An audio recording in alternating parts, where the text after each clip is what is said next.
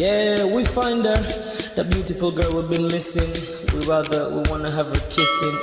We find her, now we in love. Say go so, the remix. DMB, Tuck Spice, remix.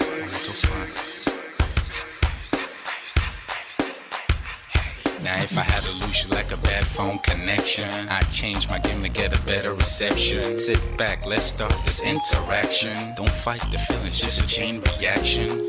Your heart won't give you the wrong instructions. Like my GPS, yes I got the right direction. We gotta merge together like a road intersection. Last stop is gonna be my love and affection.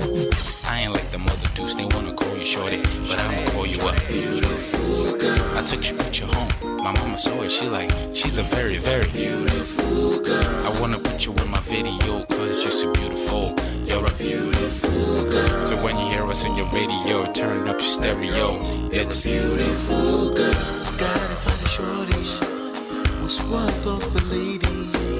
It's nice but maybe doesn't look like 40. It's taking a little time. I wasn't seeing no signs, any traces of my baby. Who's gonna be my baby? But I thought I'm gonna take my time. Within took a long fine eye. I saw a shorty passing by. She's got this very pretty smile. It was right at the bus station. I tried to make a conversation, holding her arms, feeling so charmed. I felt the sensation. It's been a while that I've been trying to find a beautiful girl. Now I realize I found me a beautiful girl. She's a model, she's so fine. I just wanna take it by. Beautiful girl. Sparkling eyes, a killing tie. I found me a beautiful girl. Body me LP, oh yeah, My wish came true when I saw you, girl. God must have blessed me with your beauty, girl. Looking so right from your head to your toe. Shaped like a cocoa bottle with a smile of a queen. My queen to be, you my destiny. Got a body of a goddess, such a beauty, I'm impressed. And I'm never in distress. Come on over and be mine. Been searching for a man and now all the cats keep looking to mine. With a sexy walk and a sexy talk. She must be from a planet called the sexy world. I know I ain't tripping, better yet I'm thinking put a ring on the finger, we look good together. Take your place in my heart with your beauty, I'ma say that I'll never turn away. Who would think I'm in love? Such the way she smiles at me just really makes me weak. The way she speaks to me just really make me go so weak. Keep staring in her eyebrows. All I kept on saying is wow. If you touch as a breezy night, all I really want in my life. Oh yeah, it's been a while that I've been trying to find a beautiful girl. Fine, brown eyes. I found me a beautiful girl. She's my model, she's so fine. I just wanna take it. Beautiful girl. Sparkling eyes, killing tie. I found me a beautiful girl. Yeah, beautiful girl. The most beautiful girl, yeah. Beautiful girl. Damn. Money. You seen her? THiS. Have you seen her? LP. Have you seen her? I'ma go over to Tux Bites. I know you've probably seen her. He has a lot of beautiful girls with him. Tux, it's DMB, baby. Look, Beautiful. I look for a while, but I can't seem to find a beautiful girl so I can make her mine. Time after time, I've been searching for a while, but every girl I meet never seems worthwhile. What can I do? I pray to God for an answer. I feel pains in my heart like cancer, and when I find her, I'm gonna romance her. Lace several presents and gifts. Call me Santa Claus. I make a heartbeat pause. That's my girl, homeboy, not yours. The girl of my dreams, she's more than I ever thought. Show me ass and culture. I think I'm getting punked. She's what I really want, so I'ma go get her. Since I'm a go getter, you know I'm gon' get her. And I will give her the world, anything for my beautiful girl. Psych. Ooh, it's been a while that I've been trying to find a beautiful girl. Fine, brown eyes. I found me a beautiful girl. She's my model, she's so fine. I just wanna take it. Beautiful girl. Sparkling eyes, killing time.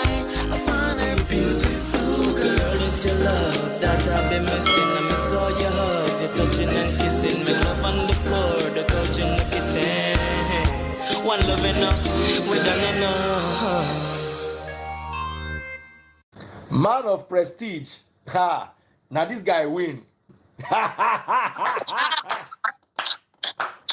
Now you win. Now you win today. Now you win. Now you win. I agree. Man of prestige. Now man you be. I'm sure some people will be jealous now the way I talk about Ola. But I have learned a lot from him. That's why I keep telling you to follow him. If you don't follow Man of Prestige, now you know.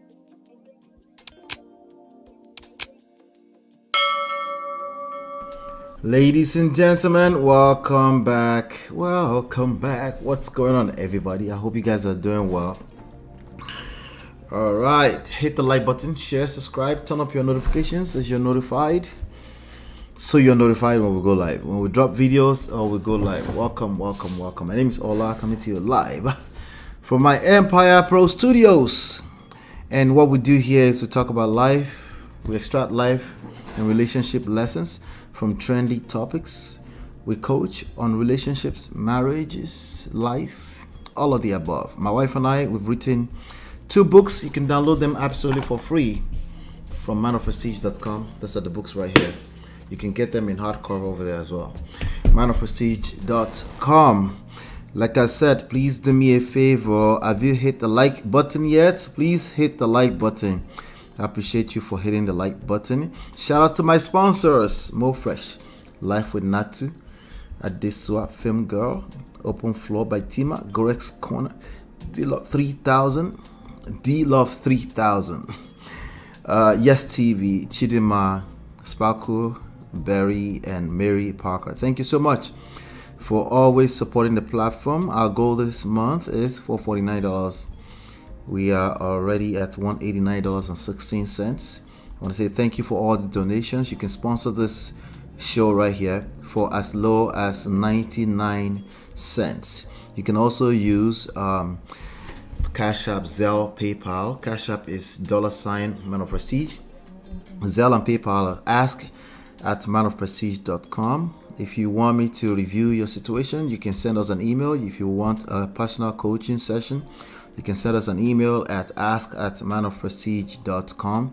You can also reach out by text message, preferably WhatsApp, +1732 305 8577. Do me a favor, hit the like button, share, subscribe, follow, turn up your notifications so you're notified whenever we go live. Without any further ado, we're just going to get right in. I will be right back. Hey Prestige fam, show some love to the video. Hit like, subscribe, and share. Are you in Europe, America, and struggling in your relationship? From argument to abuse and trust issues, we are here to help. Lola and I founded Prestige Marriage Academy to transform your story. With 20 years of friendship, 17 years of marriage, experience with navigating the ups and downs of marriage, and personalized coaching, includes 24/7 support. Ignorance is expensive. WhatsApp us at +1732 305 8577 to book a free discovery session today and take charge now. Don't wing it. Join us in creating the love life you deserve.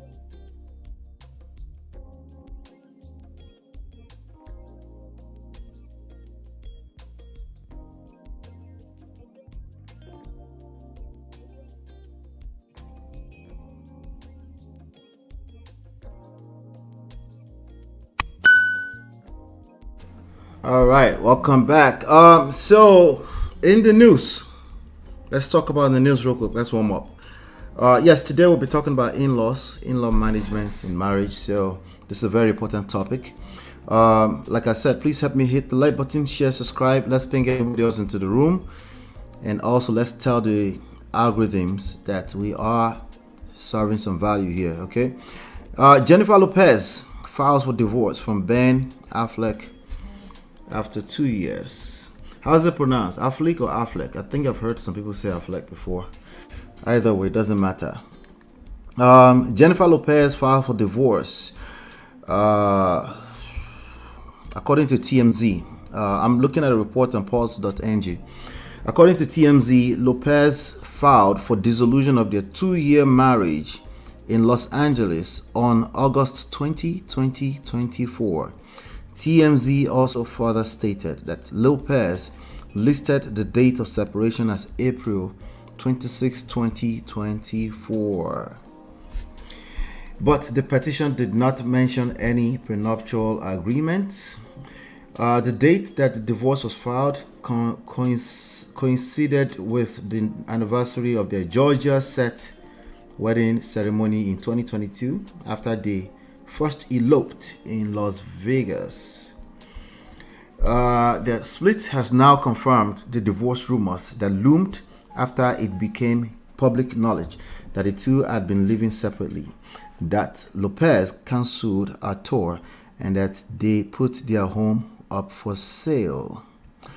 Lopez and Affleck first met in 2002 on the set of their movie Gigio, which came out the following year. At the time, Lopez was married to her second husband, Chris Jude. The couple eventually divorced in 2003. How so? And Lopez and Affleck then went public with their romance shortly after. Both of them had previously been married to other people over the years. Affleck, 52, married Jennifer Garner. I remember that. With whom he shared 3 children in 2005. They divorced in 2018. Lopez had been married 3 times before tying the knot with Affleck. She was briefly married to Ojani Noah from 1997 to 1998. Excuse me. And to Chris Jude from 2001 to 2003. She and singer Mark Anthony wed in 2004 and married for a decade. Share 14-year-old twins. She then started dating former baseball player Alex Rodriguez in 2017, but the couple called off their engagement in 2021. Okay, so these people are actors and celebrities, right? So there's only so much we can compare our lives to them. But it is what it is. Welcome, Chinye. I see you, Chinye. Welcome, Aji. Good to see you. But you know, these are our influencers, so we have to pay attention to what they're doing. 2 years marriage. Is it only celebrities that divorce after 2 years? Yeah, right. I'm asking for a friend. Is it only celebrities that divorce after 2 years? Okay, so it's not just that. We also know it's not just a 2-year divorce now. We're talking about a lot of different marriages. She's been married, what, 4 or 5 times now? Well, is it up to Elizabeth Taylor yet? Maybe not. Maybe yes. Anyway, I think he's been married once before, but then he divorced in 2018. Okay, so he's going to be single again. All right. She's going to be single too. Welcome, Natu. Welcome, Jerry, Maji. All right, so Uncle Beno, good to see you, sir. I see you scheduled a show for 7 p.m. Everybody, Uncle Beno will go there at 7 p.m., okay? Eastern time. All right, so let's see if we can get to our stories here and wrap it up real quick. Here's what I wanted to say, you know.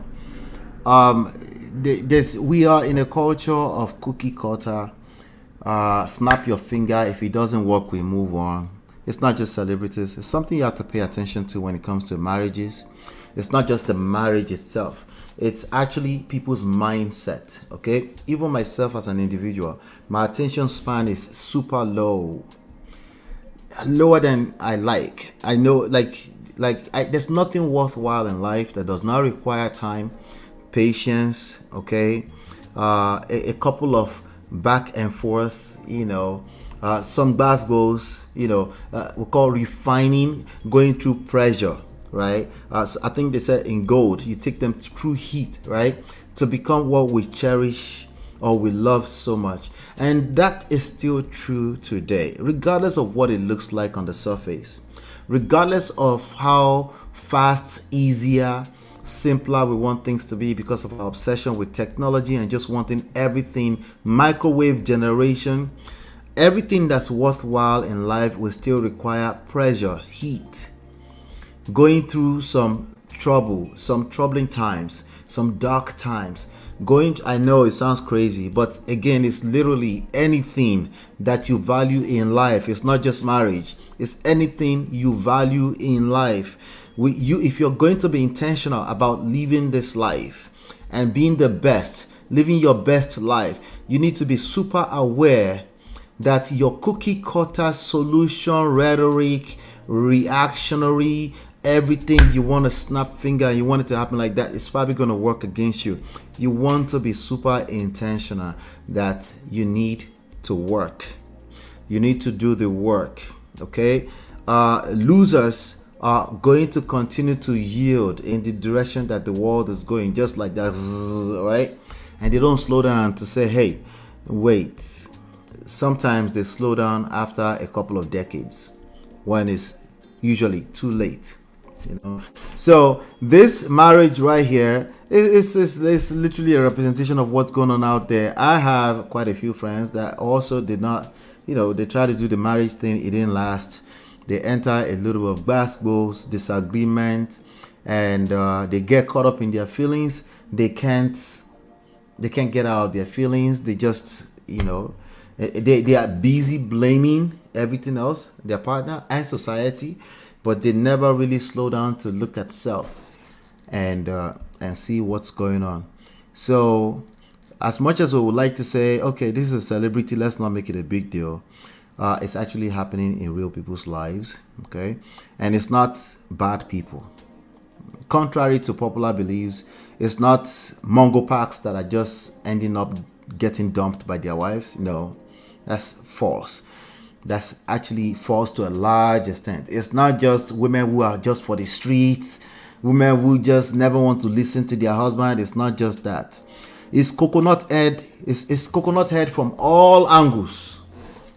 Okay, it's pride, unrealistic expectations is destroying everything in its path.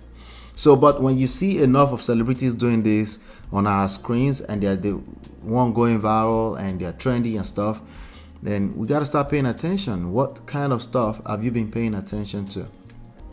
But anyway, I just wanted to cover that to see if we can learn one or two things from that. Natu says this is her fourth. Her fourth, yeah. Is she the problem? I don't know. Right? Is she the problem? I bet she will blame society. Maybe she will blame him. Maybe he cheated. It's a celebrity, it's a rock star. Ben Affleck is a rock star. It's a fine boy. A lot of women also are interested in taking her space. Being that she loves to be in the limelight, like A-Rod was Alex Rodriguez, right? The baseball player. But her personality didn't match Ben's. Ben is a grudgy grandpa who wants nothing to do with social media and the limelight. Yeah, I'm sure there's some kind of disagreement, incompatibility there, right? I'm sure. Uncle Beno says the way the celebs are breaking up, Omo, fear them. Listen, they are the influencers. They are the ultimate influencers. What are they influencing? We have to pay attention. Hello, Lady Never. Good to see you, my sister. Good to see you. All right, so I just want to cover that real quick. Just pay attention. If you're inside of a marriage or you're going into a marriage, these are the forces. These are the forces of evil, not the witchcraft from your village. What you're being influenced by, okay? The small little poisons that enter your brain from these media sources. Those small things are poisons, and they are affecting marriages everywhere, left and right. We got to start paying attention to those things. We have to pay attention to that. It doesn't mean that the solution is never divorce. I'm just saying, like, really? Does it have to be 56%? Does it have to be 75%? No, it doesn't have to be. But forget all the stats. Does it have to be your marriage? No, absolutely doesn't have to be your marriage. And by the way, if you're going through something in your marriage, it's not just you. It's just what it is. It's life. You have to go through something in order to come out to become great, right? There are some exceptions. There are many exceptions, okay? I'm just saying you might want to pay attention to self-reflection for once. I keep saying that. Anyway, hit the like button, share, subscribe, turn up your notifications so you're notified when we go live. Hit the like button, share, subscribe, turn up your notifications so you can be notified when we go live. and I'll be right back. Hey Prestige fam, show some love to the video. Hit, like, subscribe, and share. Are you in Europe, America, and struggling in your relationship? From argument to abuse and trust issues, we are here to help. Lola and I founded Prestige Marriage Academy to transform your story. With 20 years of friendship, 17 years of marriage, experience with navigating the ups and downs of marriage, and personalized coaching, includes 24/7 support. Ignorance is expensive. WhatsApp us at +1 732 305 8577 to book a free discovery session today and take charge now. Don't wing it. Join us in creating the love life you deserve.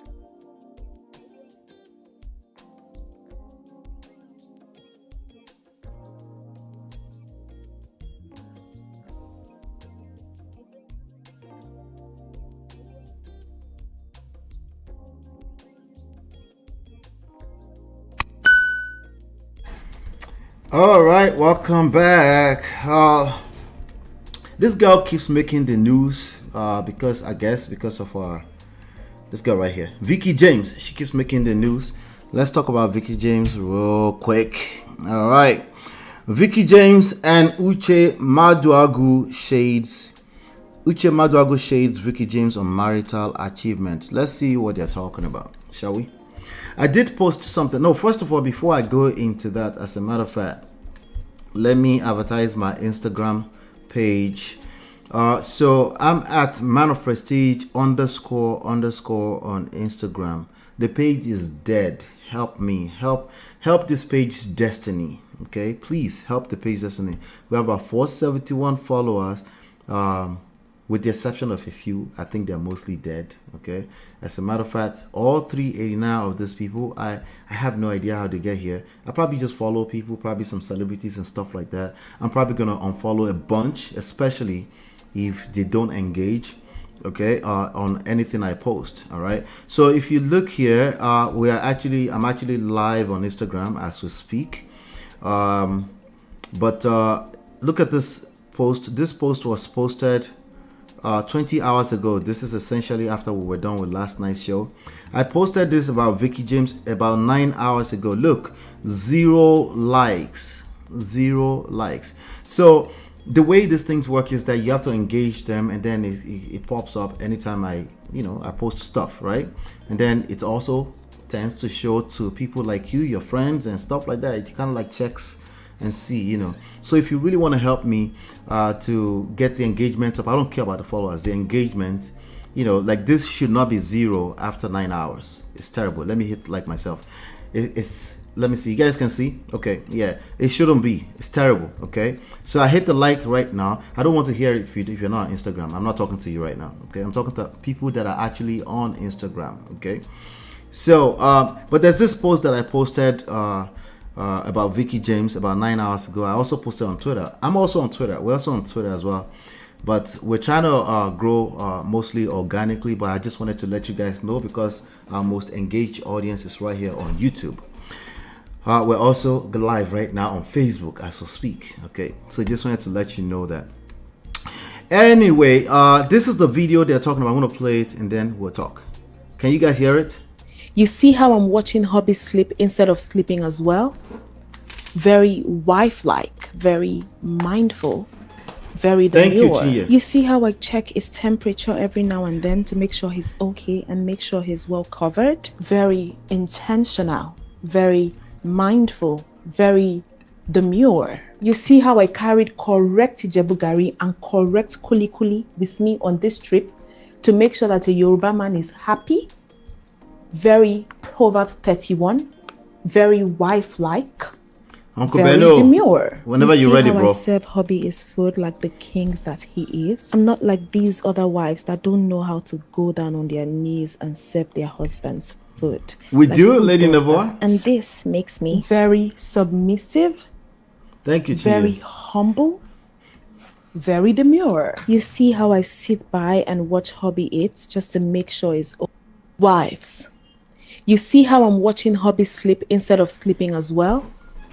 Very wife-like, very mindful, very demure. You see how I check his temperature every now and then to make sure he's okay and make sure he's well covered? Very intentional, very mindful, very demure. You see how I carried correct Jebugari and correct Not the kuli kuli. with me on this trip to make sure that a Yoruba man is happy. Very Proverbs 31, very wife-like, very demure. You see how I serve hubby his food like the king that he is? I'm not like these other wives that don't know how to go down on their knees and serve their husband's food. Like, who does that? And this makes me very submissive, very humble, very demure. You see how I sit by and watch hubby eat just to make sure it's wives. All right, so I posted this on Twitter earlier on, right about around 9 hours ago. I said, don't sleep while your man is sleeping. Instead, watch over him. At the time, I haven't seen the video, so I put allegedly just to make sure. These are the easiest times in marriage. Best of luck to her. That's really all I had to say about that.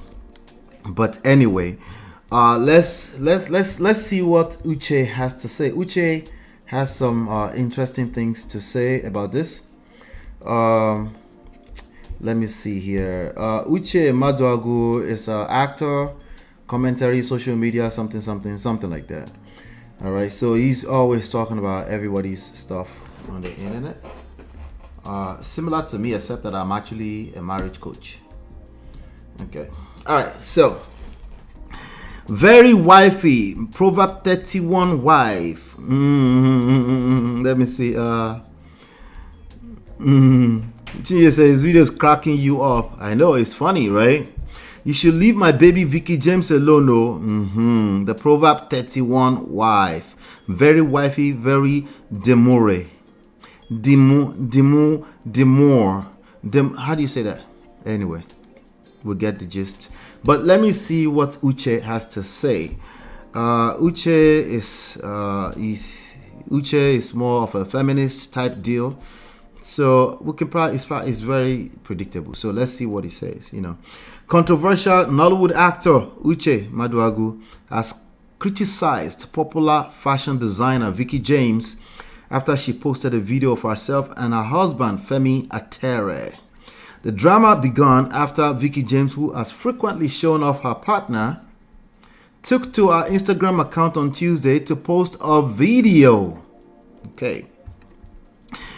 Educating women on how to be submissive to their husbands, listing some of the things she does for her partner. The video has continued to generate mixed reactions across social media.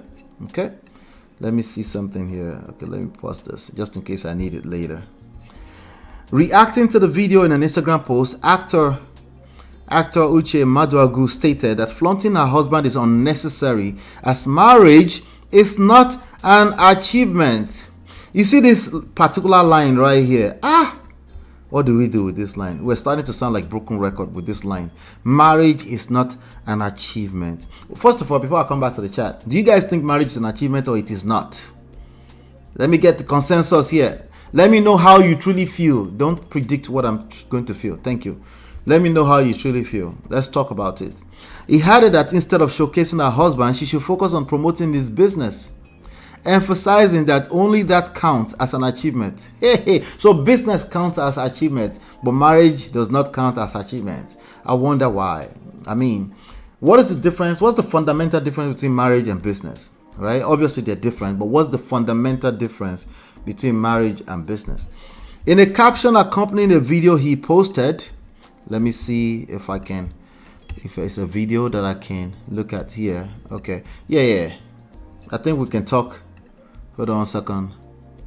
Okay, good. Yeah, I'm gonna play the video actually.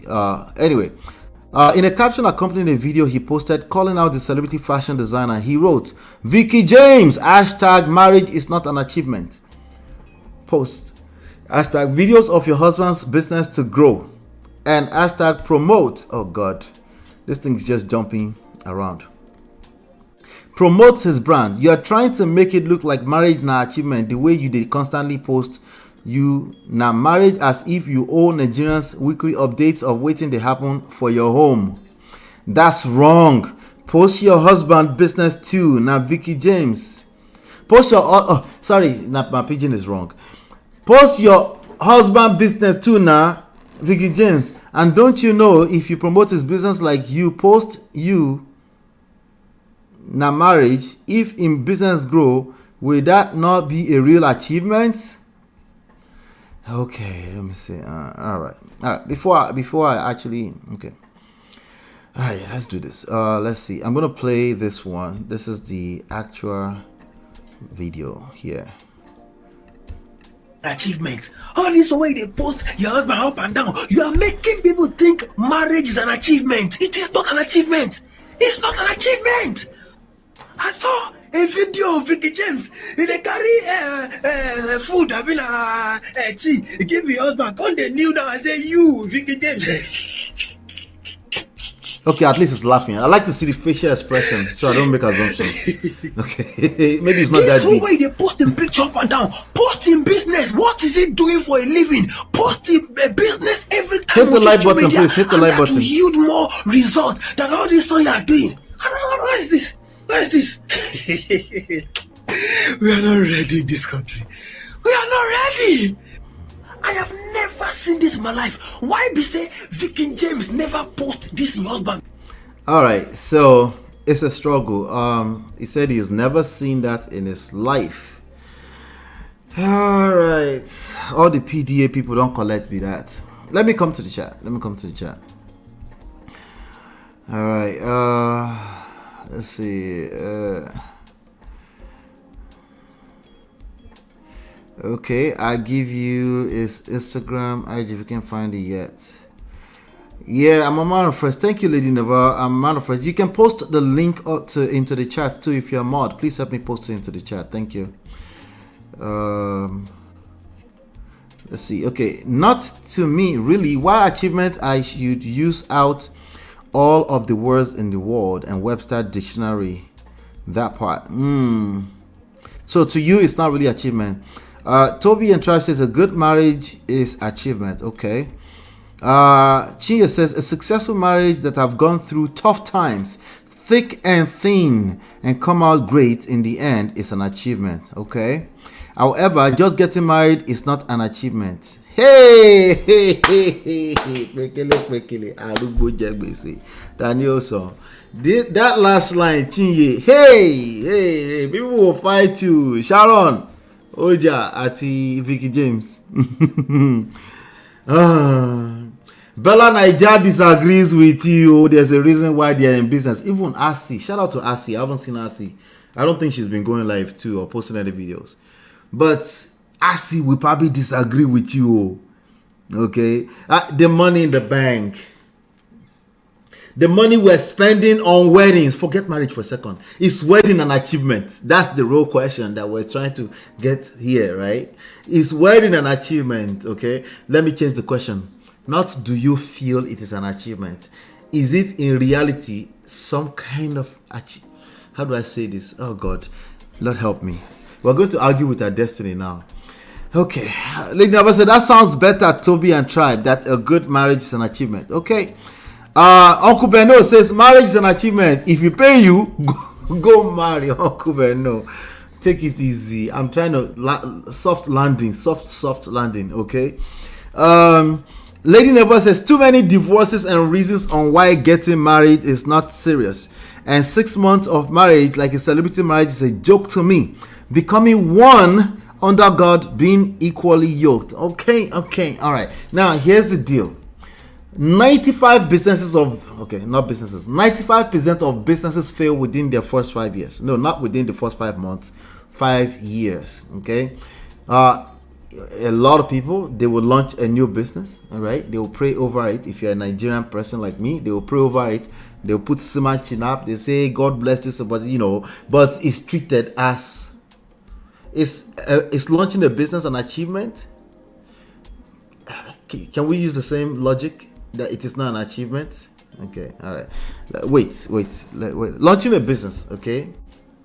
Is it an achievement? We can argue that it's not an achievement too, right? Because you haven't even seen your first 6 months yet, right? I don't know. I think it's an English semantic issue, you know, I'm here. Let me see. Yes, Chinye, noted, agreed. Okay, let's give people their flowers. You know, easy. Anyone that got married has achieved something. Uncle Beno insists. Anybody that has gotten married has achieved something. Who is disagreeing with this still in the chat? Who is the person disagreeing with this in the chat? Raise up your hand if you are still disagreeing with this in the chat. Raise up your hand if you are still disagreeing with this in the chat. I'm actually searching for something while I'm talking to you guys. You know, I always cheat like that sometimes, just in case you never notice. Okay, I found it. I found what I'm looking for. All right, so who is still disagreeing? Okay, I'm more to Uncle Beno's side. I'm more to Uncle, and I see where people are coming from. Start quoting all the stats. You know, it's like saying 95% of businesses fail in the first 5 years. So you can't call just launching a business an achievement. I can see it from that logic, you know. But the fact that somebody was courageous enough to actually launch a business, we do kind of celebrate that, don't we? Kind of celebrate that, no? Don't we kind of celebrate that? I'm all for marriage and love marriage. I'm looking toward getting remarried one day, Ola. Of course, Chinye. Of course. As he's on vacation. Okay, all right. MOP, are you ready for this basketball where you want to start? So, me, I know they do basketballs. You know that now. They could just argue with their destiny. Marriage is an achievement. That's the reality. Okay. Never mind if it fails tomorrow. I'm talking about the fact that somebody got married is an achievement. I know we don't. Okay, I know some people want to over process that, but marriage is an achievement. You need to be tested first. Okay, I like. Listen, the business needs to be tested too. I get it, you know, but okay, I don't speak your language. Help me out. You know, easy it's not easy. Yes, it is. And other words you use, I love it and like to learn. Don't worry, just by listening to it, you'll learn it. Don't worry, Lady Navora. Just by listening over and over, you catch the patterns eventually. Yep. Let's see. I would give them their flowers if it was they wanted the marriage and not the wedding. More there is well, the reality is that we're also pushing back against a lot of people. The reality, their actions speak louder than words. It seems like they want the wedding more than the marriage. It seems like in this way, because they put more attention, more effort into a successful wedding than a successful marriage, right? So now, if we use the context I just said, a marriage is not successful, at least until, like Chinye said, until it is tested. So I get that. But most people that are saying marriage is not an achievement, most people, not all, most people that are saying that, the people that started saying that, where are they coming from? I want to know, where are they coming from exactly? What is the spirit inside of them that's making them emphasize that point, that marriage is not an achievement? What is the spirit inside of Uche Maduagwu today? Now, he said he wants the business of the husband to be promoted, and that's more like the achievement. Stop the cap. Huh? What do you mean? What's your business with his business? Is that the real reason why he's talking about this? Huh? Is that the real reason? I'm asking for a friend. We do celebrate that, right, Chinye? I'm curious. The people that started the phrase, the line, marriage is not an achievement. The people, I don't know which people these are, but these people, what is it? Where are they coming from? I want to know where they're coming from. What's the purpose of saying that to a person that just got married? A person just got married. They're celebrating the fact that they're married. They're showing a lot of PDAs, public display of affection, right? But the first thing a fellow human being wants to say to them is marriage is not an achievement. Let's think it through. I'm coming back to the chat. Let's think it through. Don't let African mothers hear you that marriage is not an achievement. There's a reason why African mothers don't like to hear that.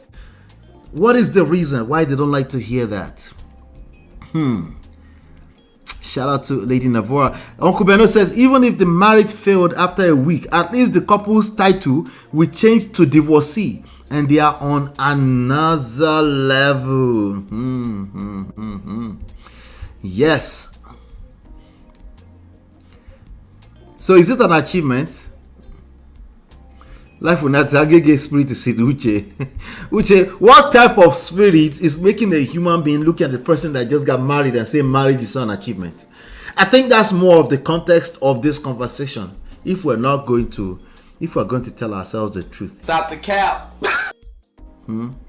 If we're going to, not those of us talking right now, not majority of people that continue to repeat the talking point, but the people that originally started it, the people that still today, when they see somebody get married on social media, the first thing they want to say, marriage is an achievement, and then they bring in business, promote his business. What is your business with his business? Kilo mean, is it really the business? Abba, is lie.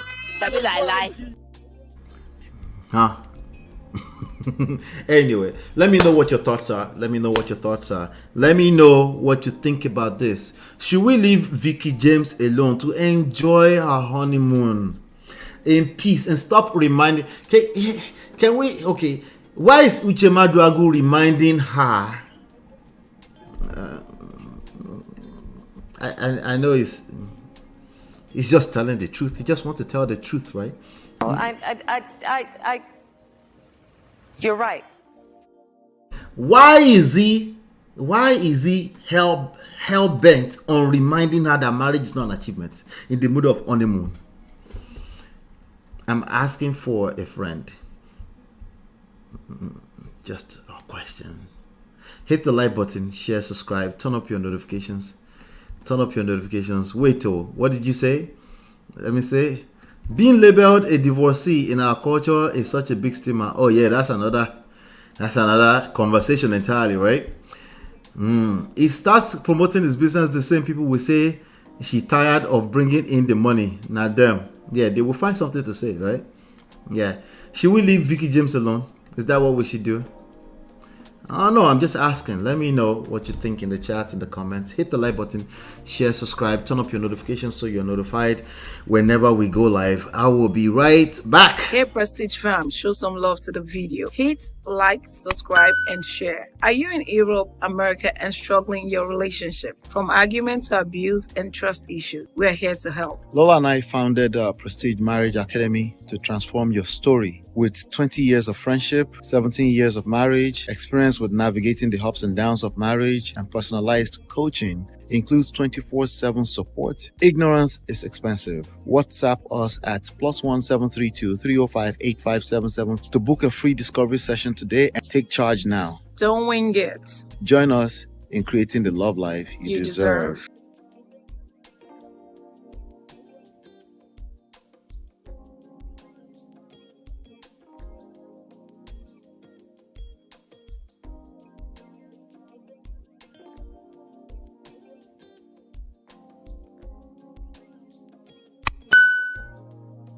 All right, everybody, welcome back. Let's talk about Solomon Buchi and some new people on the scenes in Nigeria Twitter. They call them the Doublekay. I guess Big Brother Naija is on right now, I guess. So they've been trending on the news. We don't get to watch it because we're outside of Nigeria. Some of you probably watch it in your own little secret ways. Honestly, I'm not really interested. There's a reason why I'm covering this today. Solomon Buchi, who is a self-acclaimed social media, I won't say self-acclaimed, I don't know his credentials, but he's a relationship coach on social media, stuff like that. You know, Solomon Buchi slams Doublekay. They are basically a couple on the reality TV show Big Brother Naija for taking the marriage drama to BBNaija. So there's a small report here on gistreal.com. All right. Now again, what we do here is we extract real life, and relationship lessons from trendy topics. So, as these stories, I am a marriage coach, so I'm always looking at these things from a standpoint of a person that's helping people build relationships and marriage. But I like to have fun. Okay, sorry. All right. So, popular media personality and life coach. That's the title. Solomon Buchi criticizes Big Brother Naija housemates Doublekay for taking their marriage to the show. You may recall that Kelly Ray and Cassia, those are the two people, they are married. They are on the show together. That's why they call them Doublekay. known together as Doublekay, argued in the house after a housemate accused Cassia of touching his nipples. Not the nipples. Oh my God. Okay. The clip captured the moment Kelly Ray was scolding. Let me see if I can find a... Okay. The clip captured a moment... the moment Kelly Ray was scolding his wife for walking away while he was trying to caution her over what had occurred. What had occurred? She was touching somebody's nipples, allegedly. Jesus Christ. Even though she denied touching the male housemate's nipples. Jesus Christ. Every time I read it, it makes me feel Jesus. He warned her to always endeavor to listen to her. Reacting to the video, Solomon Buchi, in a now deleted post, came at the couple for going to the reality TV show despite being married. All right, so let me see if I can pull this up real quick for you guys to see. Let's see what they're talking about. Okay, I can't find it. Where is it? Where is it? Let's see. Okay, I can't find it. I'm just gonna have to play from here. All right, let me play this for you guys so you guys can see. Let me know if you can hear it. Angry with me. Walked out. For real? I just told you that this was me. How am I supposed to know? See, be reasonable. Listen to me, madam. You're a wife. You're a lady. Listen to me when I talk. Whether you touched his nipple or not, that's not the context. The guy said, Casa, you're touching my nipple. Do you care?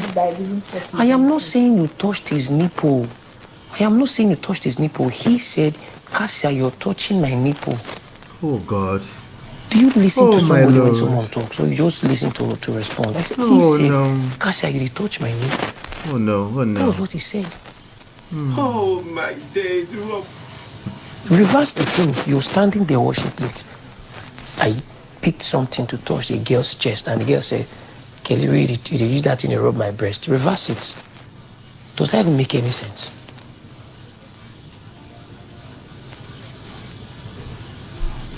I wasn't even angry when I even said, because in my head,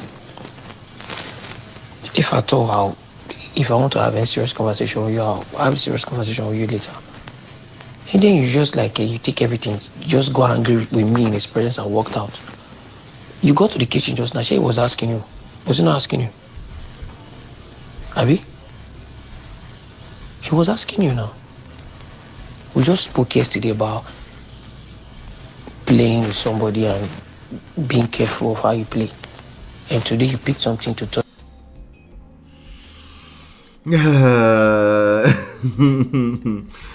Even if you didn't say it, it shows that you agree and you don't believe her. Which part? What did I say? I lost you there for a second. Do I believe her? I don't believe her that she didn't touch the nipple. Oh my God, my days. Oh Lord. All right, let's see. This is what Solomon Buchi said. Let me read it out to you what he said. He has a good point. This is what Solomon Buchi said. Let's see. He said, "Wait, a married couple went on Big Brother Naija, that a reality TV show for Lady Nevoa and everybody else. You guys have no respect for marriage." And I quote, "You guys have no respect for marriage. There was a time that people believed one had sense just because they are married." There was a time like that? Okay. Anyway, these days, married people are scrambling to get on a reality show that thrives on romantic affairs and immorality. So, do you guys agree with Solomon Buchi? You're referring to the guy and me. Who is the guy, the husband? Do you guys think it's a good idea for married couples to go on reality TV show? Attention is a beast. Too much attention can destroy. It's a double-edged sword. You better know what you're doing. You better know what you're doing. You guys remember I used to cover the story of Mattel. I will still cover them if I catch anything interesting. But Mattel and Melody, right? Now, obviously, there are many things that can destroy a marriage, especially if the marriage is already flaky. Especially if the marriage is already flaky in some sort, in some ways. Like if the marriage is not standing on solid foundation, like all new marriages, okay, it's probably a bad idea. But guess what kind of couples do you think are more likely to go on a reality TV show?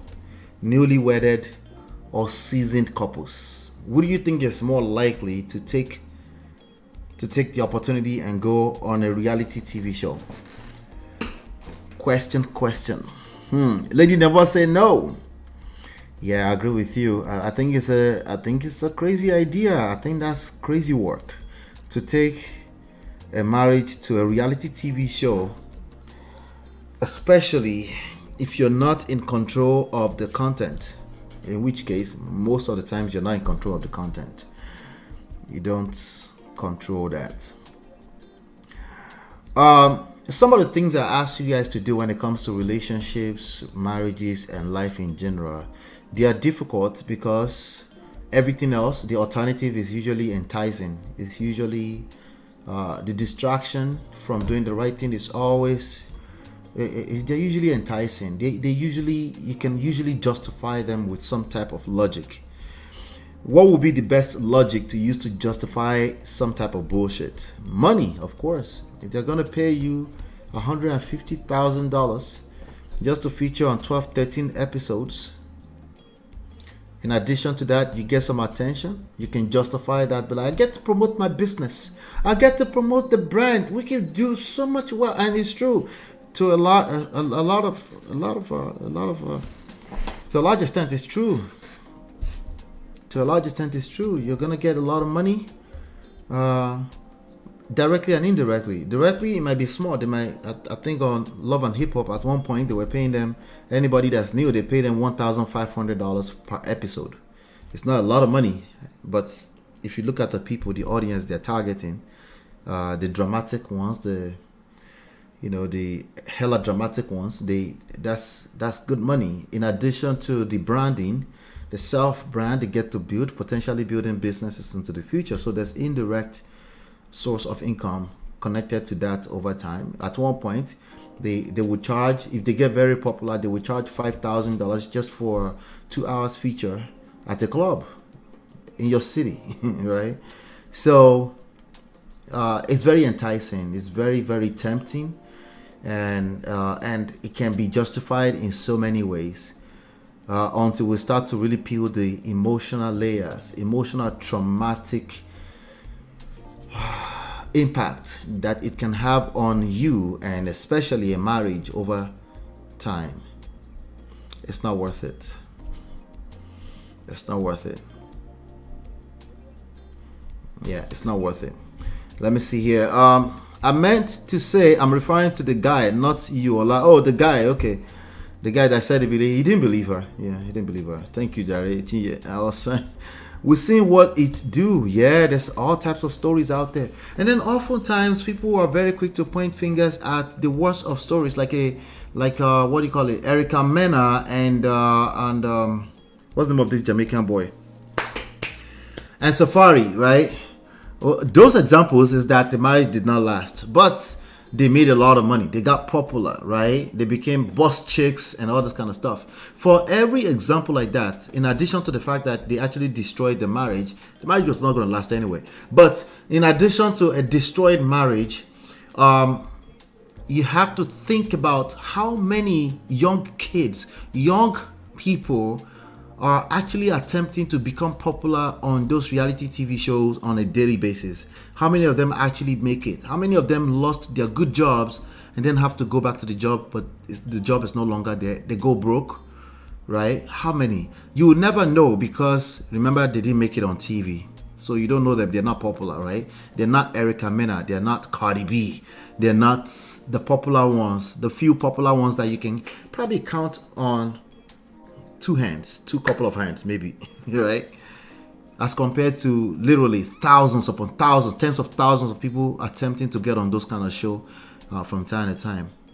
The point I'm making here is that Solomon Buchi is right. It's a terrible idea to take your marriage to a reality TV show that you're not in control of the content. All right. What do I mean by not in control? See, that not in control thing can also be very dicey.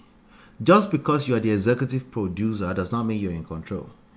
Just because you are actually, very unlikely, you are the editor-in-chief, you are the one editing the videos, you don't get to control the narratives out there once you push those content out there. People can literally read me and my wife having a conversation on the other YouTube channel, Lola and Ola, and they can start reading meanings into our face and literally take a narrative, and then that narrative can grow beyond my controls.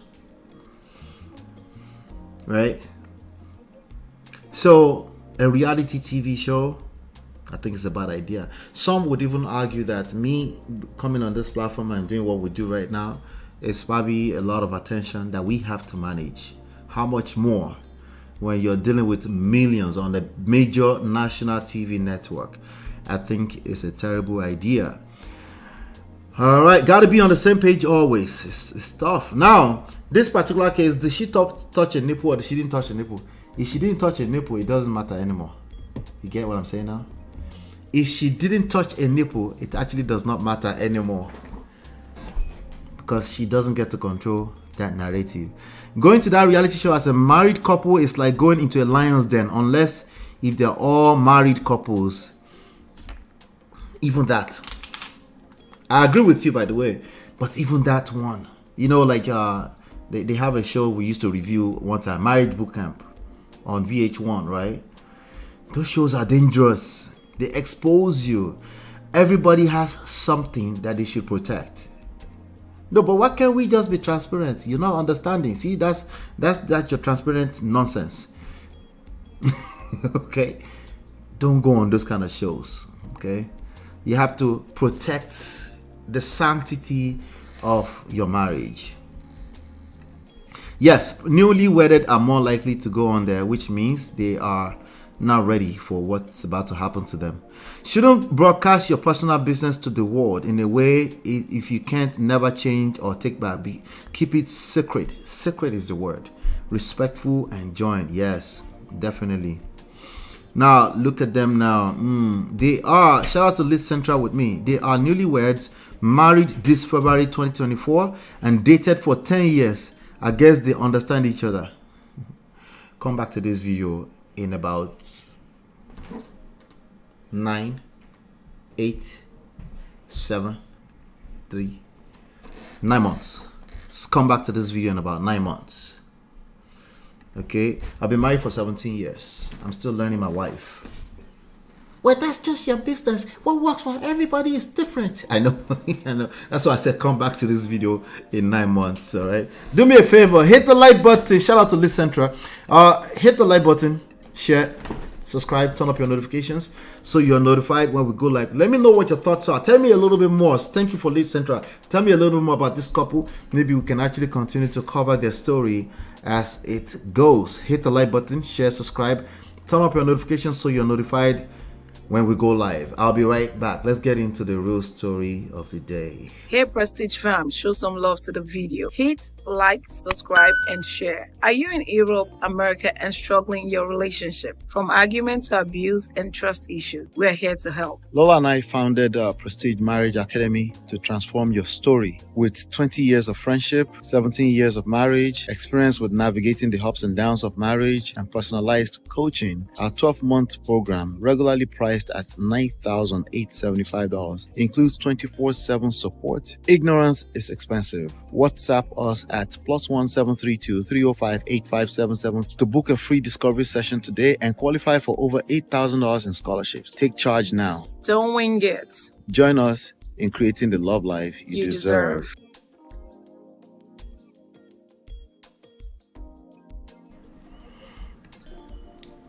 All right, welcome back.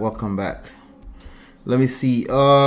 Let me take out that version I just played It shouldn't be there anymore. Delete that. There you go. Yay! In-law management in marriage. Let's get into the real class for the day. We're not going to take too long. There's a couple of things. I got to make sure I round up on time so that Uncle Beno can start his show. Let's see. Uncle Beno says, "Hi, MOP got me as I'm still learning my wife." You know what time it is, Uncle Beno. But to be fair to them, I think they're still learning us too. If they're, that's one of the things we're going to learn in this story. Ladies, you have to remain a student of your husband. You have to remain a student of the game. There's just too many people moving mad, respectfully, from common sense standpoint, thinking that how could you? Something is supposed to be a certain way. But how can you claim that you love me and you do that? These nuts. How can you claim that you love me and you can do that to me? Oh, Lord. Marriage is not anybody's mate. He shock you. More importantly, more specifically, let me put it this way. Emotions no be your mate. I never expected it. No, it's not what you think. It's not what you thought over the past 10 years of your marriage. It's not what you thought over the past 12 years of your marriage. You need to remain a student. Remaining a student simply means you keep an open mind. You keep an open mind. All right. The idea that you've discovered everything there is to learn about your partner, number one, that's why they don't want to have sex with you anymore. You're boring. They are boring you out. It's boredom is killing a lot of marriages because they've discovered they know everything. They know exactly where you're going to lay your stomach up like this and just lay down there every night. Same old thing all the time. You're supposed to know. They know exactly how you're going to respond, how you're going to react to crisis. They know everything. Marriage for most people is just boring. Let's just face the fact. I didn't mean to laugh. Okay, it's just boring. Let's just face the fact. Yeah, marriage for most people is just boring. That's the reality. That's why people have wandering eyes. That's why they're look. They're looking like what else is going on out there. It's either they're doing that or they're busy scolding their partner, treating them like a child, treating them like there's nothing else to learn. So there's two sides to this, right? You're looking at your partner, you know everything there is to know about them. See finish, you're taking them for granted, right? Or you're resenting a partner that's taking you for granted. It's one of those two things. You fall in one of those two categories. Yeah. And you're always looking for some same old rhetoric, like the mother-in-laws are just the devil. They're just the devil. To the extent that some people are literally praying that their mother-in-law is dead before they get married. Why the fuck you lie? That's a lie, by the way. That's a lie. Yeah. You're probably going to marry somebody who still has a mother. Okay? But they're saying it as small like that. They're saying it sometimes like it's a jokey. It's not that deep, but they're serious. It's coming from a real place. Okay, even if they don't mean it like that, it's coming from a real place of fear, because the only story they've heard is just evil mother-in-laws. Mother-in-laws, yes, they can come off as evil. That includes you if you're a mother of boys. I'm warning you right now. Okay, I know it's very easy to point fingers at your own mother-in-law. If you're a mother of boys, it's going to happen to you. It's going to happen to you. And it's not going to happen to you exactly the way it happened to your own mother or your own wife or your own sister. It's not going to happen that way. It's going to come It's consistent. It's going to come from a blind spot. Yep. Like everybody else. Right? It's going to be like, yo, I thought you were better. I thought I saw all the red flags. I tried to avoid all the red flags. What are the red flags? Anybody who is a firstborn, a first son of a mother. I never expected it. Gotta be careful. See, all those old stories that you're carrying around, they make you a red flag. They make you a walking red flag. So you got to be careful. So we do have a story that we want to cover today. I want us to get through it. And then we're going to learn. It's going to be a form of extended coaching session for my clients, because majority of them have to deal with some type of in-law management in one shape, form, or the other. Let's see. Licentra says, I have been dating my boyfriend for 2 years now.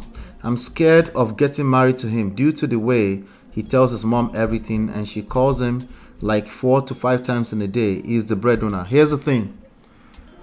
If you're in America or in Europe, you need to sign up for coaching with me for 12 months, and we need to engage your boyfriend.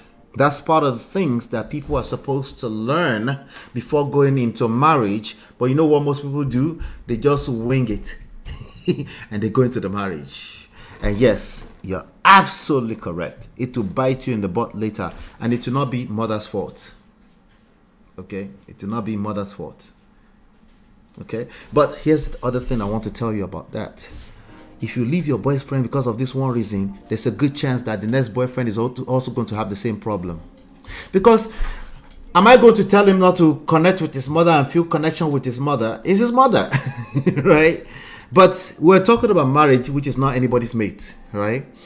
Everything that's good about marriage is a double-edged sword. It can cut both ways, right? As much as a man who doesn't have any relationship with his mother is a red flag, a man who is now sharing everything with his mother can also pose to be a red flag. Does he know how to manage that when real life kicks in later on? When you are inside of a marriage and then you found out that everything about your marriage, your mother-in-law knows now, right? Now I have another question for you. Would you be sharing everything with your own mother? There's a good chance that you won't. So if you won't, I'm just assuming best case scenario. If you won't share everything with your mother, guess what that becomes when you're looking at your boyfriend? It becomes unrealistic expectations. The top two things that's destroying marriages, no, it's not finances and infidelity, no, stop the cap, okay? The top two things is unrealistic expectations and pride. These are the reasons why people cannot manage financial crisis. These are the reasons why they don't know how to handle themselves when it comes to small disagreements between themselves about finances. These are the reasons why you will be attracted to somebody who will take you for granted and disrespect you by way of infidelity. Unrealistic expectations, pride. You can map all of it down to that. Okay? And of course, you see the two other ones on the screen too. If you're not friends with your husband, you're probably not having sex from time to time. But, those tend to be symptoms. Let's leave the topic alone for now. But just so you know, the best thing is to engage wise counsel. It doesn't have to be me. Engage wise counsel, and it needs to be 12 months long. That's my prescription. You don't have to wait until the 12 months is finished before you get married. The other question for Licentra or anybody like Licentra is, it's really not your place to be worrying about marrying, right? Has he popped the question yet or not? If he hasn't popped the question yet, I'm not even sure that this should be any one of your worries, okay? So, go figure. So, let's get into the story today. So, we want to talk about in-law management. In-law management is one of the major departments of your marriage that's going to create a lot of trouble for you if you're not prepared for it. Especially for you that you think you know everything there is to know about in-laws, particularly from a cultural standpoint. Oh yeah. You never see anything yet. I never expected it. Especially you, because oftentimes you lack emotional intelligence when it comes to in-law management. The only standpoint you tend to come from is that in-laws are either the devil, that's one extreme, or in-laws are off limits. They must be respected at all times. It's one of the two extremes that you come from when it comes to cultural. It's either you're resenting the culture or you're resenting people that resent the culture. If you're either of those two people, you will collect. Sorry, yo. You want me to repeat it? Let me repeat it. It's either you resent cultural norms, culture itself, with respect to how we treat in-laws, or you resent a partner that can't see that. Okay, let me repeat it. I think I messed it up a little bit. It's either you're resenting culture or you are resenting a partner who resents culture. If you are any one of those two people, you will Sorry, yo. If you're just on the internet commentary, no, you're fine. Okay, not really. It will bite you in the butt later in the future, but I'm saying for now you're fine. If you're in this situation right now, it's boiling, it's hot right now, and you fall in either of these two categories, you resent culture and cultural norms when it comes to in-laws, or you resent your partner who resents culture and cultural norms, or they seemingly. If you're on any one of those extremes, you collect. Sorry, yo. You're not going to enjoy your marriage. No. You'll still be right, by the way. I'm not going to take your right to be right away from you. You know me. I'm not going to do that. Well, you're right. Yeah. I won't take that away from you. You're still right. Okay? You feel like, oh, women have been collecting shege for decades from these in-laws, especially the sister-in-law. No, you're still right. Or you feel like all these people that are trying to they forget where they come from. Hey, these modern women, they've forgotten their culture. And you are going through this right now. Baba, they're usually Baba. you collect. Sorry, yo. And it won't be funny. It won't be funny. You just be arguing with your destiny for the most part. As in your partner. As in, you won't be having a good time in your marriage. Yes, that's going to tamper with your sexual health, your sex life as a couple. That's going to tamper. You're going to build a lot of resentment beyond just the resenting the culture and cultural norm. You're going to build a lot of resentment around that. It's going to be a lot of awkward moments. Here's one thing you can't take away, especially from those of us that come from a place of culture where culture is really driven. You're going to end up in events where family members, extended family members are always part of. Cousins want to play with each other. I know people, personally, more than one or two people that will say, my children can't go to that house. Whose house? Their cousin's house. Because of the level of resentment they have when it comes to in-laws. You know. So we're going to learn a lot of lessons here today. Lit Central say he hasn't popped the question yet. I have been asking when we are getting married and he's not happy hearing that. He always say he's not financially buoyant. Are you in Nigeria or you are outside of Nigeria? That's a very important piece of information. Are you in Nigeria or outside of Nigeria? Let me get to the story. Here's the story that we're going to cover today. Okay, so I'm going to get through it. And then in addition to that, I'm going to share 5 tips when it comes to in-law management with you. Particularly with respect, there's more tips, but with respect to this story, okay? So over the past few years, my in-laws have visited from Africa yearly. One time, they stayed more than 3 months. Though my husband helps with the house chores, housework, culturally, the responsibility of taking care of them falls on me. Particularly because the woman gets judged if anything goes wrong. Let me slow down for a second there. When you host in-laws as a couple, who carries the responsibility of making sure that they are good? Making sure that they are well taken care of? Who carries the responsibility? I'm coming to the chat. Who carries the responsibility? No context yet. Just tell me, who do you think carry the responsibility? You're in Europe. If you're in Europe, he's not ready. You need to cut it loose. You need to cut it loose, okay? It doesn't have to be a permanent decision. You need to cut it loose if you're in Europe and he's saying that. He's not ready. He's not ready, not necessarily because it's not his fault. He's also not a husband, obviously. So if that's something you're ready for, the more time you spend with the wrong people, the more time you spend away from the right people. So keep that at the back of mind. He could be the right people. Right now, it's not the right people. He's not the right person, right? He could end up becoming the right person. You're not giving an ultimatum. This is about you. If it's something you're ready for, cut him loose, let him go. Letting go is a power move, okay? All right. So, who carries the responsibility when it comes to hosting the mother-in-law?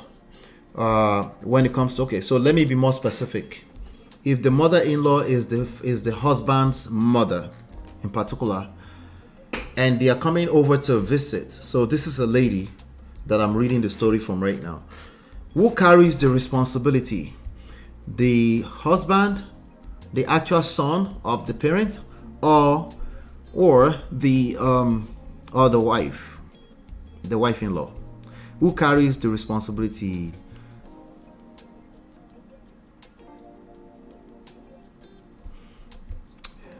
Anybody? Yes. I'm waiting before we consider. Lady Nova says the leader carries the responsibility. Okay. The head. Okay. Who carries the responsibility of hosting the mother-in-law, the mother and the father-in-law, the parent-in-law? When it comes to father, the parent-in-law, the parents of the husband, if they are visiting and they are staying a little bit of extended time, like 3 months, who carries the responsibility of making sure that they are doing, that they will be well taken care of while they're staying? That's a pop quiz for us. Lady Nova says leader. Anybody else? Anybody else listen behind the scenes? If you're not subscribed, you can't comment. You have to subscribe to comment. THiS says the wife for the most part. Okay. Anybody else? When you say the leader, is it the husband or the wife? Lady Neva, I don't want to make assumptions. Do you mean the husband or the wife? Is it the son of the actual couple or? Yeah. Interesting. Lady Neva still says the wife is the helpmate and it's her mother. It's her mother. She handled that. No, not her mother. It's the husband's mother, right? So if the husband's mother and father are staying over, who carries the responsibility of making sure that the husband's mother and father are okay and they are well taken care of while they're staying with the couple? The husband or the wife? Their own son or their daughter-in-law? Husband, right? Husband. Right? Who carries the responsibility? I see here that Lit Central says the woman of the house. Okay. So the wife? No. Who carries more? We have to pick one. Who carries more? So you're saying the wife or the husband? Uncle Beno, if you're still there, let me see your comment on this. Who carries the responsibility more? The wife or the husband? Wife or husband? Wife or husband? Who carries it more? It looks like the consensus here is wife. The woman should take care of the responsibility. She can handle that aspect better. Wife. Right. So I think it's more like wife. I think most people agree that it's the wife. Lady Never says husband. Okay. So Lady Never is an American. The rest of Una African people says it's the wife. There's something there that we should pay attention to, right? But let me keep going with the story. All right, we're gonna learn something here today. We're gonna learn the hard way today. Oh, you said both. You did say both, but with the African culture, it's not both. Particularly from a standpoint of expectations. Okay, particularly from a standpoint of expectations, not necessarily what you will prefer or what it should be, but from a standpoint of expectations of most of the parties involved when we're looking at the African culture for the most part. And I don't want to make assumptions around all African, particularly Yoruba culture. Maybe the Igbo people think that way, I'm not too sure. Some people, when they come abroad to visit their relatives, their mindset is on vacation mode. They're only there to relax, not to help with house chores. No, I'm not talking about the parents. I'm talking about between the actual couple that's hosting, the host couple, who is more responsible from an expectation standpoint for making sure that the ones on vacation are well taken care of. The husband will probably provide, we're going to make an assumption that the husband provides, right? Because when the wife takes care of the home, she will provide cooking, clean the home, comfortable, making the home. All right. So again, from an expectation standpoint, let's keep going. So there's cultural context in this you'll find in a second. Okay. So again, though my husband helps with the housework, culturally, the responsibility of taking care of them falls on me. That's the woman talking. Particularly because the woman gets judged if anything goes wrong. Do we agree that the woman gets judged in the Nigerian Yoruba people context? Do we agree or we don't agree? Typically, we're generalizing. Typically, right? Do they get judged? Can they get judged if her in-laws are not taken care of? If it's our own parents, she might not get as judged. But if it's our parents' in-law, yes, she can get judged, right? Yes, no, maybe. Let's keep going. I feel like I'm the primary host as the woman in the family. Okay. All of them are hosts, right? But she feels like she's the primary host because of that cultural context, right?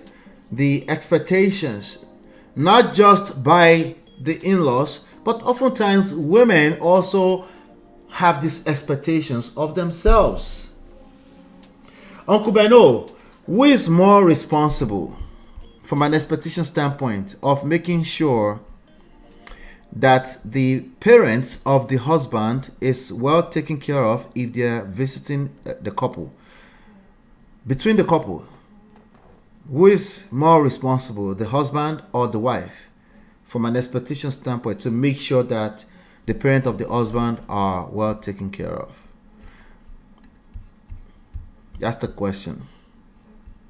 In the past, when I asked my husband when they plan to leave, so now they visit. In the past, when they visited, when I asked my husband when they plan to leave, he got angry and told me to stop cooking for his parents if it was stressing me out. Okay? If it was stressing me out. Now, I'm going to address this from both ends standpoint, okay? Not just the person that's talking. There are a couple of things that's going on here, right? When a woman comes to you and says, says, when are your parents leaving? By the time she does that, she had gone back and forth in her mind a million zillion times before she gained some courage to come and ask. Okay? And if you're defensive about that question, there's only one way you will react. And that's the way we're looking at here. If my parents are stressing you out, stop cooking for them. Remember what we're talking about, the responsibility of cooking for them, making sure they're okay and all that kind of stuff. The homemaking. That responsibility is on her because it's a societal, socialization expectation. right? So she's actually, even if you don't necessarily expect her to do that in real life, maybe because she's also said here that the husband helps with the housework. So maybe it's the kind of husband that really doesn't, it's not that deep for them. But again, there's the societal part of it. That's why social intelligence is important when we're dealing with marriage. It's not just what you think, it's not just what your partner thinks. You also have to look at the social context, right? And then think about how that translates to people using this to create unrealistic expectations of themselves and yes, of you sometimes. Okay? So it's not just as simple as, well, I'm not like that. No, it's not that simple, right? So when you react defensively to your partner, like, hey, if taking care of my people is too much for you, like, what that does is actually make them feel even more guilty. They already felt guilty before they came to you, which is why it took them time before they gained the courage to come and ask you that question. Now, that's one possibility. The other possibility is that your own wife is just straight evil and she doesn't want your people around. That's the other possibility. It's the unlikely possibility. Right? Because if it was actually the truth, you would not be sleeping on the same roof with her, not afraid of her, that she can actually take you out. Right? If this is the person you're having sex with, right, there's a good chance that she's not interested in having your people around. There's a good chance that these issues are actually issues at an emotional level, right? We're gonna get there. Okay, I'm just guessing so far. I'm going by the information we have in front of us. So again, I'm gonna read that last sentence. I feel like I'm the primary host as the woman. It's a feeling. It's not necessarily the reality, but the feeling is just as valid. I feel like I am the primary host as the woman in the family, right? Cultural context, socialization. She will feel the weight of, I'm responsible to make sure these people are okay. And then in consequently, she will feel an overwhelm. She will feel pressure, right? And the pressure is coming from, she wants to make sure she does the right thing, right? But she's left with one choice, right? What she might consider to be communication. It's not really communication. I'm going to teach, if you happen to be the woman in this kind of story, I will teach you a better way to communicate in the future. I will tell you that the way you will come off, if you're already under so much pressure and you feel like these people are staying much longer, you're going to also come a little bit, you're going to be received as combative and confrontational, more likely than not. So if you come off as combative and confrontational, yes, he will also probably try to defend himself and say, hey, if you're taking care of my parents, if that's too much for you, please stop taking care of them. Then you feel a sense of guilt, and then you really never got anywhere. The inside of your mind, your emotions are messed up, and then everybody is funky. And we don't know where to pick up the communication again because it's all awkward now, right? It's all emotional. Stop looking at yourselves as your enemy and then having sex at the same time. You're not each other's enemies. No, you can become enemies, but it's just such a dangerous game to play. Your actions are saying you're enemies, but your other actions are saying you're married, you're comfortable. It's dangerous because you're not factoring the emotional part of this whole thing. You're just being quote unquote logical. A fake ass logic. Because you're not factoring the biggest variable, emotions. Anyway, let me come to the chat before we continue. Let's come to the chat. All right. Eyitayo Sharon says, welcome Eyitayo. It depends. If it is the husband cooks, he will continue to do cooking irrespective of visitors or no. You're correct. Until we bring in the emotional aspect of things, right? So think of it this way. Let's use a CEO and a business analogy, right? The CEO, let's say the CEO of an Amazon, I don't know how they operate inside of Amazon fulfillment centers. I have two big ones behind me over here, but I don't know how they operate. I'm just going to assume, right? Let's say the senior manager, the director of two different Amazon fulfillment center, right? They don't touch the packages, right? Unless there's some kind of testings or quality assurance things going on, right? They don't touch, right? But if something happens to those two, Who is responsible? This is where we miss responsibility and accountability when it comes to relationships. Just because you're not hands-on responsible does not mean you're not responsible or accountable. So actually, in this context, you can use responsibility and accountability interchangeably, right? Just because you're not hands-on responsible does not mean you're not overall responsible, accountable, right? So who feels responsible is another conversation entirely too, because of cultural context, right?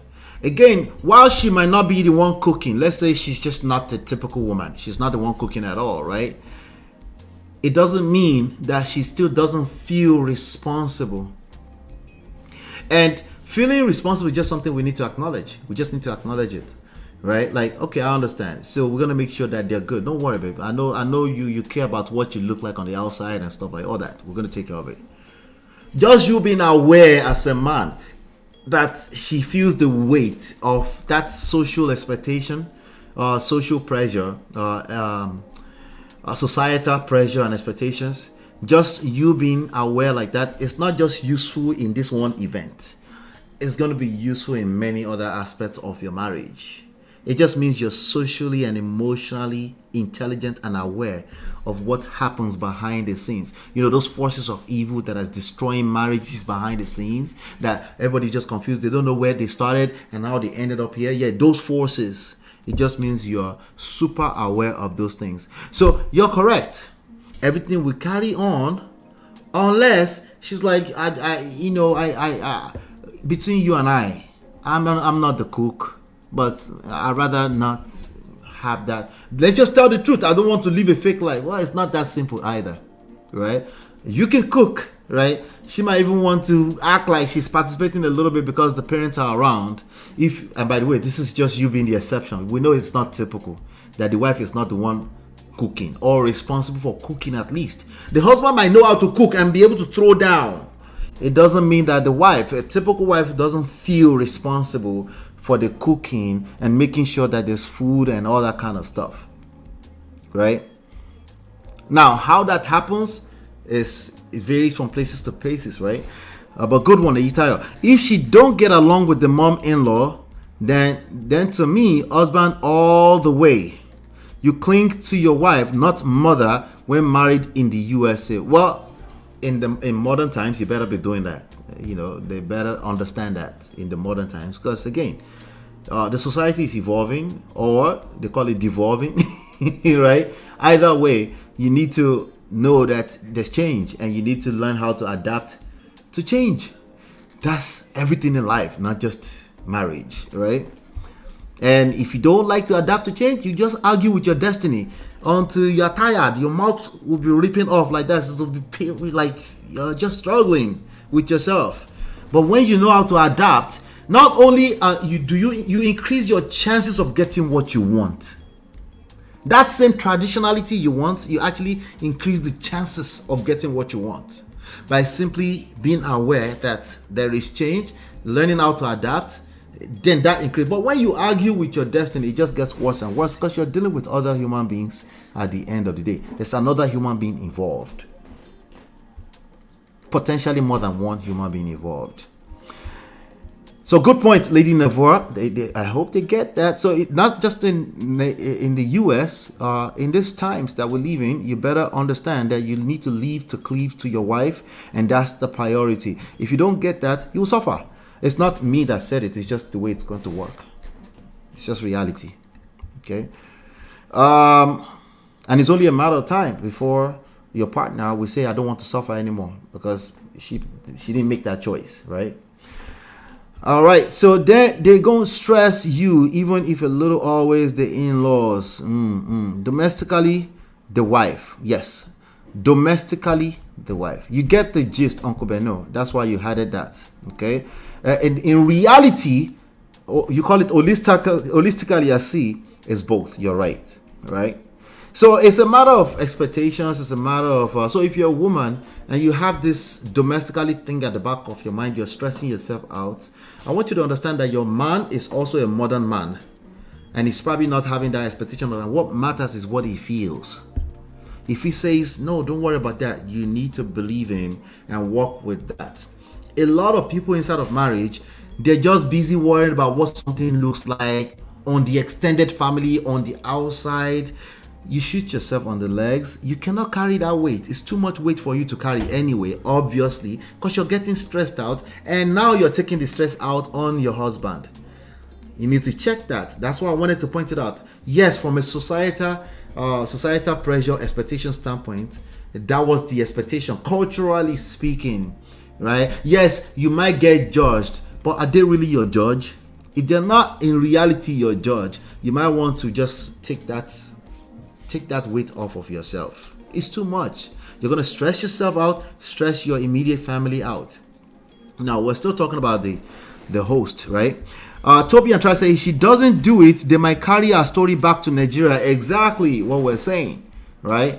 And by the time she hears that story back and it goes around and it comes back in circle, come back to her, she's going to feel guilty. She's going to feel resentful. She's going to feel like she needs to hate this in-laws even the more. So who can control this? The person that's complaining can absolutely control the expectations they put on themselves from a societal standpoint. The pressure you put on yourself is your responsibility. Okay, me and you can sit down here for the next 2 hours and be judging all the mother-in-laws out there for just loving on their sons, how they chose to love on their son from all they know, because they're just operating from what they know, which is often problematic, but it is what it is. But that's not going to change anything. The only thing that can change something is the expectations that you're putting on yourself, that you're inheriting from the society when it comes to this kind of thing. You do what you know how to do best. You do your best, right? Hopefully your best is good enough because you're still a player in this game, right? Yes, you too, you're a player in this game. Hopefully your best is good enough. Your best, if it's good enough, will be good enough. Trying to weigh yourself down with societal expectations will never be good. You will never satisfy them. That's the reality in this thing that we're talking about right now. All right, let me go here. This is really good. I like this, and the chat is lit. Yes, thank you. Let's see here. Never ever, Uncle Beno says, never ever allow your husband cook when his parent is around. It doesn't matter your education or how much money you make. Naija in-laws will dislike you. That's a good point. Now, there's a twist to this. Okay? There's a twist to this, Uncle Beno, and I want you to speak to this. As a matter of fact, Uncle Beno.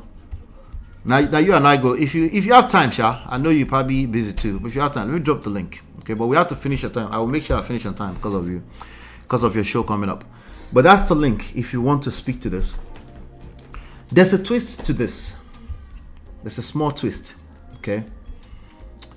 What if the husband is the one telling you like, no, I don't want to fake anything. The way we live our life is how I live our lives. The way we live our lives is how I live my life. I don't want to pretend to anybody, right? What if the husband is the one saying that, leading in that, right? And the wife is just as aware as what you're pointing out that no, I'm not going to allow you touching my kitchen when, right? Right? What if that's the case?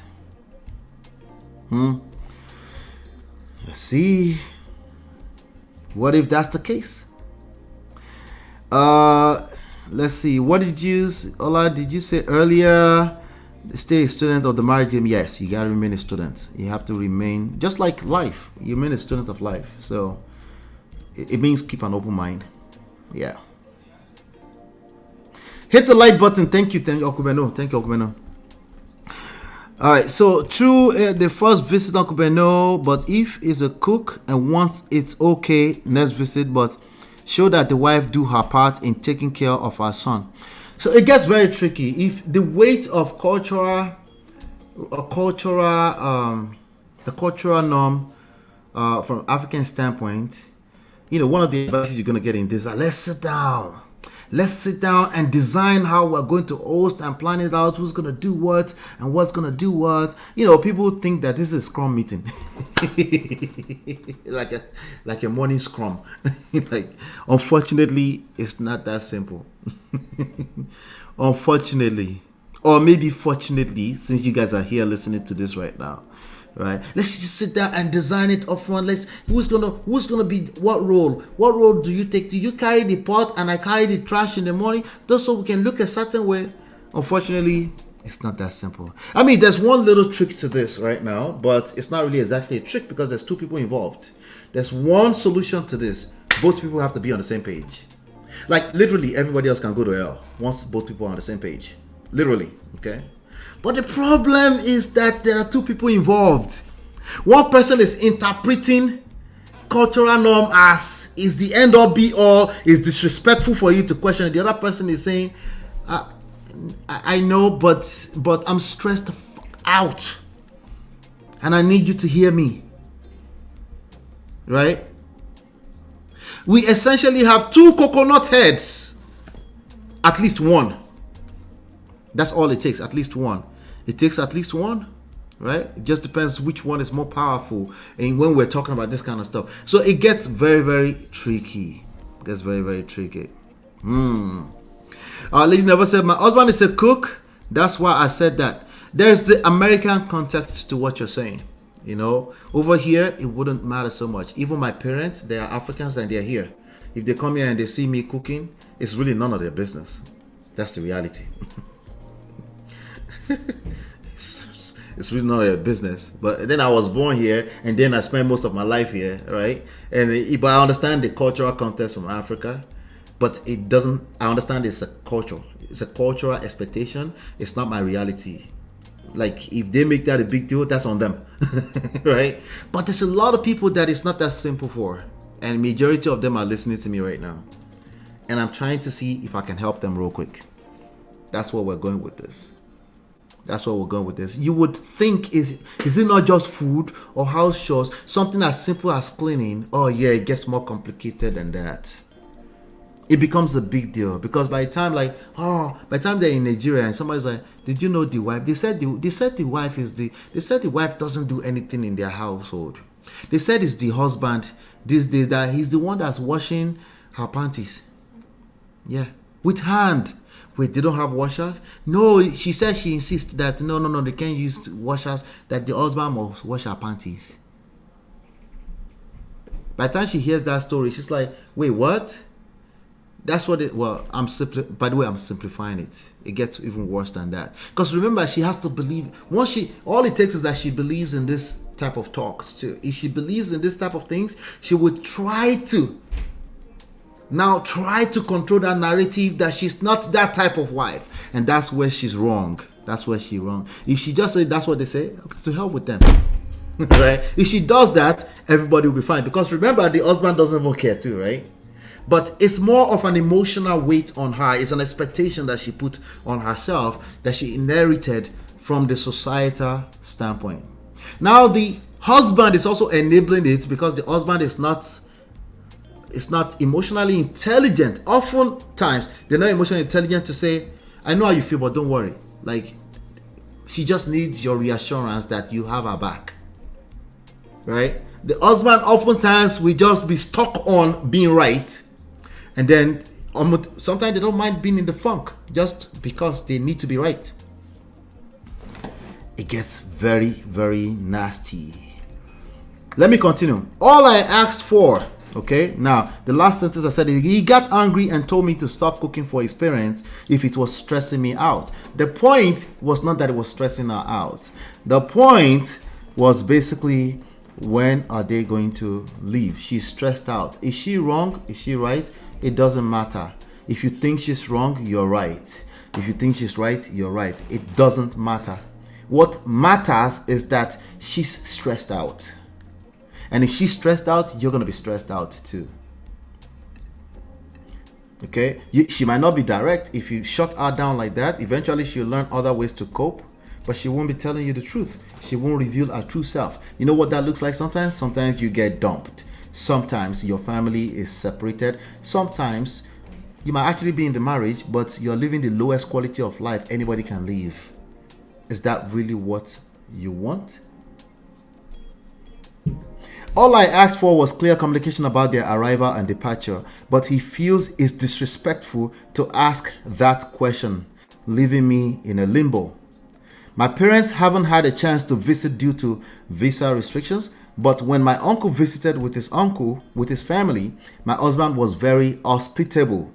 He feels I'm complaining just because it's his family. See what I just told you? It's not as simple as the husband is just wrong and he should just protect his family.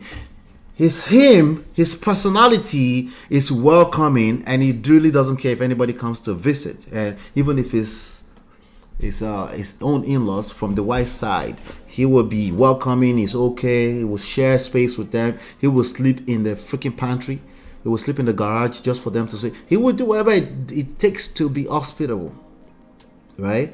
But that's a personality. That's a personality type. There's certain types of people that are okay with that. Some other people, they kind of need their own me time, space, and privacy. It's what makes them what you like. It's what makes them what you fell in love with them about. Sorry for my English. It's literally part of what makes what you love about them. That's part of what makes it. The fact that they also like a me time, they like a privacy, they like to love on you. That's what makes who that person is. And when they show you the other side of it, oftentimes you're not okay with that. You resent it, right?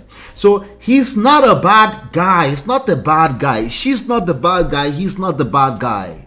The issue here is lack of competency. People don't know what they're doing going into this marriage. That's what it is. Uncle Beno, sir. You're muted. Hey, MOP. How you doing? I just do. I do your flow today. Make her take a deep breath now. Because while I'm in it, I'm like, but when I see people, I just kind of relax. I remember that I say, oh, I can get some help. Anyway, we have to finish on time because you're going live, right? At 7. Oh, don't even worry about it. It's just a rant. I usually create the story today, and then we'll have this discussion on Friday. Oh, okay. So you're postponing it? You're not doing it at 7 anymore?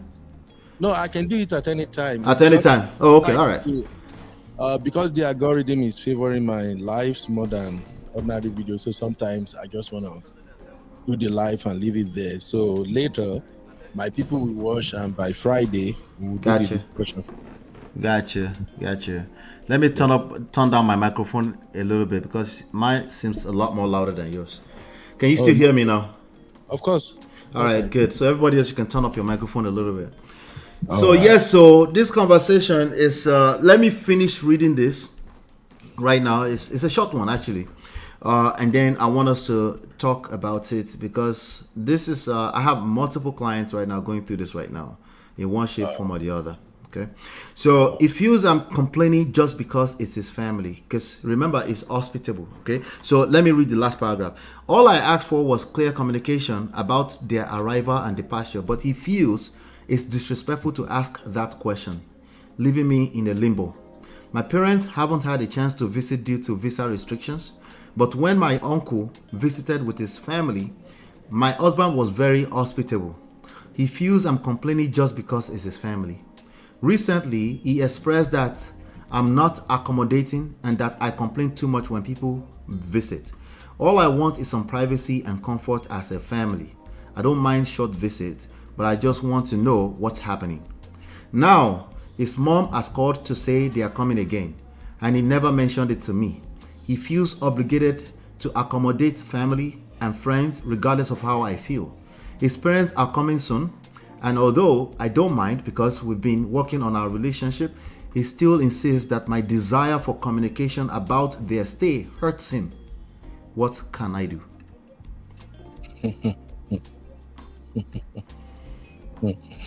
MOP. You've dealt with this now before now. You can handle this now, Uncle Beno. It don't matter. It don't matter. Of course, you know my stand on this thing, and that's why I'm glad that you are treating many of these our Niger and African issues using the modern day experience, because these are the issues that are really breaking up a lot of marriages, especially when it comes to in-laws. In-laws, yeah. Mother-in-law, father-in-law, sister-in-law, brother-in-law, they are wahala no dey finish at all. So, I've mentioned this before. I think it was the first time when I appeared on Auntie B's show at Oyinbo TV, and I told people how I got my wife prepared in order to receive my aunt that happens to be like my mom. You see, when it comes to handling in-laws, husband and wife must be on the same page. And that is why when you asked earlier whose responsibility it is to take care of the in-laws, and my initial first response was both. And then when you break it down further, I say domestically, the wife is responsible. Yeah. And then when you look at it holistically, they are both responsible for that. Right. But this is where I like to talk to the men. Okay? It doesn't matter whether the wife parents are coming or your own parents are coming. There are some conversations you should have had with your wife regarding these issues. Right. If you don't mind, I can just share one little secret from my own personal marriage experience. Please. My wife and I, we are like a tag team. After we don't go through all our own bars around the clock, we now understood each other better. And one of the tricks we use in handling in-law issues is that we look at the time. We just focus on the time frame. Okay, my auntie is coming, or my uncle is coming, whoever is coming. How long are they going to stay? How long are they going to stay? Yes, that question is paramount. Why is that very important? It's important because, for one, you know me now, I believe in do unto others what you want unto you. I like my space. I like my freedom. My home is my sanctuary. And when I'm in my home, I want to be free to do whatever I want to do. Right. And the same applies to the wife. The wife also needs her space. She needs her freedom. So sorry, help me here. What if your wife is the welcoming type? One of my there are some people. They are the type of people that they are welcoming. They are social and they don't mind, and you're now married to that kind of person. And how would you handle that? We're still gonna define the boundary. Defining the boundary. Yes. Right. Oh, she's welcoming. She wants people around, everything. Auntie, we are still going to discuss the space. So it's good. She's welcoming. She wants people around and all that. That is fine. It's the family spirit, right? It's what everybody hope for. But we still have to discuss the time frame. Whoever is coming, it doesn't matter whether it's my mom or your dad or anybody that is coming. How long are they going to stay?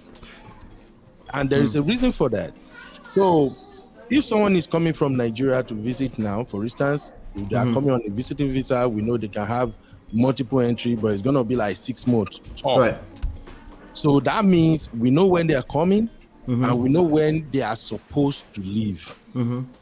Now, once we know when they are coming and when they are going to leave, we now discuss the character, which to me, and that's why I said I like to speak to men in this area.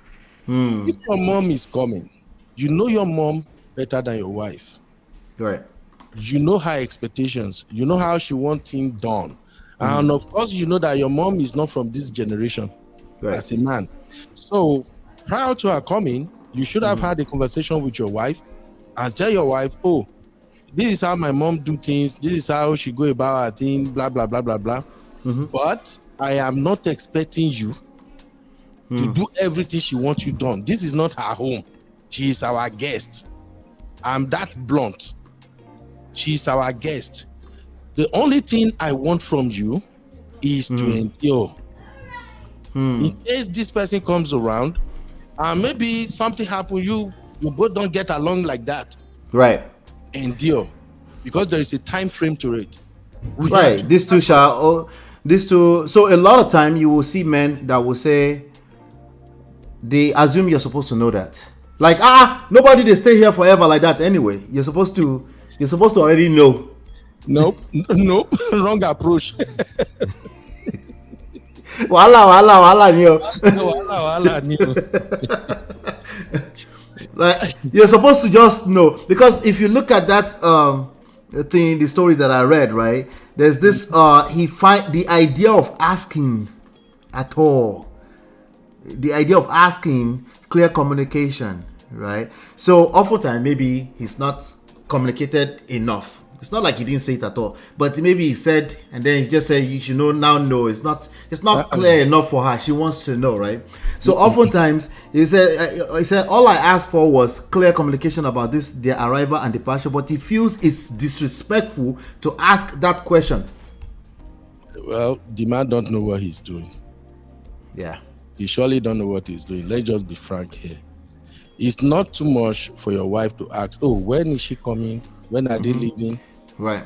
If it is you, call. If it's the wife's parents that are coming. If it is him, anyway, this is where we're missing it, Uncle Beno. If it is him, it's everybody. No, it's still the wrong approach. It's everybody's house. Like, just come over. We're family. We're friends. We take care of each other. We eat. We ginger. We jolly. Everybody is drinking Gouda. Everybody's just happy.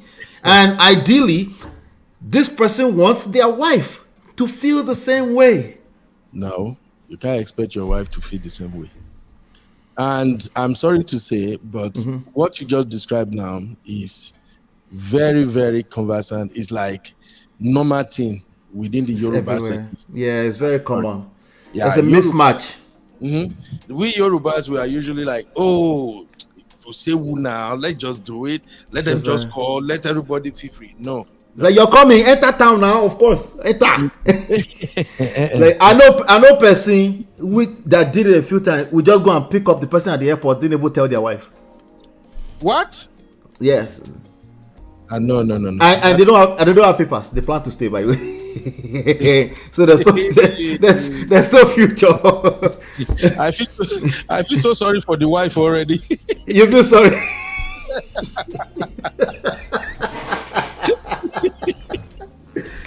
Honestly, I feel so sorry for the wife. No. It's not done like that. You have to have that conversation. Both of you have to come up with a plan, a strategy, and of course, you have to work on your level of tolerance, knowing fully well that these people, they are not going to stay with us forever. They have to leave. Yeah.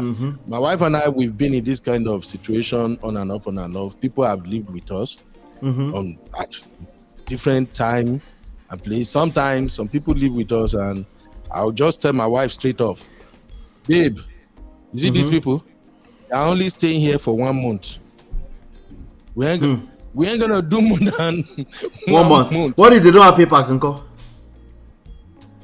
Look, even that they don't have paper, you see, that's a very good point. We do have a lot of people like that want to travel, come down without papers. For me, before I will even agree for you to that you're coming to my house, we want to know what your stay is like. When you know get pali, you will tell me your strategy. What's your plan? What's the plan? So it's the same thing. Just asking for the plan. Like, what you want to know what's going on. Exactly. Yeah. Look, a brother came here around 5 years ago, and when he was applying for visa and everything, he applied for a family visa. They got 2 kids, so it was him, his wife, and 2 kids. And when he reached out to me and be like, please, Ben, at least we will stay. Then I just told him straight up that, look, if you are planning to japa, I will not be part of the people that will say japa with all the family. When you go come here, job, they guarantee. No hope for anything. Yeah. And it's glaring that you're going to overstay your visa. Yeah, fact. So I'm like, look, count me out. But if you want to do it this way, if you can talk to your wife and let your wife and kids stay back, and only you want to come over, then we can now talk about the plan. Because when people comes around like that and they are living with you, you're going to be responsible for almost everything as far as they are concerned. How they're going to get a job, how they get to that job. There are just too many things to consider. There's so many things to consider. That is just one. It's the whole adult staying with you in your own private home with your own family. One adult, we're not talking about multiple. One adult. And you have to have this conversation and know what's up, what we up to. You can still help, but you just have to consider that there's another human being that doesn't necessarily have your own personality. Doesn't mean they're a bad person, they're evil. It's just the way they're comfortable. It's the way they operate. It's just the other side of what you fell in love with when it comes to them in the first place. But they also like to have their own privacy. So, but when you describe it earlier, Uncle Beno, you describe you on the same page with your wife, which is the only secret in all of this. That's the secret. Every time. Right? Every time we're on the same page. The question now becomes, who is going to get on the other person's page, right? How are we going to get on the other person's page, or how are we going to end up on the same page? That's where the bass comes in, right? And oftentimes, at least one person is caught up in their own emotions, and you have to yield to them. You have to, and then when you start to look at that, yielding to them, you might start questioning yourself, like, why is it me always that have to yield to you? Because when you understand that the secret is to be on the same page, of course you will want to get on the same page with them. But eventually, if you're the only one that's always doing that, you will resent the idea of always getting on the same page with them. Definitely. That's where we struggle with these things, Uncle Beno. Yeah, definitely. But the thing is this, based on the story you read so far, I think the man is the one who is making, is it a fuse out of nothing? Is that how they speak the grammar? If you making a big deal out of nothing. Out of nothing. The man is the one making. Look, women like that. Let me play devil's advocate. Okay. Doesn't that invalidate how it feels? The man? Yeah, with regards to cultural norm, when my parents come over, they're supposed to come and feel free to come to their son's house. Yes. It should be as simple as that. Nobody should be questioning that. It's a feeling. It's coming from a place of emotion. It's sentiment, essentially, right? Yes. What would you say to him saying, but you are invalidating how I feel about this? Okay, this is what I would tell him. What kind of conversation do you have with your wife? It takes two to tango. I get it. You want to impress your parents. You want them to it's US or wherever it is. So far it's abroad. You want your parents to come and have a blast and be proud of you. But mind you, you are not the only one your parents should be proud of. They should be proud of your wife. Your wife, in this case, is the primary host. Let's just call it what it is. The wife is the primary host. Right. Because you're definitely going to be working. They will be spending more time at home with her more than you. Or she's obligated to be at home for the most part. Especially if there are kids. And you should know that your parent coming over will mess up your wife routine. Every woman has a way they manage their home. Some of them know they have days they cook. They have days they do laundry. They have days they do so many things. Some of them work just like you. And they already have everything planned out and how they want their life to run. Now, if you are bringing your parent over to spend some time with you, that will disrupt their own schedule. Let's just call it what it is. Now, if you are looking at it that you are my wife, my parent is coming, you have to act right, be in your best behavior. No, bro, no. You will get it wrong. You have to talk to her. Tell her about your parent first. Tell her what it means to you that your parent is coming. Thank you. I like that line. What it means to you. Exactly. You have to be patient with yourself enough to communicate that and not make assumption that she's supposed to know. Exactly. Tell her what it means to you. Tell her your plans for them when they are around. The things you want to do with them. Oh, you want them to go here, you want to do that. Even including the children. Maybe some of the things you want them to do with the children. Yeah. Tell your wife everything. Now, you have to take the high ground, calm down low, and ask your wife, babe, how do you think we can make this work? And if you are the type who, if you are open to your wife, you treat her better and you do all that, your wife will simply tell you, hey, this one that they are coming now, how we go take Duamo? You know my schedule now, and you know how this one be, how that one be. So how are we going to do it? Okay, when you are asking me, what do you want me to do? You know, that's where you start talking.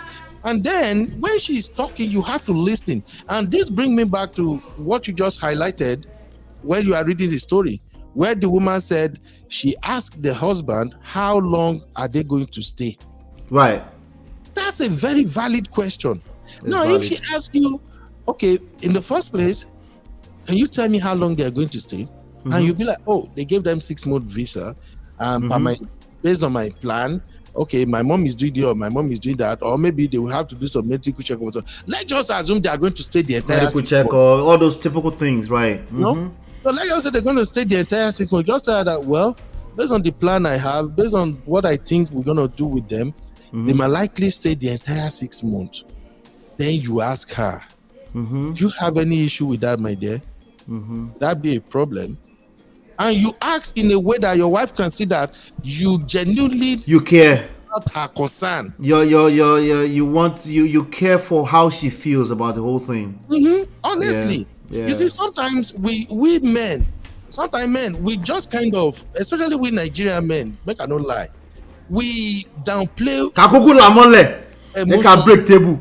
Honestly, we downplay women emotions, and it's not good. It's not good for us. In particular, it's not good. This is very important, Uncle Beno. It's not that it's not good, as in societal good, moral value. It is not good for us when we do that. We shoot ourselves on the legs when we do that. Exactly. You know, I do believe that. Oh, that's why I keep saying, put yourself in the other person's shoe, and you will see better. Just get out of your own zone first. Say, this is what I want. This is what I want. Take one day. Take one day. Try to be there for a while. Then you will see clearly. Look at it this way. If you, as a man, if your mother-in-law comes to spend even 3 weeks in your house, within that 3 weeks, you want to be on your best behavior. If you are a good man, a man who is respectful, a man that does not look down on his in-laws, the moment your mother-in-law is around, you see that 3 weeks, you want to be on your best behavior. If you used to leave work and go hang out with your friends before, you want to come back home early. You want to be friendly with mama. You want to go and check on mama. Mama, how you did today? You need anything? You know, if you as a man, you want to be on your best behavior when your mother-in-law is around. Now, flip that situation around. How much pressure do you think your wife will be on when your own mom is around? Yeah. And mind you, your mother-in-law won't judge you that much because no, you don't get judged as a man. Not in our society, at least. Your mother-in-law won't judge you that much. Once your mother-in-law see that you are taking care of her daughter, you're taking care of your children, you already have a good house. I'm telling you, some really good mother-in-law, they will even be praising you. They'll be praying for you, everything. They will hardly see what you are doing wrong. I'm being candid with you right now. Yeah. What? They won't. In fact, they will defend you. In fact, there's a particular video I was going to see if I could review today, but I just left it alone. Where Obama was talking on the speech last night, Barack Obama was talking about how the mother that passed away, his mother-in-law would defend him first anytime he gets in trouble with Michelle. This is typical around the world. Like that's the kind of in-law relationships. Some people are lucky to be married for 40 years before they figure it out. Some of you are not going to be that lucky. You need to figure this out right now before you go into that marriage. There's a lot you have to consider. You have to really try to be in your wife's shoe. That's the only way you get to understand how these things works at times. And let me tell you, it doesn't matter how nice your mom could be or your dad could be. Daddies usually don't have issue. A lot of daddies don't have issue with their daughter-in-law, to be frank. It's mama, the husband. Is the territorial thing. It's the reality. It's called territory. Everybody's trying to protect their own territory. Exactly. Subconsciously, consciously, all of the above, indirectly. Sometimes you don't mean to, but you just find yourself you're in a competition. When your mom is around as a man, your mom is evaluating your wife. Let's just call it. It's not all mother that do that too, but in most cases, it happens like this. Your mom is evaluating your wife, starting from the children. This is America, for instance. It's a natural thing. And in addition to that, the wife is also defensive. Of course, now. Of anything that smells, even if mama don't mean to do it, of anything that smells like it. The wife is already super looking over her shoulder like that's how I take care of my baby. Why, no, she didn't. And then you find yourself as a man having to stuck in the middle. You're not saying no, she didn't mean it like that. She was just commenting. No, that's how I do my thing. You go shalaye tire. You go shalaye tire. You are carrying the weight you don't need to carry. These people will go their own way, in every sense. They will get old and go to where old people go. They will go back to their house. You just relax. You're stressing yourself out. Not too said. Let them know we don't cook every day in America. Oh, soup go their fridge when we are at work. They can make something or whoever is on. What do you say to that, Uncle Beno? Sister Natu is right, but let me shock you. Do you know that if a man really know how to communicate with his wife, and he knows how to bring his wife on board, some wife we even don't mind cooking that daily cooking self. Thank you. Just for that time. Just for that time. God bless you, MOP. So that is why I said the discussion around time frame matters a lot. Yeah. Like I said, my wife and I, I'm beginning to lose count of how many people have stayed with us at times. 1 week, 3 days, 2 months. Somebody have lived with us for almost 2 years. But because we're on the same page. And we are both comedians. That's it. Sometimes when they are coming, since we already know when they are staying with us, when it will start and when it will end. Sorry, Uncle Beno, make us say that in English for those that didn't in the back that didn't hear Yoruba to hear it. If there is no cracks in your wall, the Geico will not enter your wall. The devil cannot come into your relationship at all. If there are cracks in your wall, the crack is not the devil falling out of the sky. Most of the time, you are your own worst crack. Okay? If there is no crack in your wall, no devil is coming inside. If there is crack, they rush right through. They are ready. And the devil is going to use your closest persons, including you, to rush through that door if you keep that door open. So it's really, it comes down to that. Sorry, continue, Jerry. Yeah, so once you discuss the time frame, like my wife and I were like comedians. Sometimes when people can't live with us like that, my wife will say, babe, the countdown don't start. The countdown, what they are doing. So now, imagine that conversation. Thank you for saying that, Uncle Beno. Imagine that conversation between you and your wife, where they banter back and forth. You are joking and you are gossiping behind the scenes. The countdown, these people, they stay with us right now. Now, listen, I get it. One person is welcoming to everybody, right? Because that's the part we're missing. That one person, as far as they're concerned, they don't have to live forever. It almost sounds like they don't have to live forever. But this is where you come in with emotional intelligence and say, I am aware enough emotionally that my partner don't necessarily feel the same way. Exactly.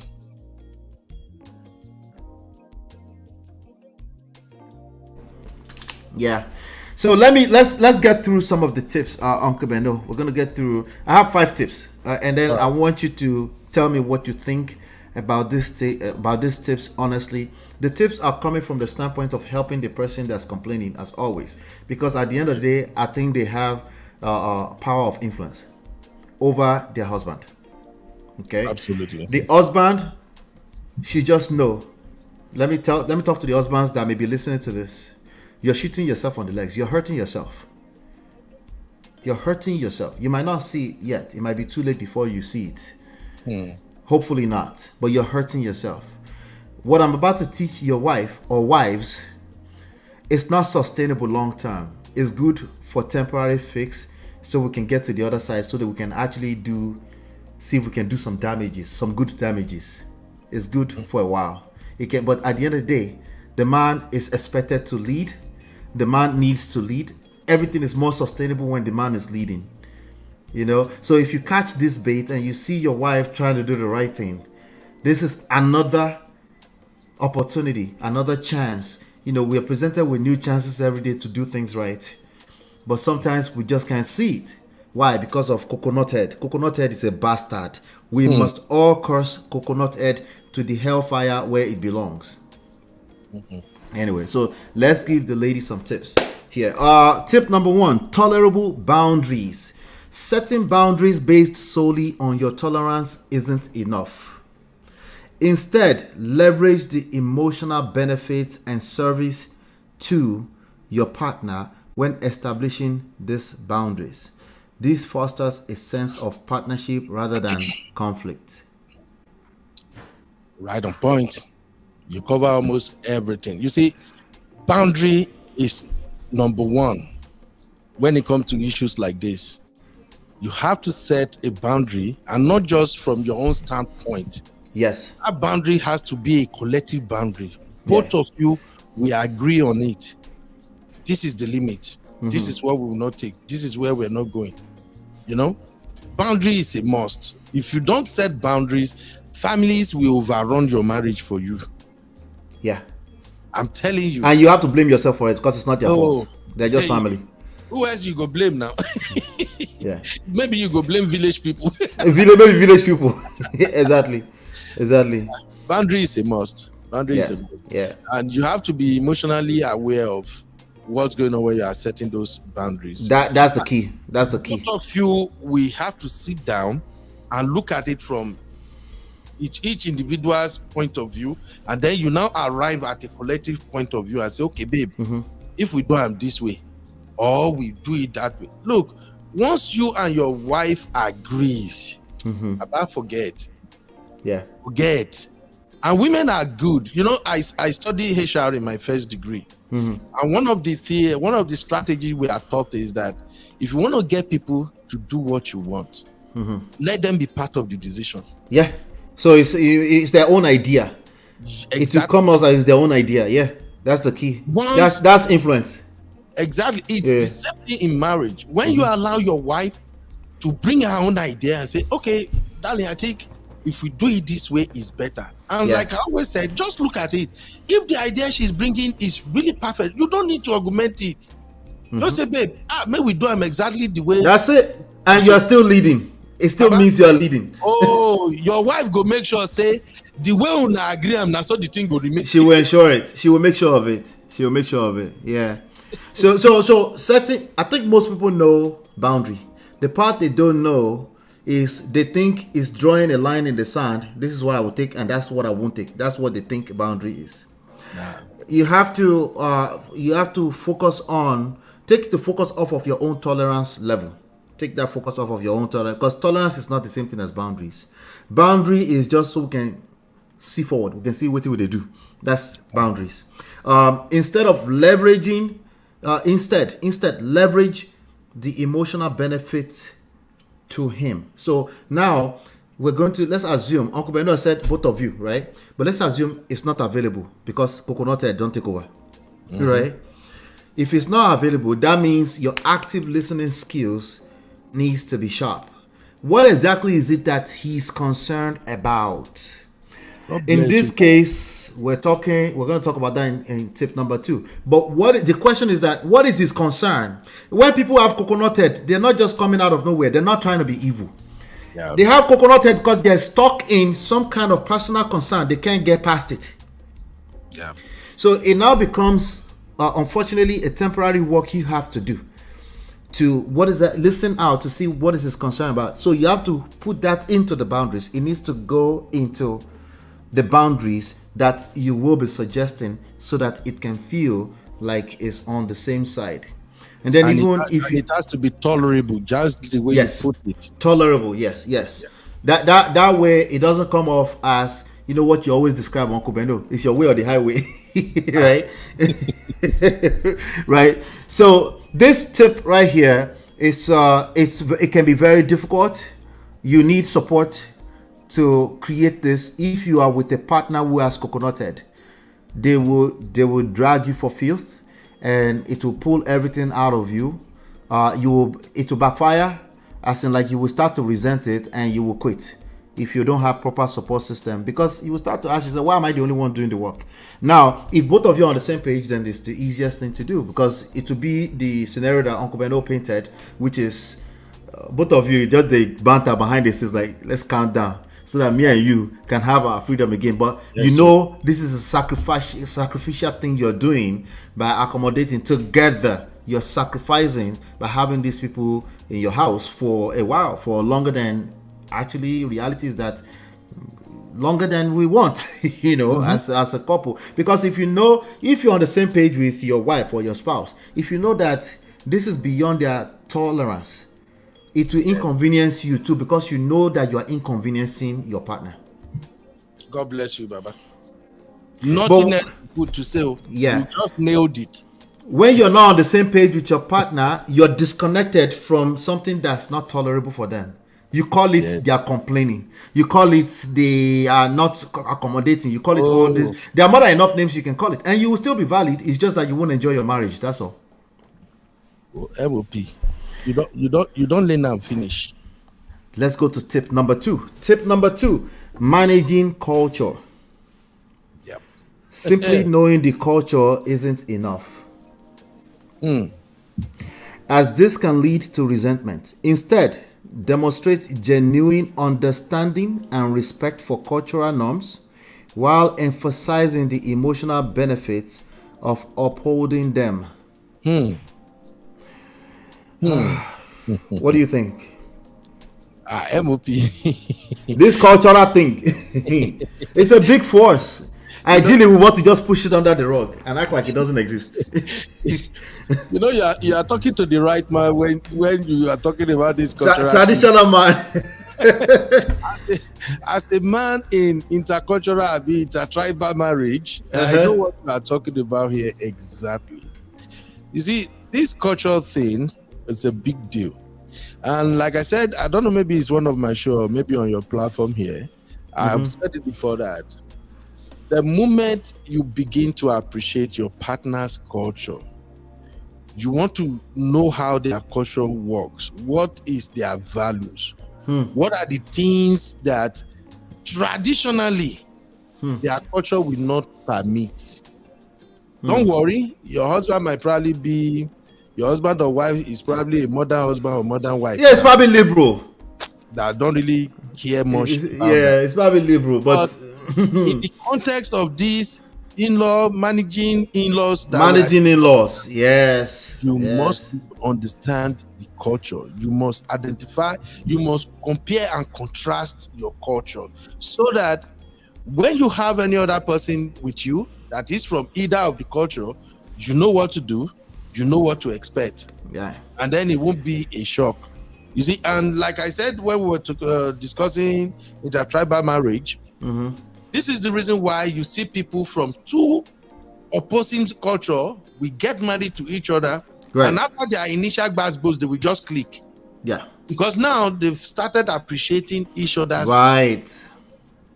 Now they don't begin. You know, sometimes when we're joking in my home, my wife will say, you manu. You know what that means? Tell us. We have Igbo we say Yoruba used to cook oil soup. I didn't know. Oh, you don't know how, Baba? I didn't used to know. If you hang around Igbo, it's a common joke. Oh, okay. Ofe manu, meaning. I know Gbati. That's what I know Igbo people call us. Among Gbati. Yeah, and then for me, I'll just say back to her that look at you, you are my Jokutama mummy, meaning now where they eat stone, well, now they drink water, and it's not actually stone. You know, they have. It's not actually stone. Yeah. I wish Sister Chia is here. There is this white chalk. You know, it's very nutritious. It's nutritious, something like that. They used to eat it in the eastern part of Nigeria. Oh, okay. I don't know. People simply interpret that as stone.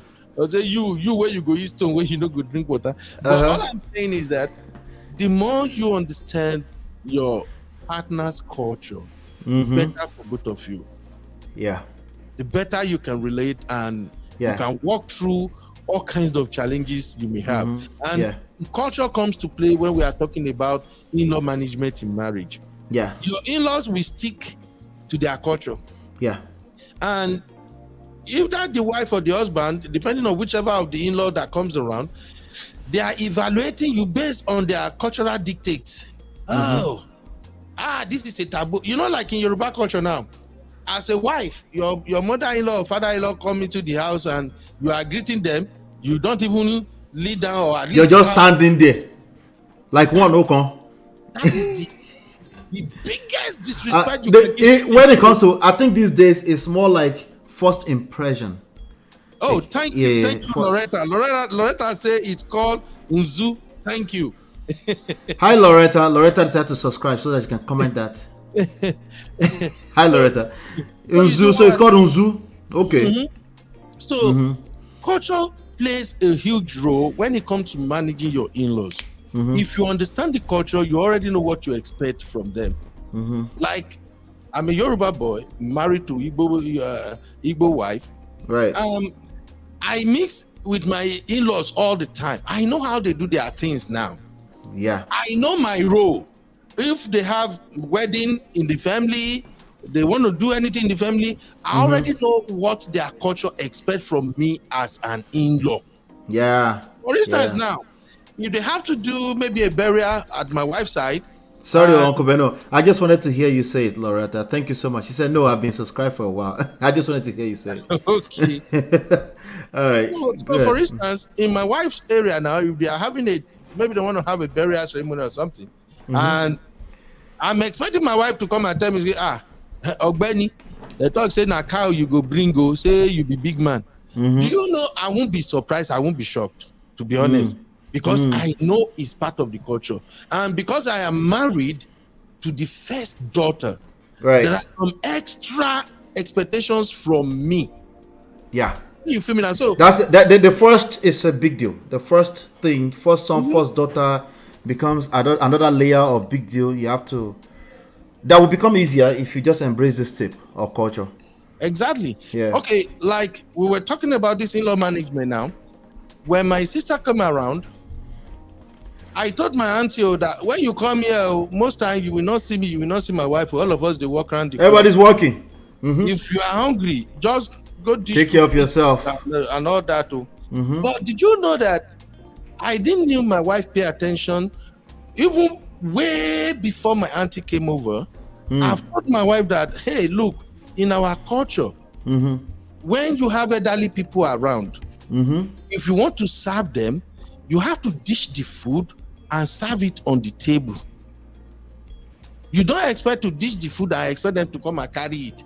Or just let them do. But that was like way back. That's so when people, let me say this, Uncle Beno, when people are having this conversation, do not put the focus on what it used to be, and then the conversation, which today we're talking about in-law management, will get lost in the sauce. Yeah. You know, it is good to know those things, right? But we don't want you to overwhelm. I'm telling you, you don't have to overwhelm yourself with the actual carrying it out. At all. It's once in a while you just express a little gesture, goes a long way, because they're already looking at you like, let's see if this one will like, and then you do one small thing, now it's a big deal. You don't overthink it. Don't be praying for your in-laws to die before you get it. Don't do things like that because somebody told you that you must do this and do this and do that. First impression, yes. They are looking at you, and just I tell my boys, right? I said, when you see an elderly person in church on Sundays, which is typically when they see them, you go next to them, you give them a hug, you bend. To them, they don't understand, like it doesn't register all the way. And I say, it's the culture.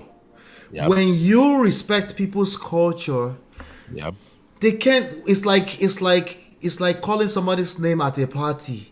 Like you are hyping them, Wasu, and you are hyping them, and they just want to drop money, and they don't know why they want to drop money. They just want to drop it. If they didn't have the money, they will go and change it to $1 just because they want to bless you for hyping them.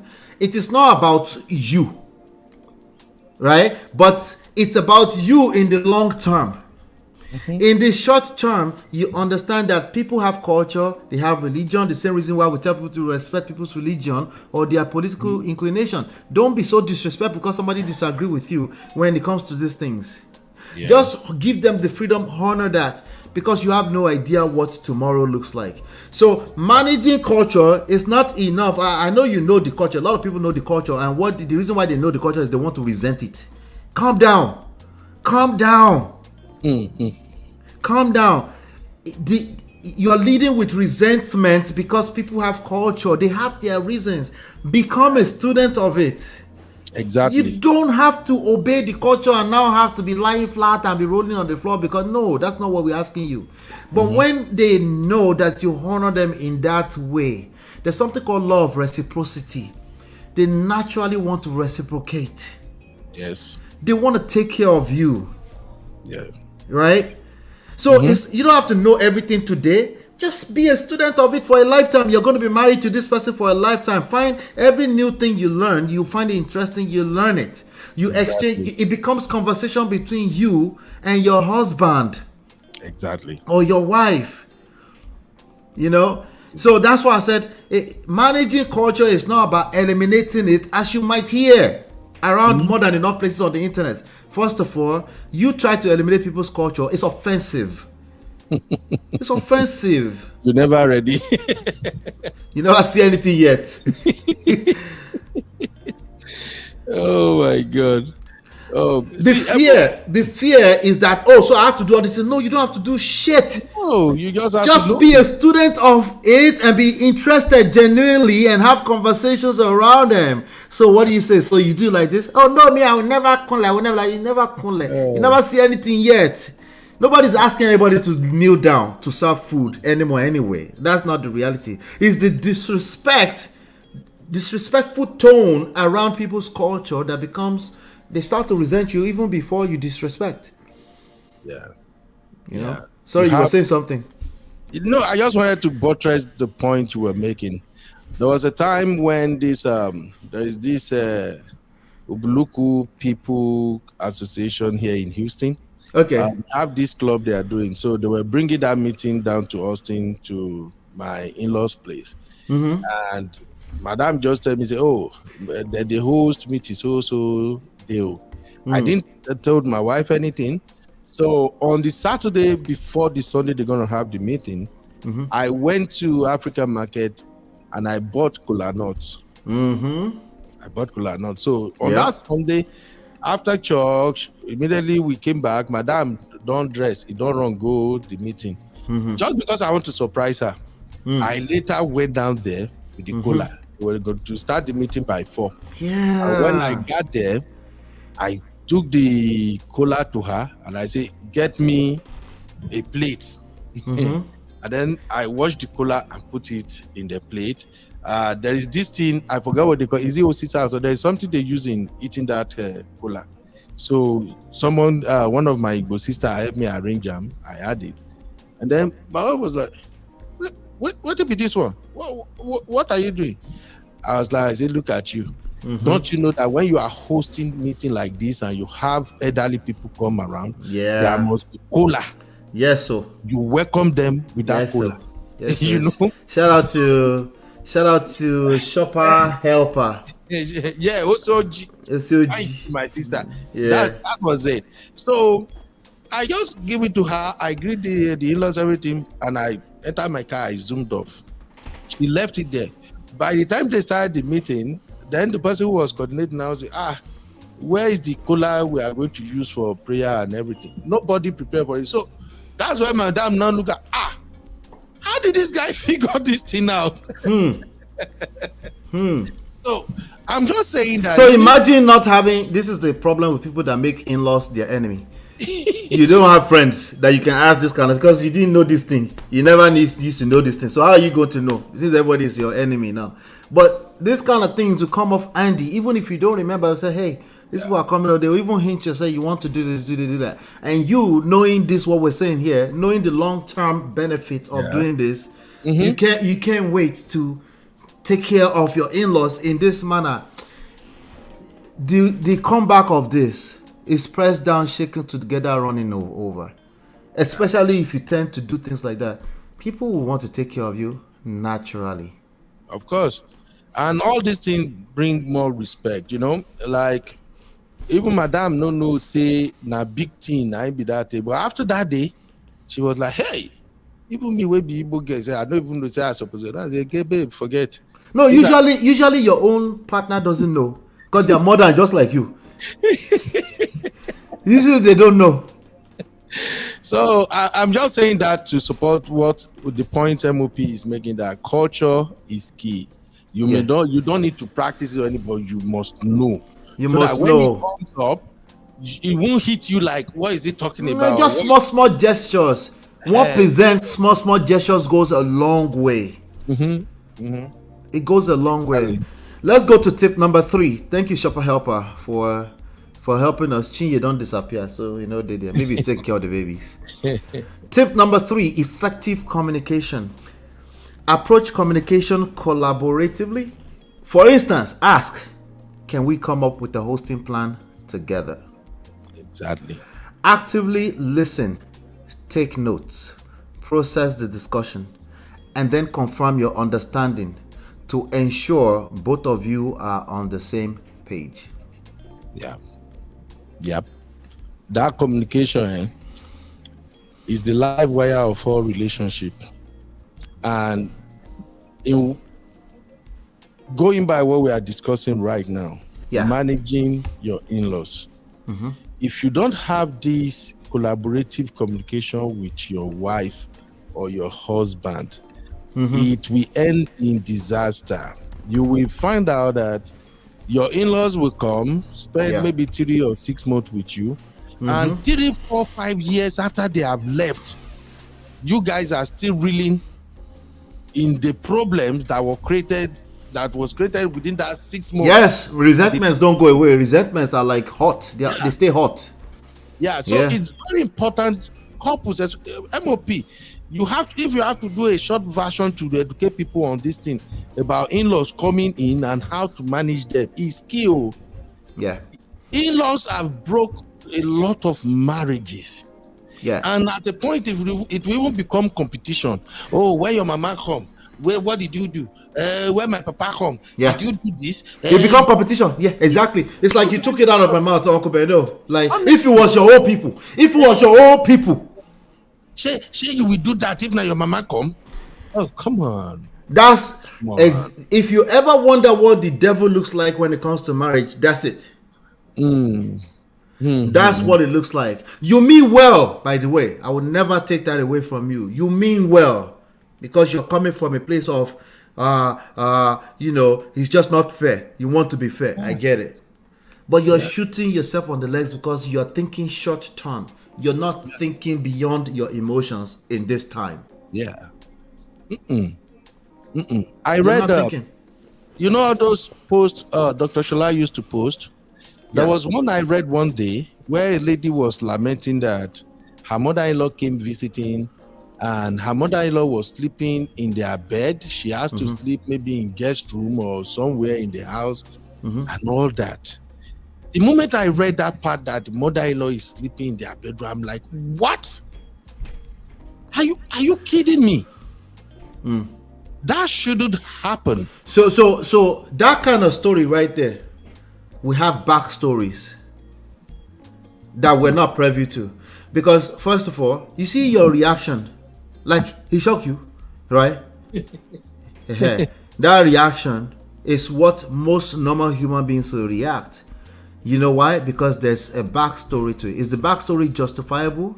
Are there other things going on behind the scenes? We don't know yet until we assess it, right? Yeah. Are they sleeping in your bed because your other alternative is that they go sleep in somebody's pantry somewhere else, and now they just happen to be all of you in the bed, or you leave that angle out, or they just want to be straight evil? Let me say this clearly to everybody in the back. If your mother-in-law is straight evil like that, and your husband is straight evil like that, and you guys left your master bedroom for them, even though there are alternatives, why are you still married to that person? No, we shouldn't talk about that. We should just judge the mother-in-law in your bed, Abby. Okay, good. It's wrong. Why are you still in that marriage? If it's because the picture being painted here is that there's an evil act.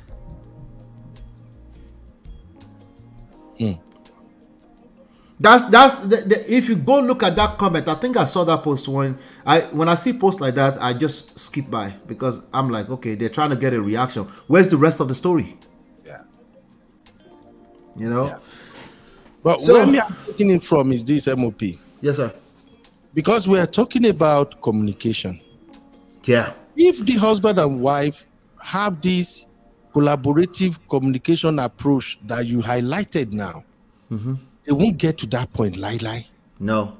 Okay, Mama is coming. Where will Mama stay? Yeah. Oh, we are living in 2-bedroom, and what are you comfortable with? You live in 2-bedroom. You have 2 kids. Definitely, your children are sleeping in 1 room. It's going to be inconvenient. They're going to sleep on top of each other. It's not convenient. So what are we going to do? Should we move Mama visit forward, or be back or out there will talk? Or should we put? Okay, let me put it this way: should we postpone Mama visit until we move to a 3-bedroom apartment? Or can we manage? It's a conversation. Okay, if we're gonna manage, do we have to buy a bunk bed and move into our own bedroom so Mama can stay in guest room alone, or will Mama and the children stay in their guest room? Because, like I said, if it's your mom as a husband, always remember you don't want to inconvenience your wife. Because if your wife's mother comes visiting, I don't think you want to leave your own bedroom for Mama to sleep. That's why I said if you're looking for the devil and what it looks like, this is it. Is this issues? You know, this is what the devil looks like in marriages. They come in the form of in-laws and your relationships, and forget in-laws. It's easy to point fingers at in-laws. Yourselves. You're your own worst enemy because you won't come down to see what the other person's viewpoint is. Yeah. So this is where this communication is the key to the whole thing. You just have to put your differences apart, agree on what you want to do, then put up a front. And for men, I will tell men now, do everything within your capacity so that your wife don't appear like a bad woman to your mother or your father. That is your responsibility. You just have to, gentlemen, that is your responsibility. If your wife is being disrespected, you lack self-respect. You have no respect. They don't. If they are disrespecting your wife, they don't respect you. Exactly. Take this to the bank. Exactly. You have to make sure your wife don't appear bad. She doesn't look bad, and your wife too. If her own parent are the one coming, she has to make sure you don't look bad. That is why we're talking about working together. Yeah. It's not just, oh, is this person responsibility? No, you are both in it together, because whatever the outcome of that their visit becomes, it's gonna impact you both. Yeah. It will impact you both. So Natu says Mama and the children will stay in 1 room. Well, what do you think about that? That is fine. So far they both agree that's how they want to do it. That's it. The source here. Listen. The secret sauce here is agreement. Okay. That's all. Now, Uncle Beno, here's some people's idea of agreement. The whole idea of agreement is that you're not agreeing with them. No, now where will Allah go happen with Yeah, that? it's God.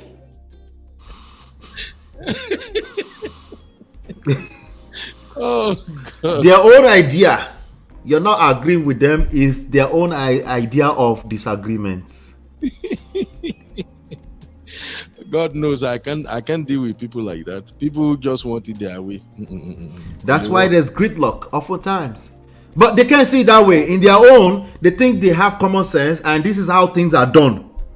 But the fact that you don't agree with them, a disagreement has been created. And then there's only one direction to point fingers. Oh boy. The person that's not agreeing with them. Yeah. That person is the devil. They don't see it that way, they see the other person as the devil. I don't be anybody me too.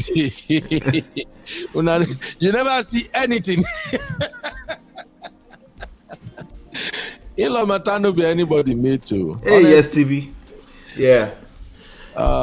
This is I want everybody to just calm down and know that we've all been through this in one shape, form, or the other. We didn't always get it right. It comes down to prioritizing your spouse, the agreement between your spouse before your own parent.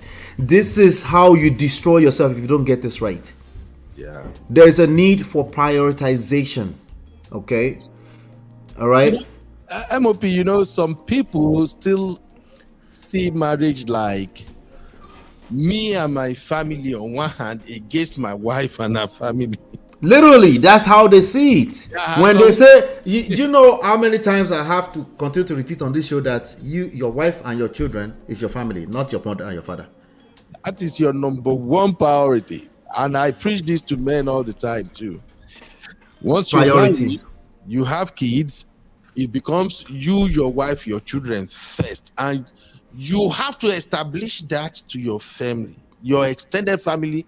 No, Uncle Beno. You need to know that, believe that, know that you know that you know that you know that. To hell with them. They follow what you know.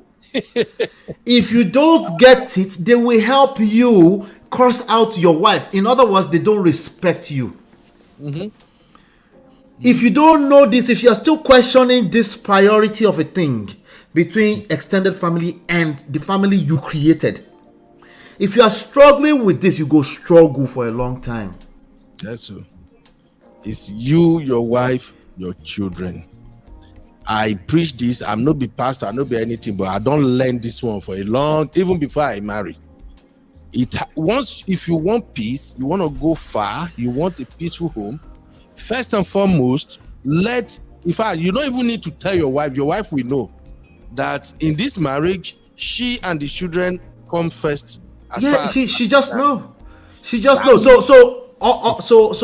So she will bend to your will most of the time because she already know, she's not questioning that you prioritize your family. Easily. She already know who you are working for. She know what your goals are, and once you make that certain to your family, and women must do the same too. Because a lot of people don't know that the secret to a happy home takes a lot of things. And that is why I love how MOP starts this thing with boundary. You have to establish that boundary. A solid one, you go use Trump wall. Establish that boundary. Mexico wall. Establish that boundary. And you know one thing I realize about families? The moment they realize that as a man and woman, your family, your first family is your main focus. They are so happy. That's what they want. That's the secret, Uncle Beno. They can't wait to rejoice with you. You know what some men say, like, what kind of a man who will allow his wife to disrespect his mother? I'll tell you what. The reality of people that don't put the family they create first is what you are spelling out when you say that. Yeah. Okay. Eventually, that your wife will disrespect you and your family because you lack self-respect. That's what it comes down to. Okay. She will just since you don't respect me and you and our family we created, let's just disrespect everything because women multiply everything anyway. Right. And you don't want to see that multiplication. They'll multiply. It's not the only woman that's going to multiply is not your wife. Oh. Your mother will multiply for you. That will turn it to something else. Your mother is a woman too. She will multiply it for. She will attempt to help you be a man. She will attempt to help you be a man. Then they start calling you to a corner. The thing like this, you want to be a man. Your mother, your sister will help you. This kind of thing you want to also, so that your wife no go disrespect you. You know what they're saying? They're saying you're not a man. Mm-hmm. You run to your friends, kitty. What do you think about your friends, weirdos? They might even cook you up against yourself. They might tell you like, no, never accept anything like that. There are more than enough of them that will tell you never accept anything like that. What we're asking you is that you prioritize the family you created.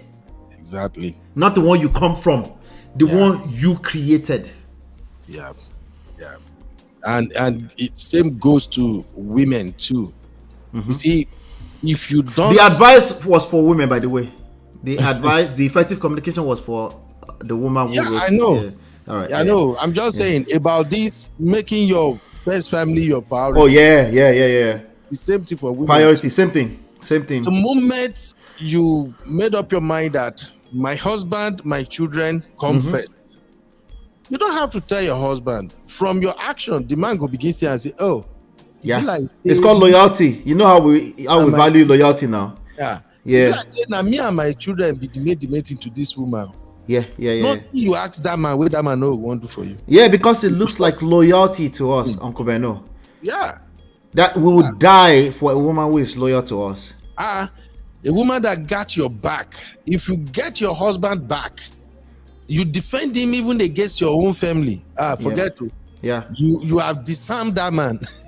So an equivalent of this would be women who used to put money aside to go and build secret houses in different places. No, that is terrible. In fact, you're shooting yourself on the legs. How did you know? The show I want to create, the rant, is actually about that too. Oh, you see, when they do things like this, they have ways to justify it. There's more than enough cases to justify it. They will say things like, you never know, put your own money to the side to do, MOP, you be prophet. Uncle Beno, I'm dealing with this kind of stuff behind the scenes all the time. I shared the script of the story I'm about to tell on my channel. I share it with my team members. Guess what? The 2 out of the 3 girls that work for me, the 3 women that work for me, guess what they said? 2 said, Uncle Ben. They say, the man has done something. The woman will not just wake up and do this. And I'm like, girls, can you guys come out of your Come, make us come more talk. Yeah. Like, share script with you guys. That's what the devil looks like. You will have more than enough way to justify it. That's why I always tell you you're right. You will have more than enough way to justify your own demise. There will be more than enough way, and you got to be careful because it's distraction, it's enticing, it makes logical common sense. That you never know. But when 5 years from now, you start to feel it. You're shooting yourself on the legs. Yes. You're running so fast, you're going to crash and burn. And it's all for within the context of the topic you are handling today, MOP. Yeah. You see, problem starts when you don't prioritize the family you created. Because it then becomes easier for your mom, your dad, or your brother or uncle or somebody to tell you that say that abroad where you did, you don't know what your husband don't they do for inside. And begin to do something. And please, my sister, will help you put some things to the side. Yeah, this is just part of what I was going to preach about on my channel. Once you start hearing anybody telling you that thing, you know what your husband they do for people, you better begin to do something now. They are already tearing your home apart. They will even tell you to help your husband in the future too. He might need to use it in the future exactly. They are tearing your home apart gradually. Once you buy into that nonsensical saying, they are pitching you against your husband because now, unknown to you, it will become a competition. Yeah. You're in a competition. Oh, maybe not true. Hey, you're in a competition against yourself. You call your brother for home. I beg, let me check. My husband called this number. He talked to go check. He buy land for this. Come on. You guys are not even supposed to be in that space where you are beginning to investigate each other. That is competition. And what happens when people are competing? They want to conquer each other, Abi. That is why marriage, they get past goals. Yeah. Tip number 4, Uncle Beno. Thank you so much for elevating this conversation. I'm learning now, Baba. Tip number 4, emotional intelligence. Own your feelings when expressing concerns. For example, you might say, I feel anxious, overwhelmed, and stressed when I don't know how long guests are staying. I just need some clarity. This keeps the focus on your emotions rather than assigning blame. Exactly.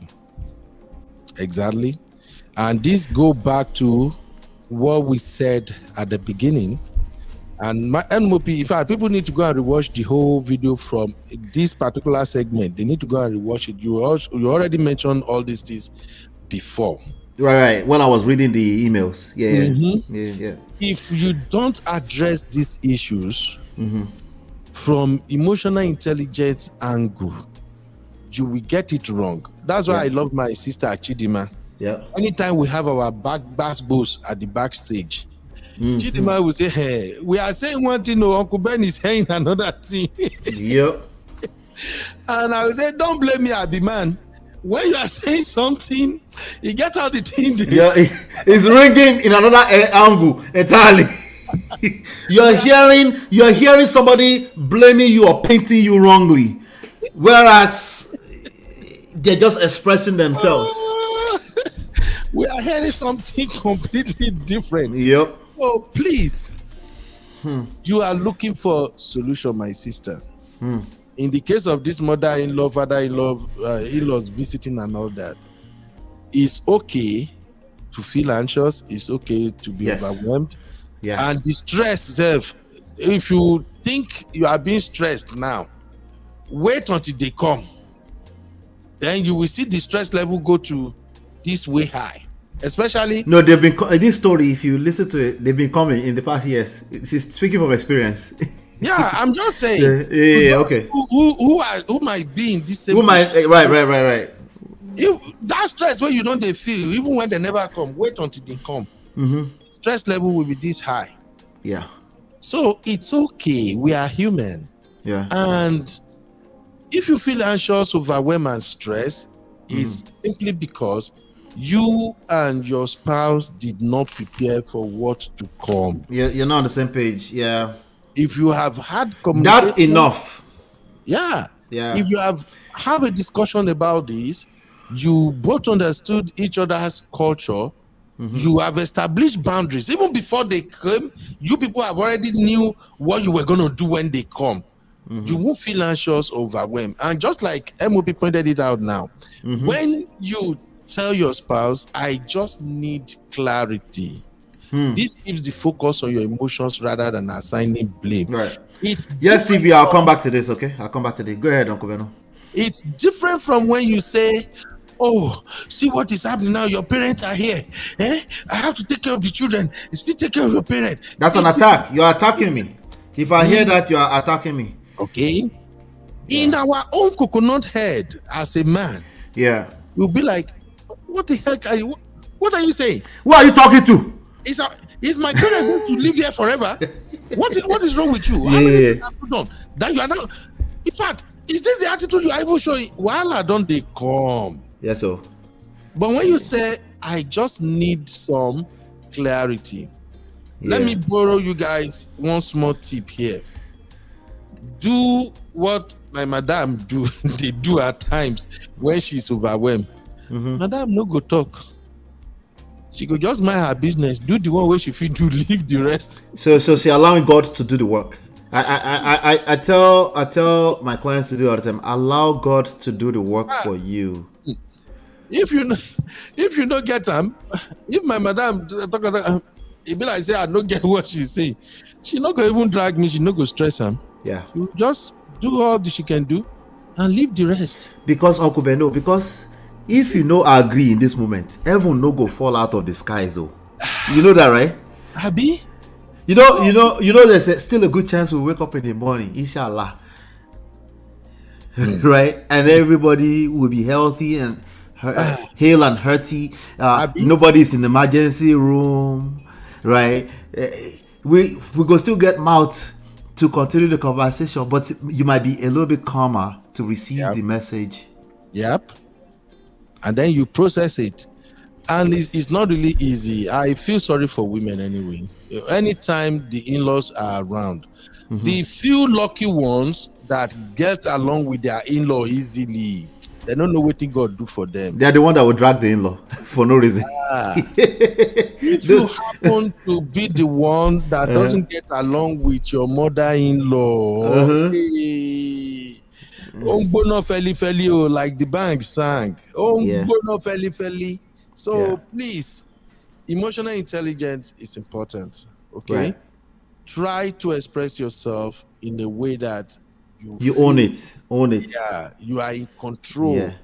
I'm not saying in control in a negative sense, but you are expressing yourself in a way that you will get the desired results. Yes. Okay? Let me say this. Just because you word it in this exact way, I feel anxious, you own it, doesn't guarantee anything. The only thing it guarantees that is you're in control of your own emotions. That person, if they're a good firecracker, they must still receive it as an attack. But you've come into the picture, owning it. You don't have any you're managing your expectations. They might not receive it well because their own emotions are getting triggered. But you're okay with that because you owned it. Especially if Naban MOP, the man is thinking about money. Thank you. How he's going to settle his parents when they are going. So this is not a guarantee that he will just receive it, especially if it's a man who is not emotionally intelligent yet. You know, he's hearing the attack. He might still hear the attack. He might not be able to hear what you're saying yet. But it's helpful when you go there, clear that you're just expressing yourself and you're in control. I don't mind the word control if it's control of yourself, if it's self-control, right? And you understand that you're not going to be able to manipulate control, but you know that it's okay, like Uncle Beno said, to express how you feel. Your feelings are valid. Once you say that, if you have to repeat yourself the third time, that form of communication is not working, back off. Let it be. You've sown the seed. He will process it, right? More talking is not going to help. It actually destroys the initial point more often than not. Instead of just leave it at that, they know how you feel. They might even say, I knew. They might even tackle you back. I knew it. You never like my people, right? You hate my mom. They might even tackle you back. Just know that it is well. You want to. If you do enough of this, eventually it will start germinating into you mean no harm. You're not harmful. You're just expressing yourself. Yes. Anything outside of this is going to result in what we're about to cover in tip number 5. Before we go into that, let me continue this. Let's see in the chat. Yes, TV says MOP, it's not good to do that though. But what happens when you do stuff together with the man and at the end of the day he sells everything you both built together, changes documents behind your back, and leaves you high and dry with nothing? How would you advise ladies handle this? Uncle Beno, you go first. Wala. Oh, that one is serious. Hold on, Uncle Beno. Wala tiselen, yo. Uncle Beno, help me. Yeah, MOP, you already know my stance to some extent when it comes to stuffs like this. You know, I've always advocated this point that life is a game, marriage is a game. When you when people end up in situations like this, can you help me highlight what my sister Yes TV said again? Okay. Yeah, please help me highlight it. Okay. So she said MOP is not good to do that too. But what happens when you do stuff together with the man, and at the end of the day, he sells everything you both built together, changes documents behind your back, and I think there's the rest of the story. All right. That leaves you dry and high and dry with nothing. Okay. How would you advise ladies handle this? Yeesh. Okay, now this is where I pull out my life is a game card. Life is a game you play to win. Marriage is a game. And when you see people who fell into this category or who experience what Yes TV just described right now, they have ignored the red flag for way too long. Yes. You see, before you start having properties with your husband or your wife, first of all, you need to know what is their level of transparency. How do they approach issues? Is he or she a man or woman of her words? Did something happen? I'll give you an example.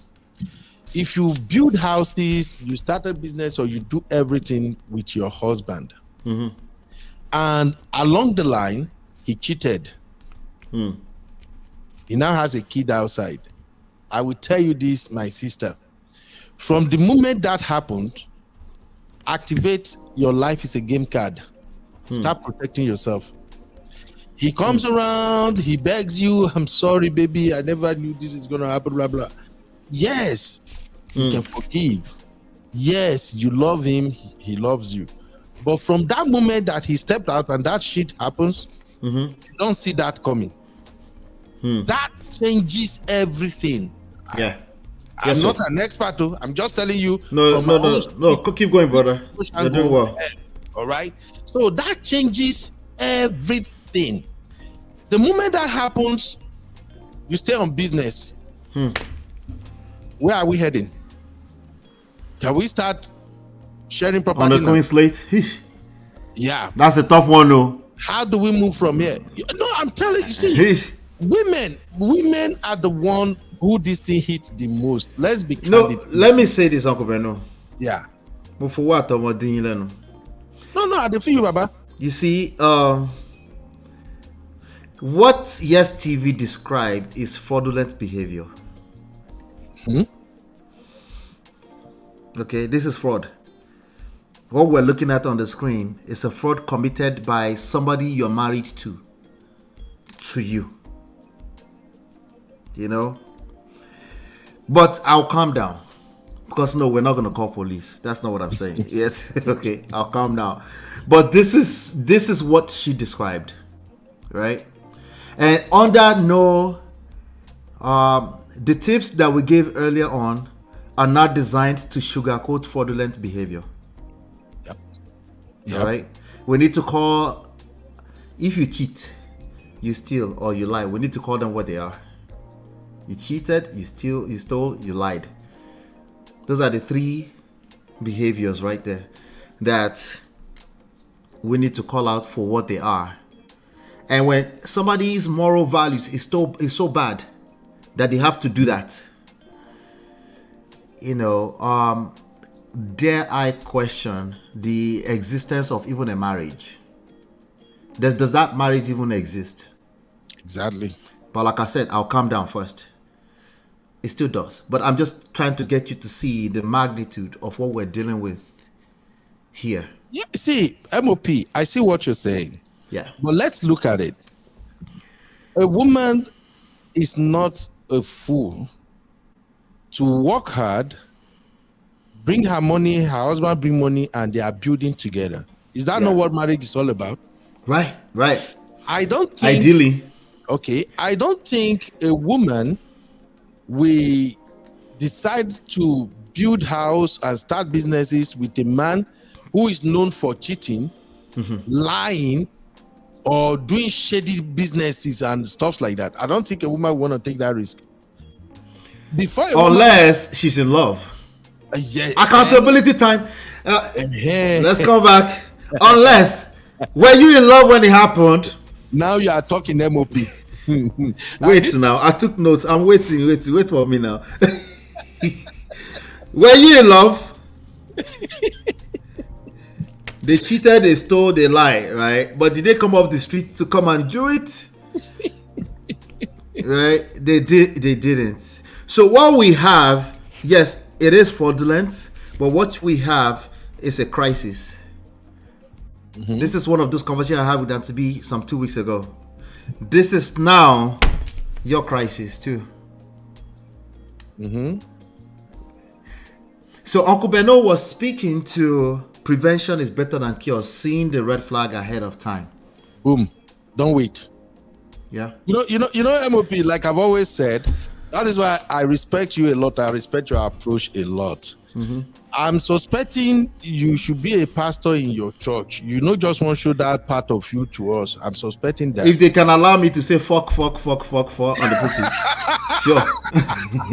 If they're not going to allow me to say fuck, then Mosorio. I have marriage seminars around that happens that they probably won't let me in because, you know. because you said, for me, this is what I would tell younger people as a growing uncle now. Love, don't go into love with your eyes closed. Wake up. When there is deviation, that is a warning sign. That's my own personal approach. People like MOP will see it differently because MOP, and true to his profession, MOP have to look for a way to make it work. Yes. But you see, for me, I am this like one-way soldier. You're facing forward. MOP, I'm a one-way soldier. If me and you, we agree, we are going this way, we are working together, is smooth. The moment you do something that deviated from who you used to be, I'm not even going to blame you or something. First thing, I'll give myself brain. What just happened? You feel me now? Yeah. What just happened? Then I'll start digging to find out more, to know if that is just a rare incident. We are human. Something happens at times. But if I discover that, this thing is becoming a pattern, I'm not going to wait until the whole house, the whole roof cave before I act. I'm acting instantly. And that is what I advise people these days, especially when it comes to the situation my sister Femi described. So, I believe that modern day women are very, very smart. They are educated, they are intelligent. First, if we remove the element of blind love, they will not invest their money with you anyhow. You're gonna have. So let me say this, Uncle Beno. Yep. I agree with you, but every one of those things are double-edged sword. They cut both ways. You know, because oftentimes we're so learned, intelligent that we'll build castles around ourselves, and then the castle cave in on us. You know what I'm just saying? We build, let me use your language. We build Donald Trump's Mexico fence around ourselves, and then the thing cave in on you. Right? They're double-edged sword. It's good to be intelligent. That's why I always said, if you're going to be intelligent, make sure you're adding emotional intelligence to it. You know? Because it's not just about being smart. I'll say this. You were talking about prevention is better than cure. I subscribe to that as well. However, how you respond to crisis is an additional skill set you must have in life. Crisis will happen. Exactly. So what happens if you are the same one who actually thought you were signing the right paperwork, but now you're being accused of a crime of conspiracy? That means you were sharing office with a person who was a direct thief. And you have signed paperwork together, you overlook something, oversight. Ignorance is not an excuse. And now you're looking at doing time in front of you. What happens?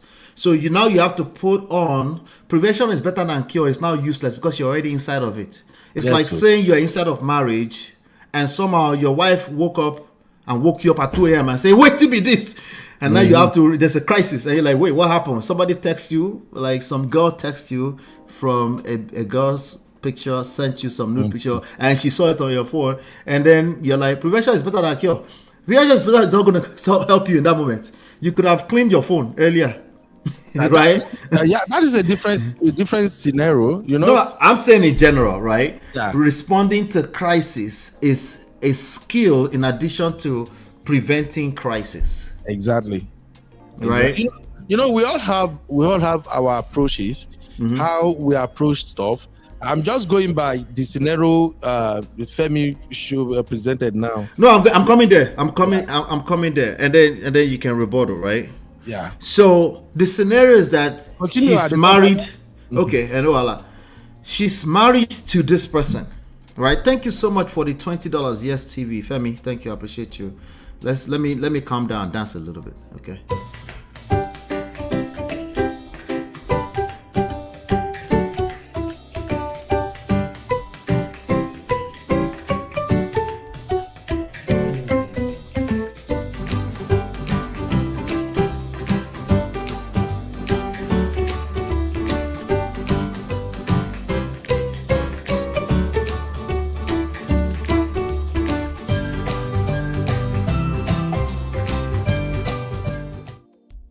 All right. While we're waiting for Uncle Beno, so let me speak to this real quick. So you have preventing crisis and you have responding to crisis. You committed to a marriage, right? So in addition to that's the reality, you committed to death do us part, in better for worse, all this kind of stuff. You committed to the end, and it's a honorable thing to honor that, because it actually means even when in the middle of crisis, you have to still honor that. That's something that we're not speaking to a lot these days. Oftentimes, the advice we get these days is that, hey, start preparing yourself, start planning your exit. How many times have you heard that in the last 3 months? Start planning your exit. That's not marriage. If you're going to make that part of your plan, don't go into marriage. Well, don't do that to yourself, okay? It's crisis. It's test. It's you're presented with a serious test, and it's an opportunity. It doesn't look like that initially. It's an opportunity to come out in triumph and actually succeed. And but now you're going to obviously shine your eyes, right? We're not going to be as stupid. Naturally, you won't even be that stupid, because if somebody stole from you and they cheated or they lie, naturally you're already looking over your shoulder and you're scared. You know, so it's going to take a lot of work to get you to come down to trust again, to rebuild trust. It's going to take some work, you know. So that's where I want to come in with this prevention for those of you that are not married yet. Uncle Beno, come on the screen, I beg. It looks better when you're on the screen. Prevention is better than cure is for those of you that are just coming in fresh into this kind of stuff. Yes, that is key. For those of you inside of marriage already, unfortunately, you won't be able to run because you committed to marriage, for better, for worse. But like I said, naturally, you're now looking over your shoulder because somebody has broken the trust. They betrayed you, right? And it's going to take more work than just judging them for you to rebuild trust again. If it was easy, run am, just leave. But I'm guessing it's not that easy, right? It's even planning your exit. What does that look like when you've had children with this person? That's not the easiest thing to decide. They will always have a say over your life. The email I read yesterday, that person said, she wrote a will that he should have little or nothing to say if anything ever happened to her. These are delusional solutions because you are married to that person.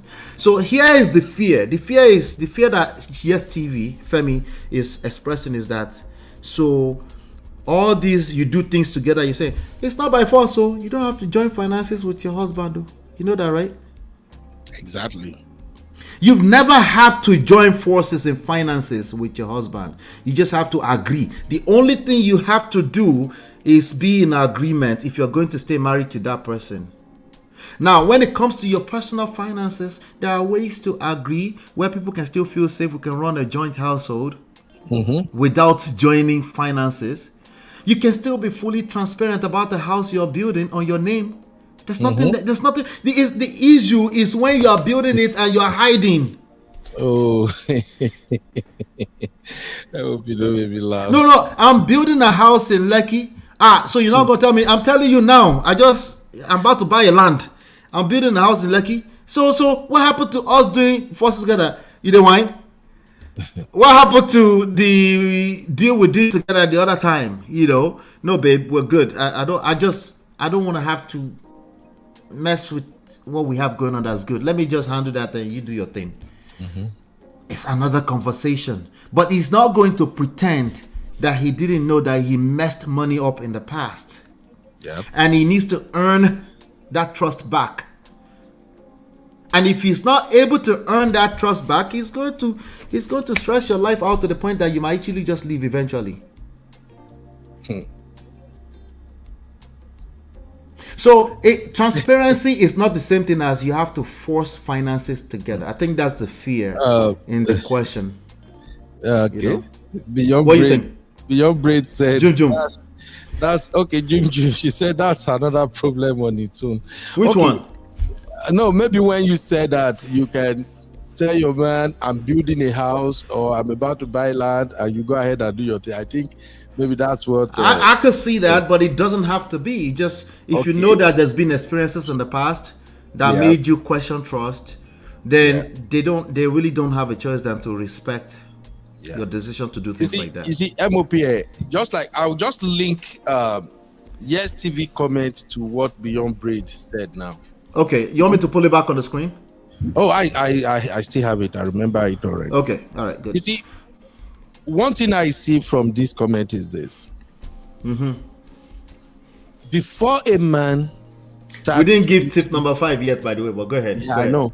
Before a man started changing houses document into his name, I'm suspecting that house is built in Africa or Nigeria. Yes. Because if it is here in America, you have to sign off. I don't know about London. He can't do that all by himself. That's true. We don't know about London, but no, you can't do that here. You can't do that here. Yeah. But if it is in Africa, everything is possible in Africa. Thank you, Shopper Helper. And one advice I usually give people like this is this. I tell sisters and I tell brothers, if you're gonna build house together, you want to do anything together in Nigeria, for instance, and it's going to be in you and your spouse's name, and you are both investing your money in that project. Exactly. Thank you. When the paper comes out, this is where my own street smartness comes in. Once the document of the house comes out, you, the wife, you must have the copy. And make sure your name is on it too, right? And your name is on it. You must have the copy. In fact, the copy should be in your possession. I'm not saying you should hide it from your husband or something, but just as a form of trust. And here is the reason why I usually suggest that.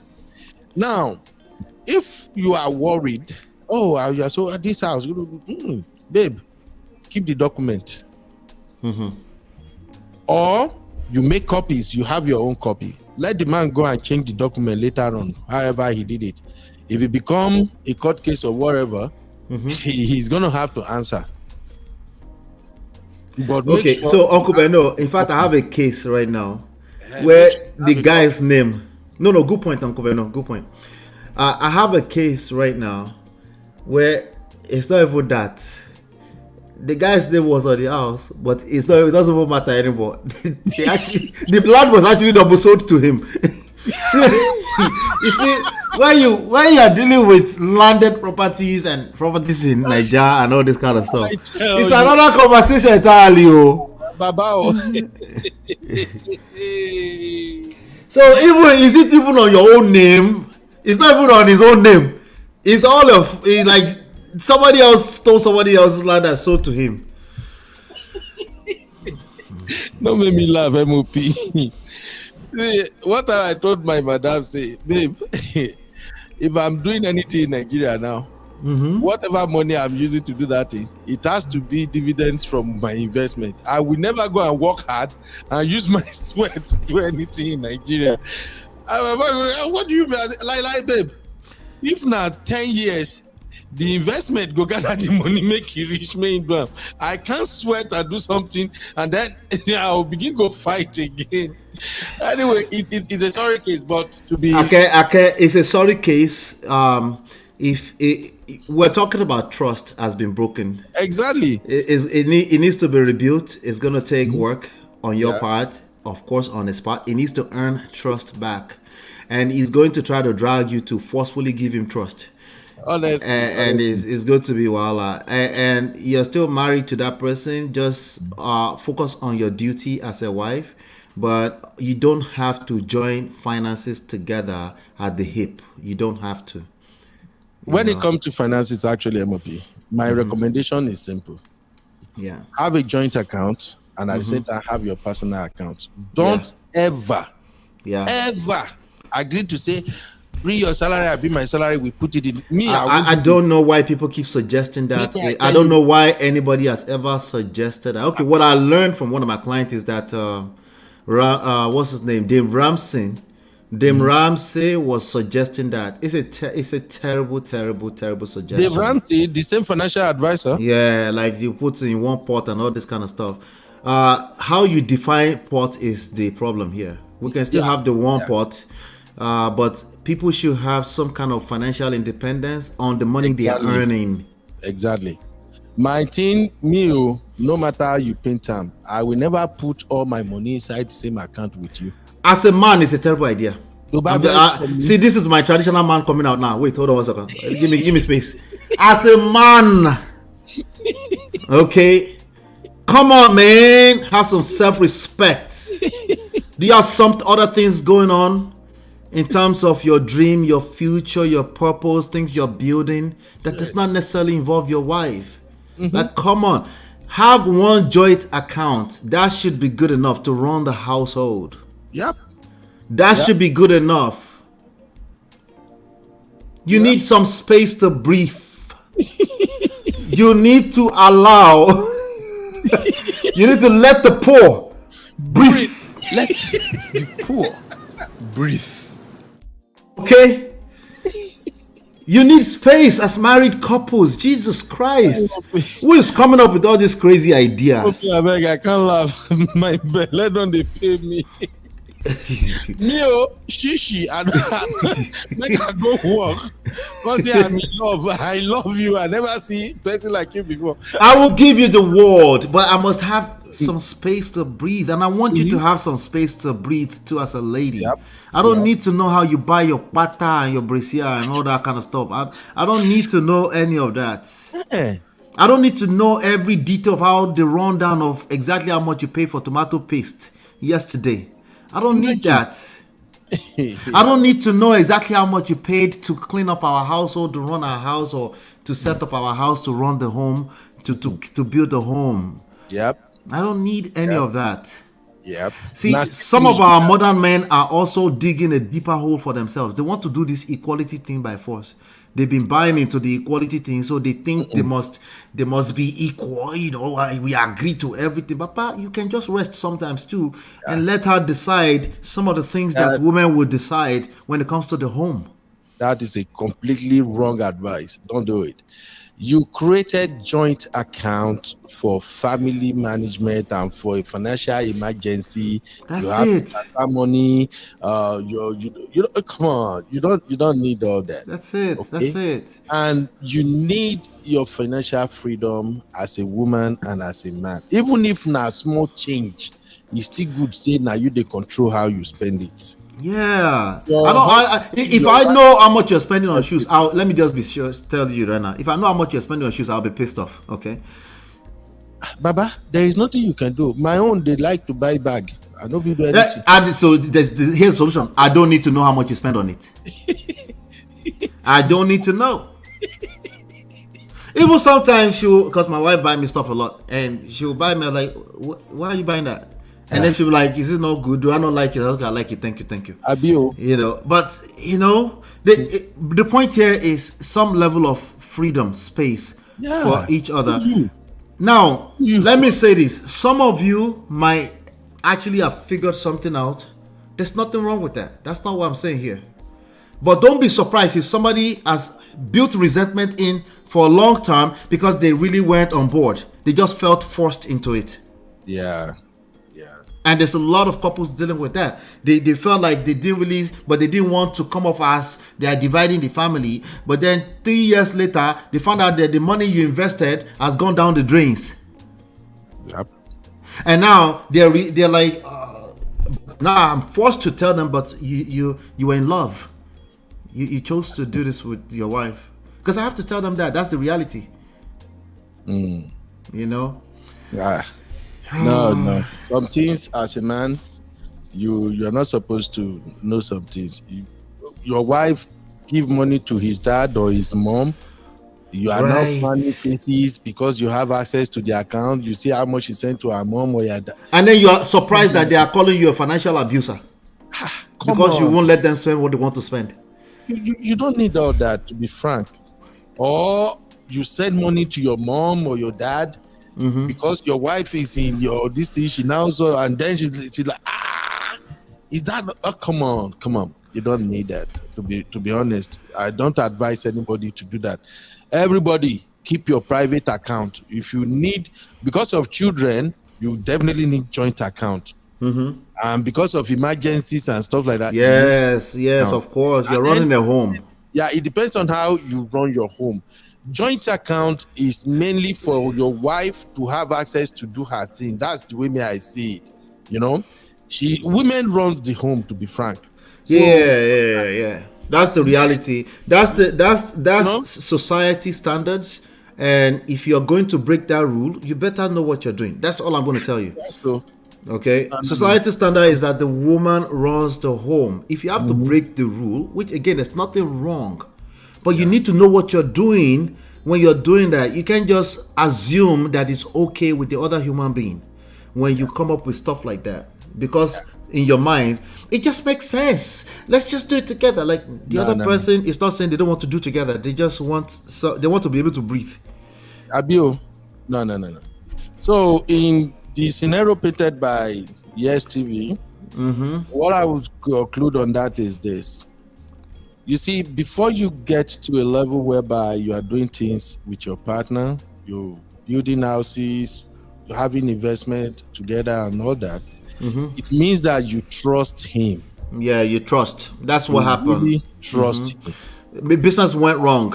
Business gone wrong, yeah. Now, if business didn't work out, it's a different thing. But in the case, before you get to this point whereby he sold everything or he changed this in his name and everything, something has happened. Yeah, that's fraud, and that's just sad that happened. You weren't paying attention. See, something have changed somehow. You didn't pay attention, and that's where I would say, once you notice changes, open your eye, shine your eye quick. Not be fight. You move in silence first.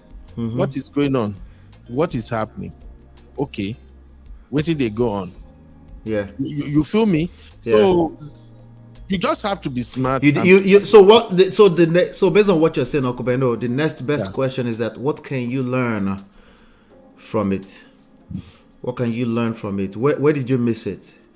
Exactly. You know, that's an asset. That's an opportunity when you actually take the time to process that. What is greater than not living a life of no transparency or anything like that. Again, if you decide that you want to build houses after such an event and your husband doesn't know about it, it's justified. But here's the thing. Let me. People are asking you a lot of questions to do. I said this now during the weekend. I said we're coming back to doing the Lord's work. We don't want to get drowned in Uche Edochie's story. Where is that Jum's question again? No, I see it. I'll put it up in a second. It's here. Okay. She has a question here. So let me say this. What can you learn from that event is really what you need to figure out. If you are trying to live a life of just concealing everything from your spouse, it's going to hurt you. You might be able to protect yourself in terms of finances, but you will hurt yourself in other area. Your quality of life will be much lower. Absolutely. We need to address this. We need to get to, if you're still married to this person, we need to get to the bottom of why they would think it's okay to commit fraud against their own partner. We need to get to the bottom of that. Because if you push it under the rug, it's going to come back. It's like fire. It's going to come back up again in another way from a blind spot. Yep. It's a dangerous thing to do. And playing defense, in other words, building houses or spending money or doing investments where you're not capable of sharing that journey with your partner is also dangerous. Yep. You know, so it's not going to be as easy as just protect yourself, have your own money. No, that's never a good enough solution, ever. The only thing that does is to empowers you to be able to move on if you want to leave the marriage. That's all it can do for you, okay? But in terms of your ability to trust a partner again in the future, a very necessary ingredient to the quality of your life, you will still struggle with that. Yes. Yeah. So, sorry. So since you guys are not going to let us get to tip number 5, let's address Junju's question here. MOP, what if a man likes to invest in people in Nigeria, but the woman likes to invest in property here in abroad? What does she mean by likes to invest in people in Nigeria? Is that like spending money on people in Nigeria? Yeah, like what do you mean by that? Invest in people like his brothers and sisters, in-laws. Woman like to invest in property here in abroad. She might need to clarify that by investing in people. She meant property. Okay. Property in Nigeria and property. Okay. And the woman likes to invest in property here in abroad. Yeah. What do you think? This is a matter of communication, and this is business talk actually. Yeah. This is purely business talk. Yeah. And this is not strange. I've gone through this multiple times with my partner until we finally decide on what we want to do, and then we move.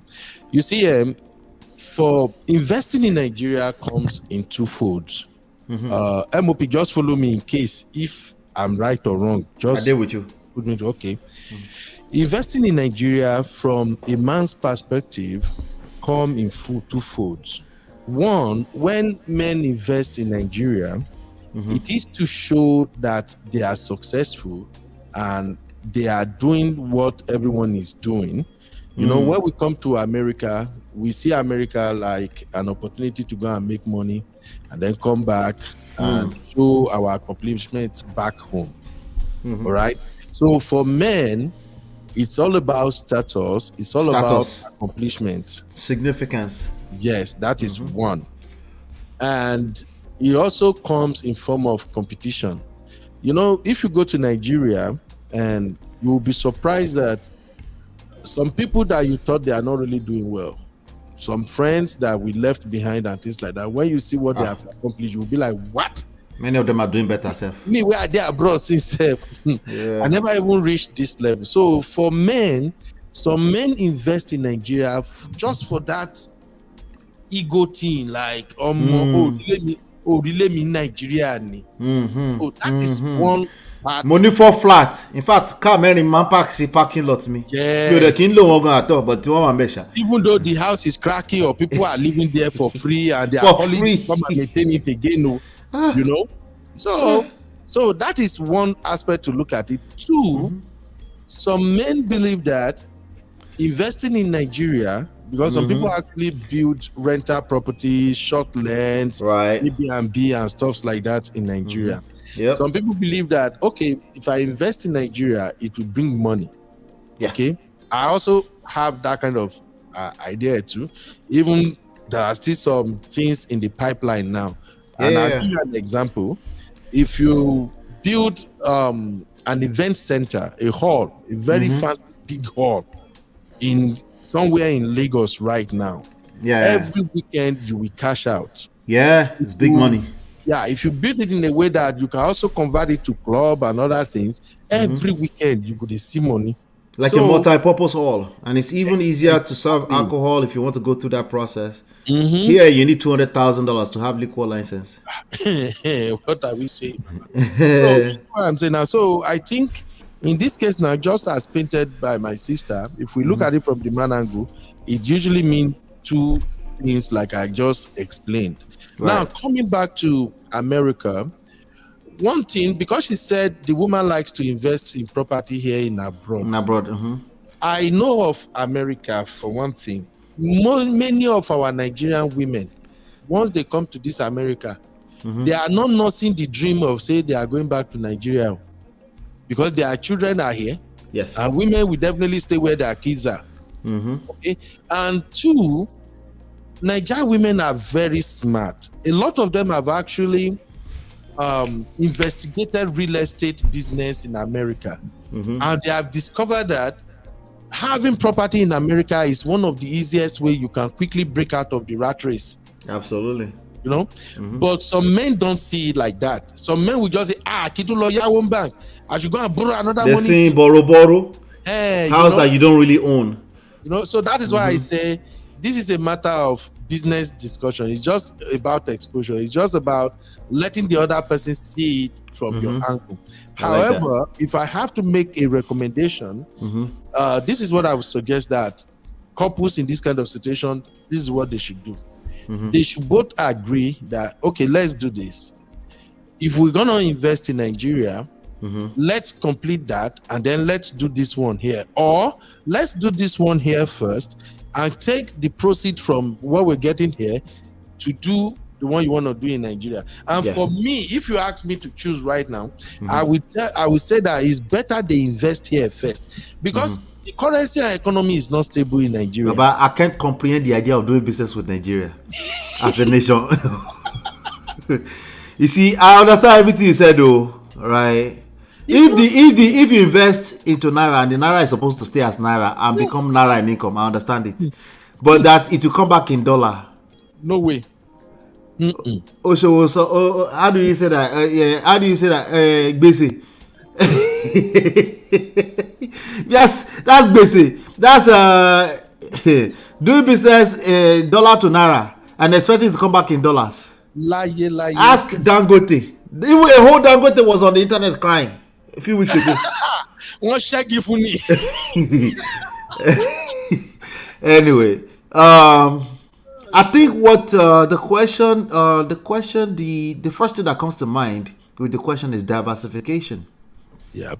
Again, it's a communication, right, between you and your spouse. If they're suggesting it, just like I like it, babe. Let's just sit down and create some kind of plan around diversification.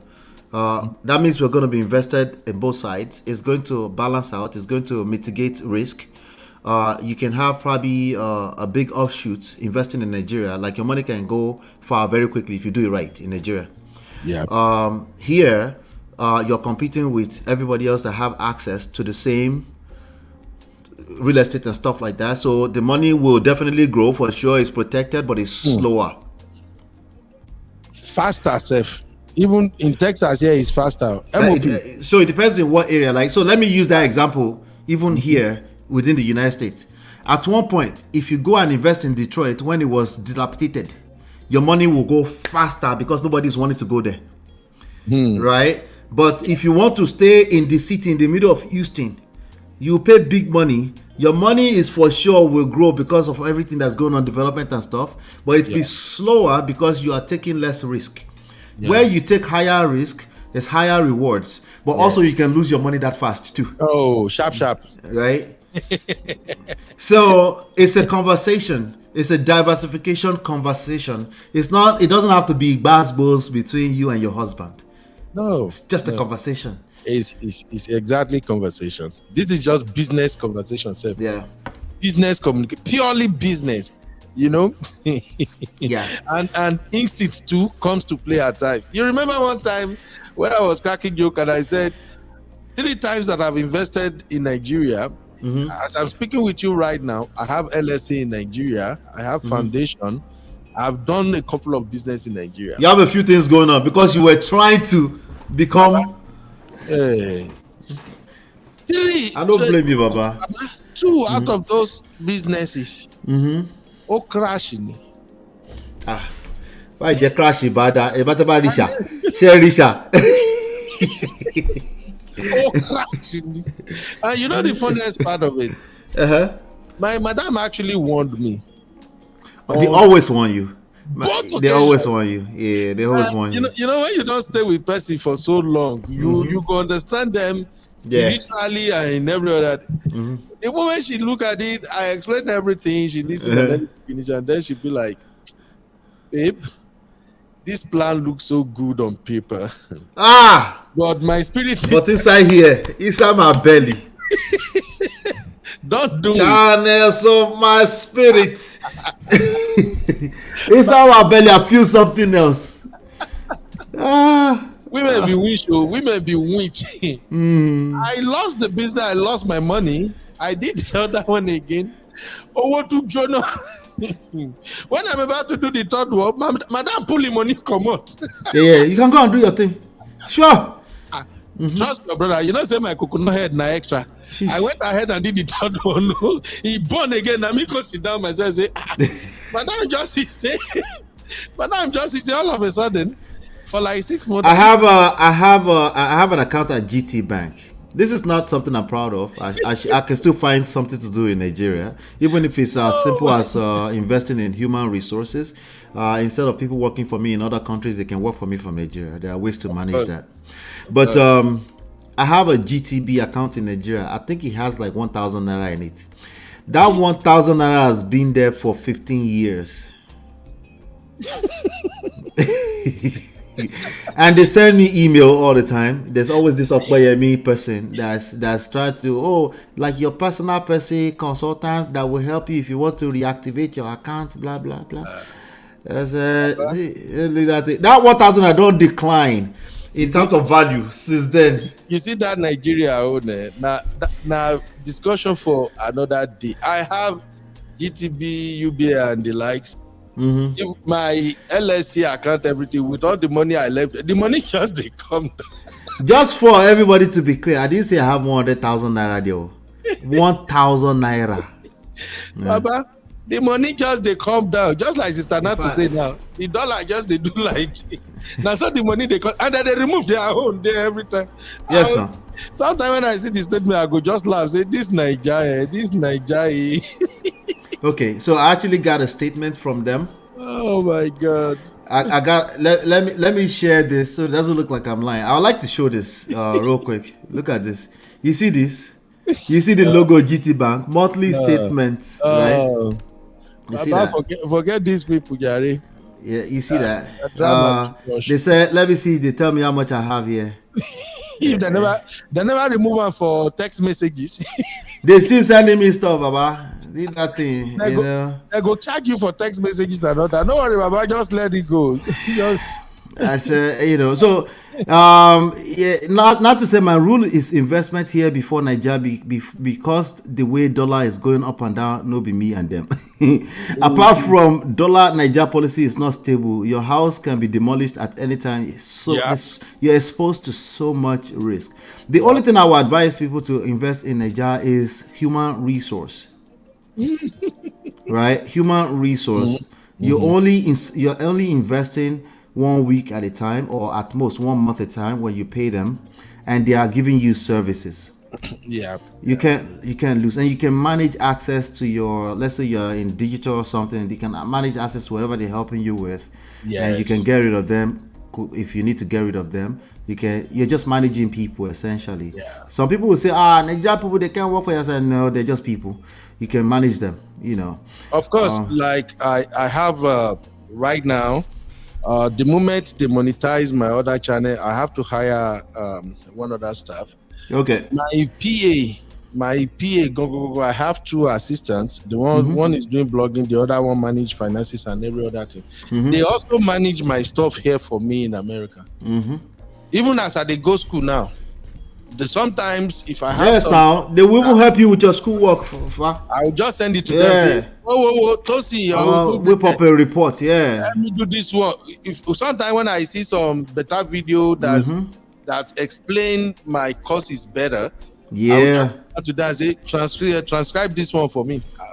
They are even happy because sometimes for a week or two they may not have anything to do for me, and they will be like, boss, wait till happen. I'll be like, don't worry now. When I have something for you to do, we'll do it. I do graphics work here. I do magazine. I print brochure. In fact, where that brochure? If I show you my library now, I have like almost 6 or 7 brochure here. I've done so many. Anytime I collect the job, I just hire guys from Nigeria. They do the graphics, everything. Yeah, they will do better job than you would do.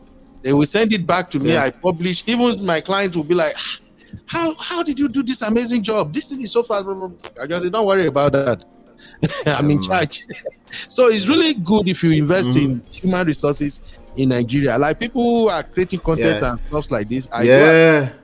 Get people from Nigeria to help you create content. It might take you a while to find a good one. You have to train them. You have to have standard operating procedures for them. You have to actually have a structure. But it's one of the best investments you'll probably make. Anything else, investing in property in Nigeria? I don't advise that too. Thank you, Nat, to appreciate you. Thank you so much for the $10. I appreciate you.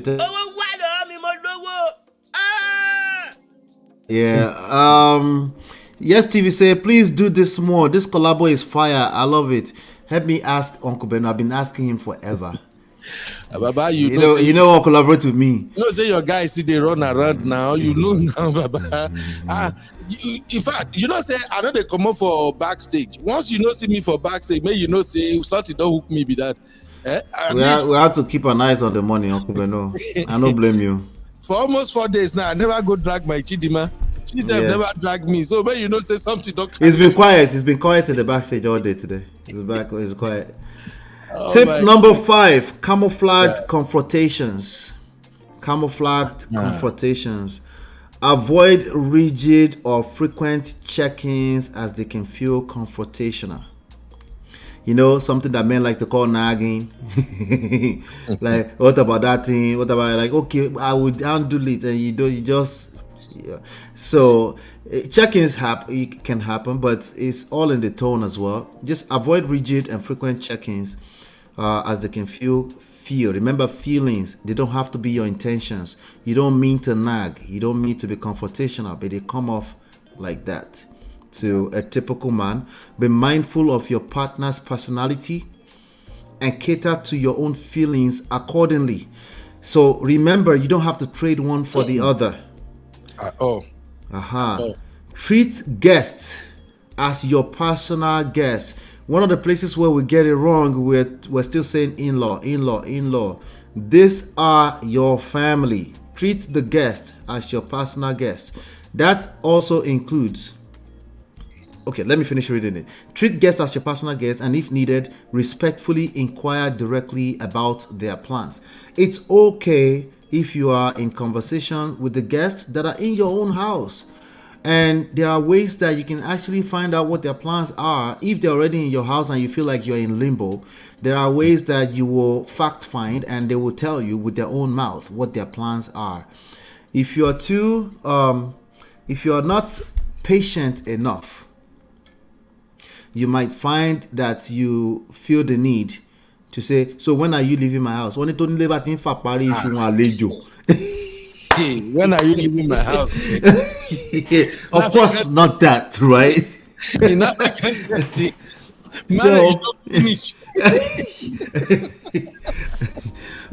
when are you leaving? It's not going to be when are you leaving my house. It's are you even friends with these people that are in your house? Right? Are you having? They will tell you their whole plan. If you are close enough to them and they feel safe around you, they will come to you first before they go to their own brother. Yep. Right. So the rigid, everything must be in a certain way. back off of that, if you happen to have that kind of personality, I'm like that. I like to know what we're up to. But it's a double-edged sword too, because I might be overwhelming to a person who is just free, who just want to banter and want to, want to chat, but everything is fun for them. I'm not always feeling fun stuff. I like to have fun, but I also need to know what I'm doing. Yeah. So camouflage confrontations. You see, that's frequent check-ins. Even besides guests, even if we're not talking about you having your in-laws as a guest in your house and all that, even check-ins with your partner, it can even trigger something else. Yeah. Not to even talk of say you take style. And I think Nigerians, we are really worst at doing this one, Seth. Yeah. Oh God, mommy. All right, Shati Simura. Meaning, mom. Mama, I be like, sure you don't prepare small, mama. I don't help prepare to go where? This is my son's house. What do you mean? In fact, go and cook for me right now. Okay, I need to eat soup and it cannot have pepper. I know your own have pepper. Cook a separate soup for me so I can eat pepper.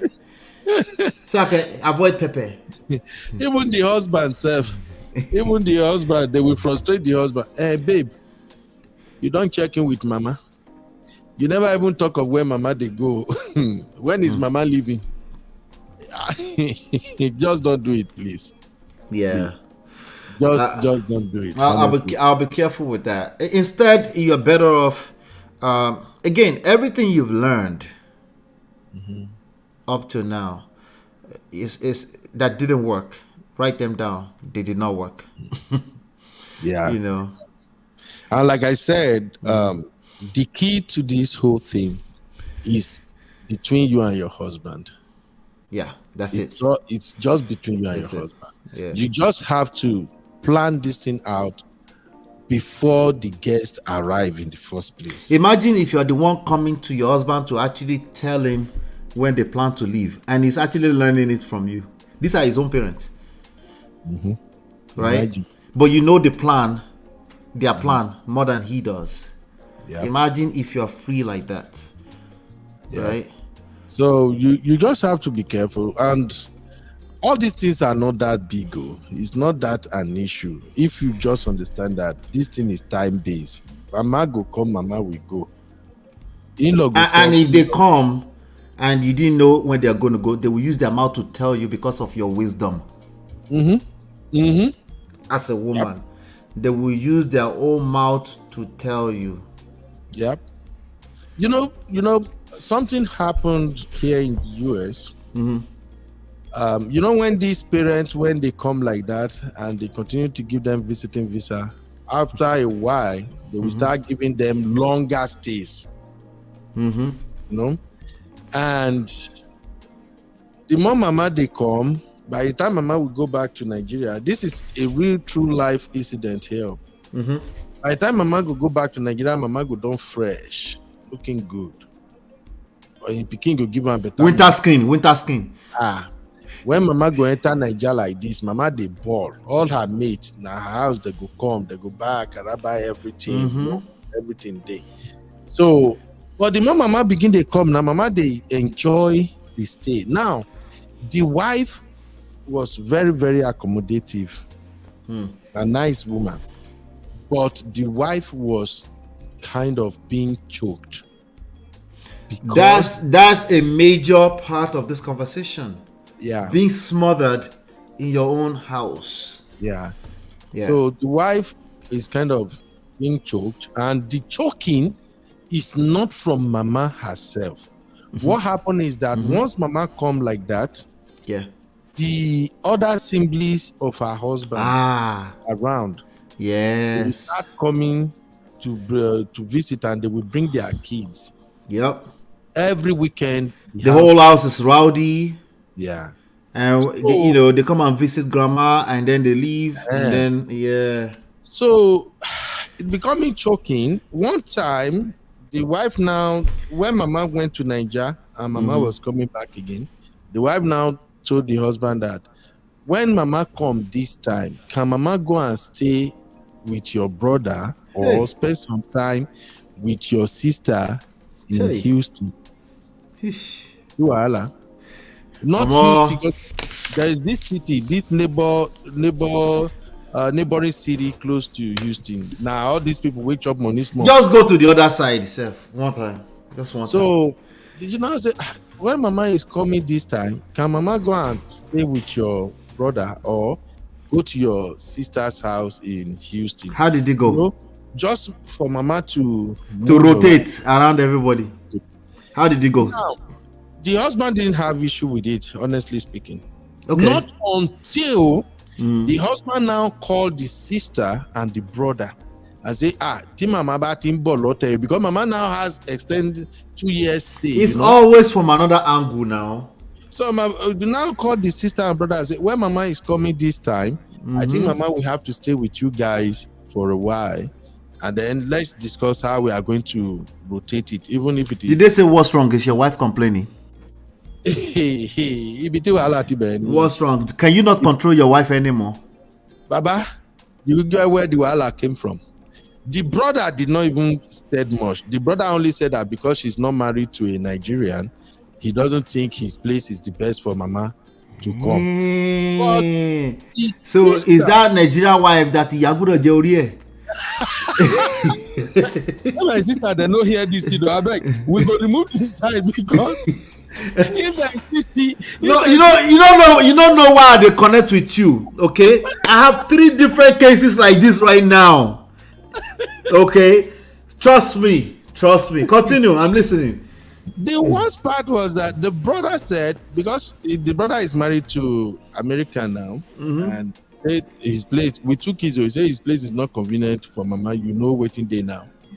The sister, after the husband told the sister, the one in Houston, she did not say nothing. No, they had the conversation. They go. The next day, the sister called the wife directly, and that is where the whole thing exploded. And the next thing she said is that, are you trying to tell me my mom cannot live in my brother's house? My brother called me yesterday and said you are suggesting that mama should go around. And the husband, because later when the whole thing scattered, the husband said he did not say the wife suggested that he was the one who actually felt that since mama will stay longer now, let mama live with them. And because like the brother that said the mama can't stay with them because of his wife, he usually bring, in fact, the children now in house that they did 247 when mama come. But the sister called the wife and said, are you saying my mom can no longer stay in my brother's house? Is that what you are saying? That was it to MOP. And to the credit of this sister, I really, really respect her. She's not somebody, at least I don't know them for a while now. She's not the type that really vests like that, but the woman vests this time. I now so Uncle Beno, let's talk to our brothers for a second here. If we're seeing repeated situations like this, at some point as a grown-ass man, you say it's not just you and your family. Yep. We just got to come up with a solution that it's not just women trying to be evil. Right? We need to come up with a solution that's holistic enough that other people can learn from you. Everybody can still be happy. Yep. As opposed to, oh no, these women are just becoming modern women. They don't like family around. Like if you see the way you were telling that story, it's almost like you're about to say, they fight back, but there's corner that led to the same place, which is there's a dispute. Yep. There's a conflict within family. It's our responsibility to calm our asses down. It's not about your emotions or your sentiments. Yep. If other people feel differently from you, it's not that you are better than them or that they are better than you. It just means they feel different. It's not that deep. Let's come up with something that works for everyone. At all. It was crazy, my brother. It was crazy because the issue it really blew out of proportion because the lady was so angry, and you owe them all. You know our people now when they vex. So she told the husband's sister that I can't believe for the past 4 years that Mama has been coming and going. So this one time they turned it to a complete basbos. It become big issue. So now the lady was so angry, and then she now insisted that there, this time Mama go live with your sister. No be smart, you know.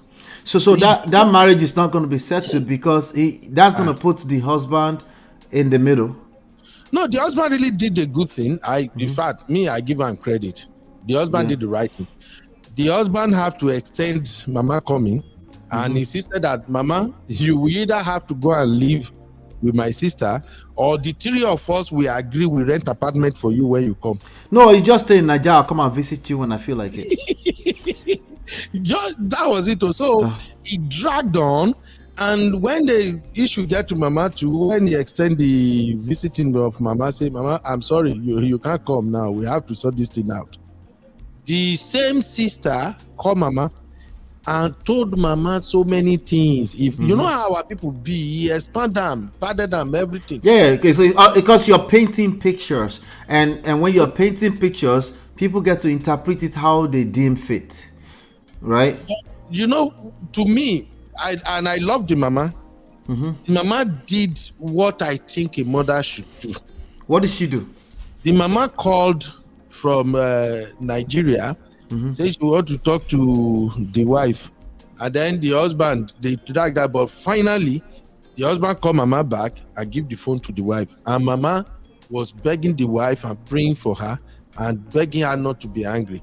That she understand that that's the last thing that she wants to happen now. She doesn't want that kind of drama around her own name. To America, and you will be taking care of me as my daughter. Please forget what my daughter talk. The Mama pleaded with her and everything. And she said, well, it's okay, Mama. You know, say we no get problem, but I not just like say your daughter, I mentioned the auntie name. She talk like this, just because of this one time.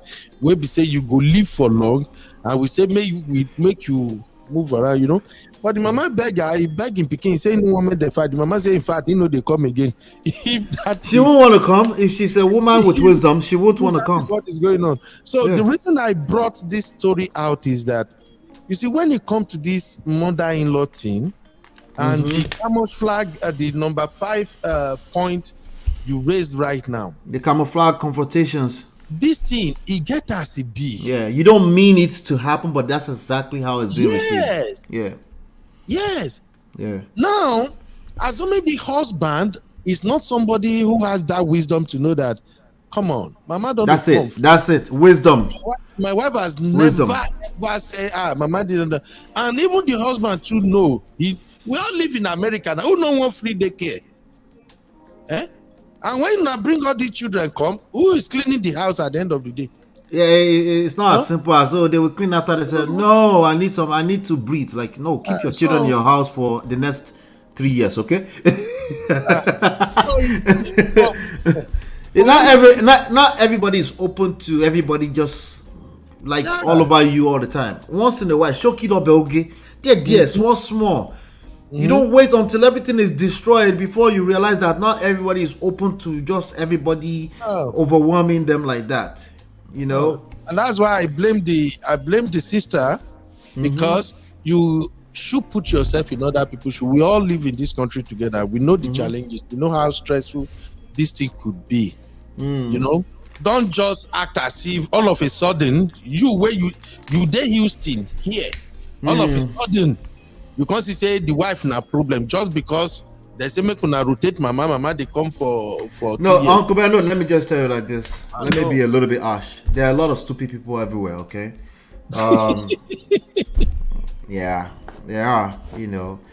And my goal is that we'll continue to encourage people to choose not to be stupid. It's not your point of view is not all that it is. This is very important when it's personal level relationships. Very important. You need to understand that that person is seeing something else. They're having a different experience from you. And if you're not listening at all, then it's only a matter of time before they kick you to the curb. Yeah. They're in a relationship with you because you're getting some kind of value from them. If they kick you to the curb, you will feel the pain. You might not see it up front. You might think you have the upper hand. Eventually, you're going to hurt yourself. You know? Well, let me hear your last word, Uncle Beno. Let's round up. Thank you, $4.99 from Jum Jum. Thank you, Jum Jum. I appreciate you. Thank you, Jum Jum. And my second troublemaker, backstage warrior.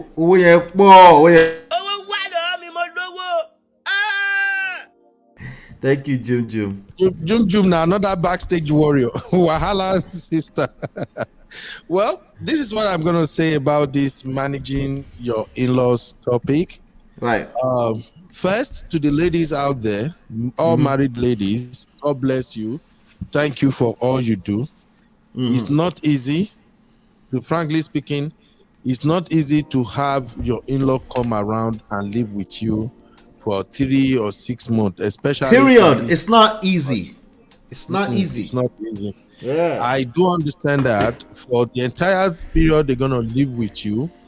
If the in-law is a shady one, is ungrateful kind of in-law, or the wasabi, the lack of respect for boundaries kind of in-law, there's some of them will even want to choke you for that 6 months they are living with you. Please bear in mind, my sister, these in-laws are coming from Africa. They are coming with African mentality. These in-laws are coming with their own cultural beliefs and tradition. And MOP has did a very wonderful job highlighting those 5 key elements. You can come back and watch this video, or even if MOP can share those tips in his community, please take note of that. These people are coming with their tradition and culture. They are coming with their mindset. They are coming with, this is my son's house. My son married you. He's the head of, they are coming with all kind of BS. Now, remember what I said. In my own case, the way we go around this is, my madam and I, we pull out the calendar, period. What is the time frame? Yes, sir. Let's start counting down. And from the moment we pick the person up from airport, we start the countdown. Yep. Because you're on the same page. So please be on the same page with your spouse and understand that this person that is coming is not going to live with you forever. But that short period they're going to live with you, if it is not well managed by both of you, that can put a damage to your marriage. Lasting damage. Okay? Yeah. That can even be the only time you get to have those in-laws around you. And the impression that they will have after that, the in-laws might go and say, my daughter-in-law is a devil. He has bewitched my son. She is commanding, they will say all kind of things. But work with your husband.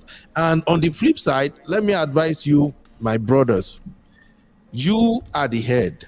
And like I said at the beginning of this show in the chat, the responsibility of how well your home will be for the time frame you're going to have your parents around lies in your hand. You are the man. You have to be. Look, this is why MOP have preached it here several times, and I think sometimes on my platform I do preach it too. You have to make your wife your friend. When we talk about marry your best friend, make your wife your friend. We know what we're talking about. When your wife is your friend, it is way easier for her to communicate her concern. And it is super easier for you to communicate your concern. So if your parent is coming over, she's your friend. You both will your talk. Your partner for life. Yeah. Your life partner. You will tell her, babe, I know for this period where my parent they come, it's not going to be easy. What do you think we can do? How can I be of help? What can I do to make this easier? You know, if your wife is hearing stuff like that, It simply means that you put her emotions into consideration. Remember the emotional intelligence. It's the emotions. It's not your stupid right and wrong. It's the emotions. Once you start telling your wife, babe, I know it's gonna be tough. When mama go come now, things go to happen. How can I help? What do you think I can do? You know you will be going to work, coming back, children are still there. What do you think? Do I have to adjust my schedule? Just tell me what I should do. Now you are speaking. Yeah. Now your wife knows that you recognize that your mom or father coming over is an extra burden. You already know the extra word. Ordinary one person can't live with you, self. Even if you don't do anything for that person, the water with that person they use, the electricity way in the box. This is America now. So please, my brothers, marriage is not war. Marriage is easy. You just have to be the one to recognize the qualities in your wife and to see your wife as your friend. Yes, and highlight it. If you don't protect her, once her emotion and feelings is damaged or affected, oh my God, that bounces here anyway. Wait now, Beno, let me help you play it. This is what's going to happen. MOP, you know they slap people again. I try not to. MOP, I beg now. No, they slap people. I try not to. That's where I just want us to get it right. I feel pain when I know people can actually have better experience. And they choose to hurt themselves. Exactly. It gets to me. Yeah. Exactly. Like I keep saying, marriage is sweet. Honestly, once you are selfless, once you think about your partner, how can I make this person happy? It not be money. Once you just they will reciprocate. It's called law of reciprocity. They will reciprocate. Multiply it and reciprocate, especially if it's a woman that's multiplying. That's what she naturally does. Oh man, you just have to do a couple of things to show that you give them that grace, you value their point of view and their point of view. When I came here, I told you MOP, I was supposed to do my show 3 o'clock. Thank you so much, no worry, Baba. I was already in the studio and everything, and then my wife called me. I said, babe, the temperature is 106 outside. My son likes to go to school riding his bike. Okay. And my middle daughter just started middle school. Now, the bus used to drop them in front of my house before. Now, they drop them in the main road. So she had to walk down to the house. Okay. So my wife told me, babe, it's 106 outside. Can you go and pick this boy up? I said, the guy went to school with his bike, and I think he want to come back with bike. So I was about to start the show. Then I remember that, 106. This boy will go the right bike in this hot temperature. Yeah. And my area is kind of reserved kind of area. Everybody, they did their house most time. If this boy go for his bike, nobody will even see him. I say, like live show, go, what? Show my drone, Baba, I have to get up. I go pick him up. All right. And I say, I told him, I'm here to pick you up. He's like, Daddy, don't worry. I'll drive my bike. I said, no. Nah, bro. It's 106. Get your ass in the car. I drove straight to my daughter's school. I pick it up. Now, where I'm going is this. As we were coming back, I called my wife. My phone is linked with my car anyway. I called my wife. And when she picked, the first thing she heard were the children's voice.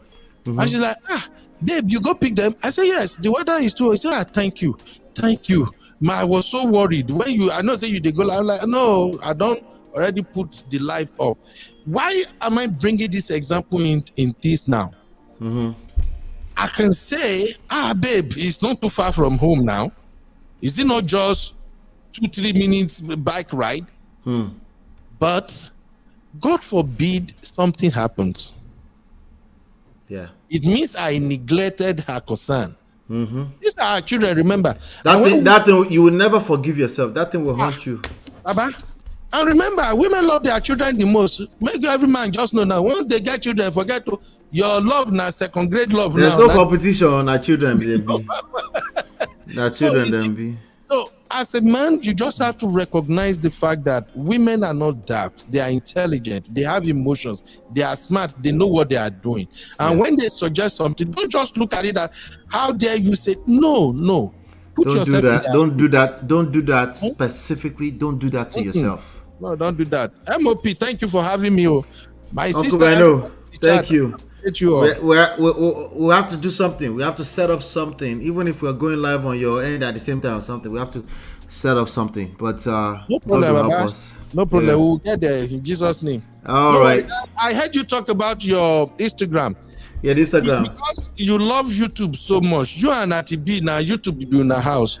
That's why you know they do Instagram. I said, show me some love on IG. I even get more love on TikToks more than IG. And I spend more time on IG.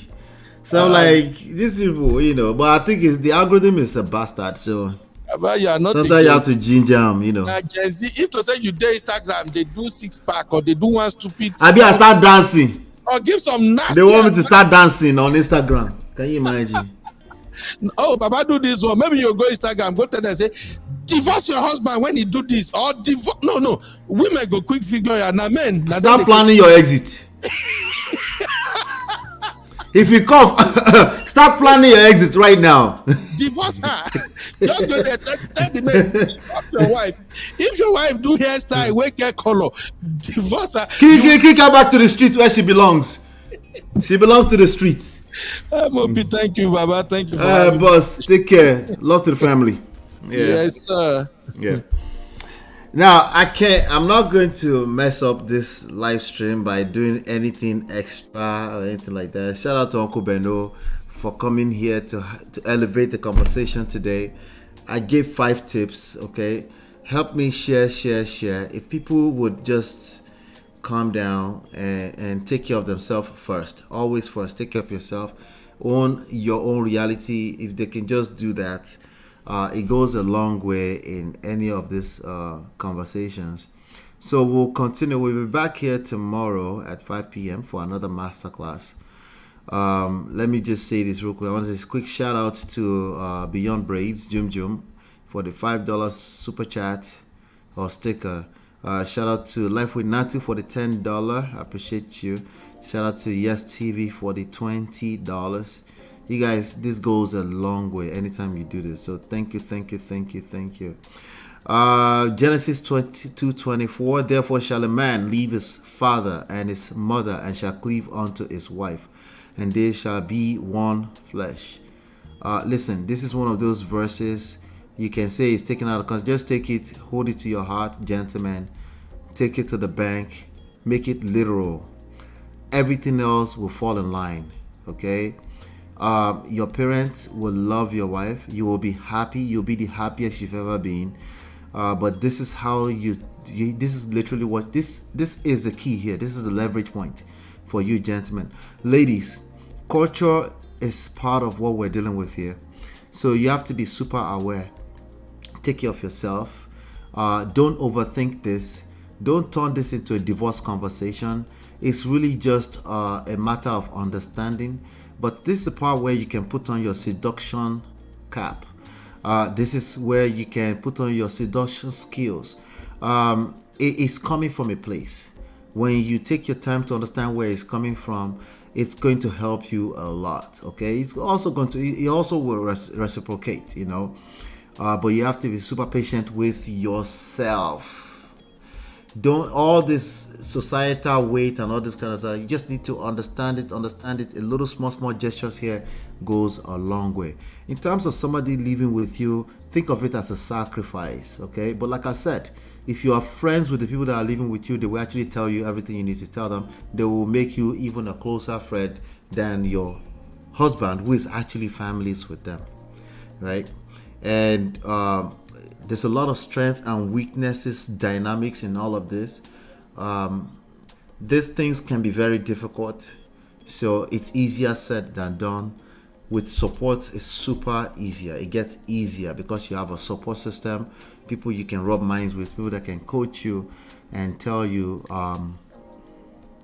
with respect to every small crisis that might happen. You might have questions and things like that. because it's not going to be as simple as a 4-hour, 22 minutes live stream. Tolerable boundaries. Tip number 2, managing culture. Tip number 3, effective communication. Tip number 4, emotional intelligence. Tip number 5, avoid camouflaged confrontations, meaning they're not necessarily your intentions, but you can in fact be received as confrontational. You just need to be self-aware enough to understand what I'm saying there. Hit the like button, share, subscribe, turn up your notifications so you're notified when we go live. Hopefully you've been enlightened or educated and educated. We'll see you tomorrow at 5 p.m. Take care. Peace. Hey Prestige fam, show some love to the video. Hit like, subscribe, and share. Are you in Europe, America, and struggling in your relationship? From argument to abuse and trust issues, we are here to help. Lola and I founded Prestige Marriage Academy to transform your story. With 20 years of friendship, 17 years of marriage, experience with navigating the ups and downs of marriage, and personalized coaching, includes 24/7 support. Ignorance is expensive. WhatsApp us at +1 732 305 8577 to book a free discovery session today and take charge now. Don't wing it. Join us in creating the love life you deserve.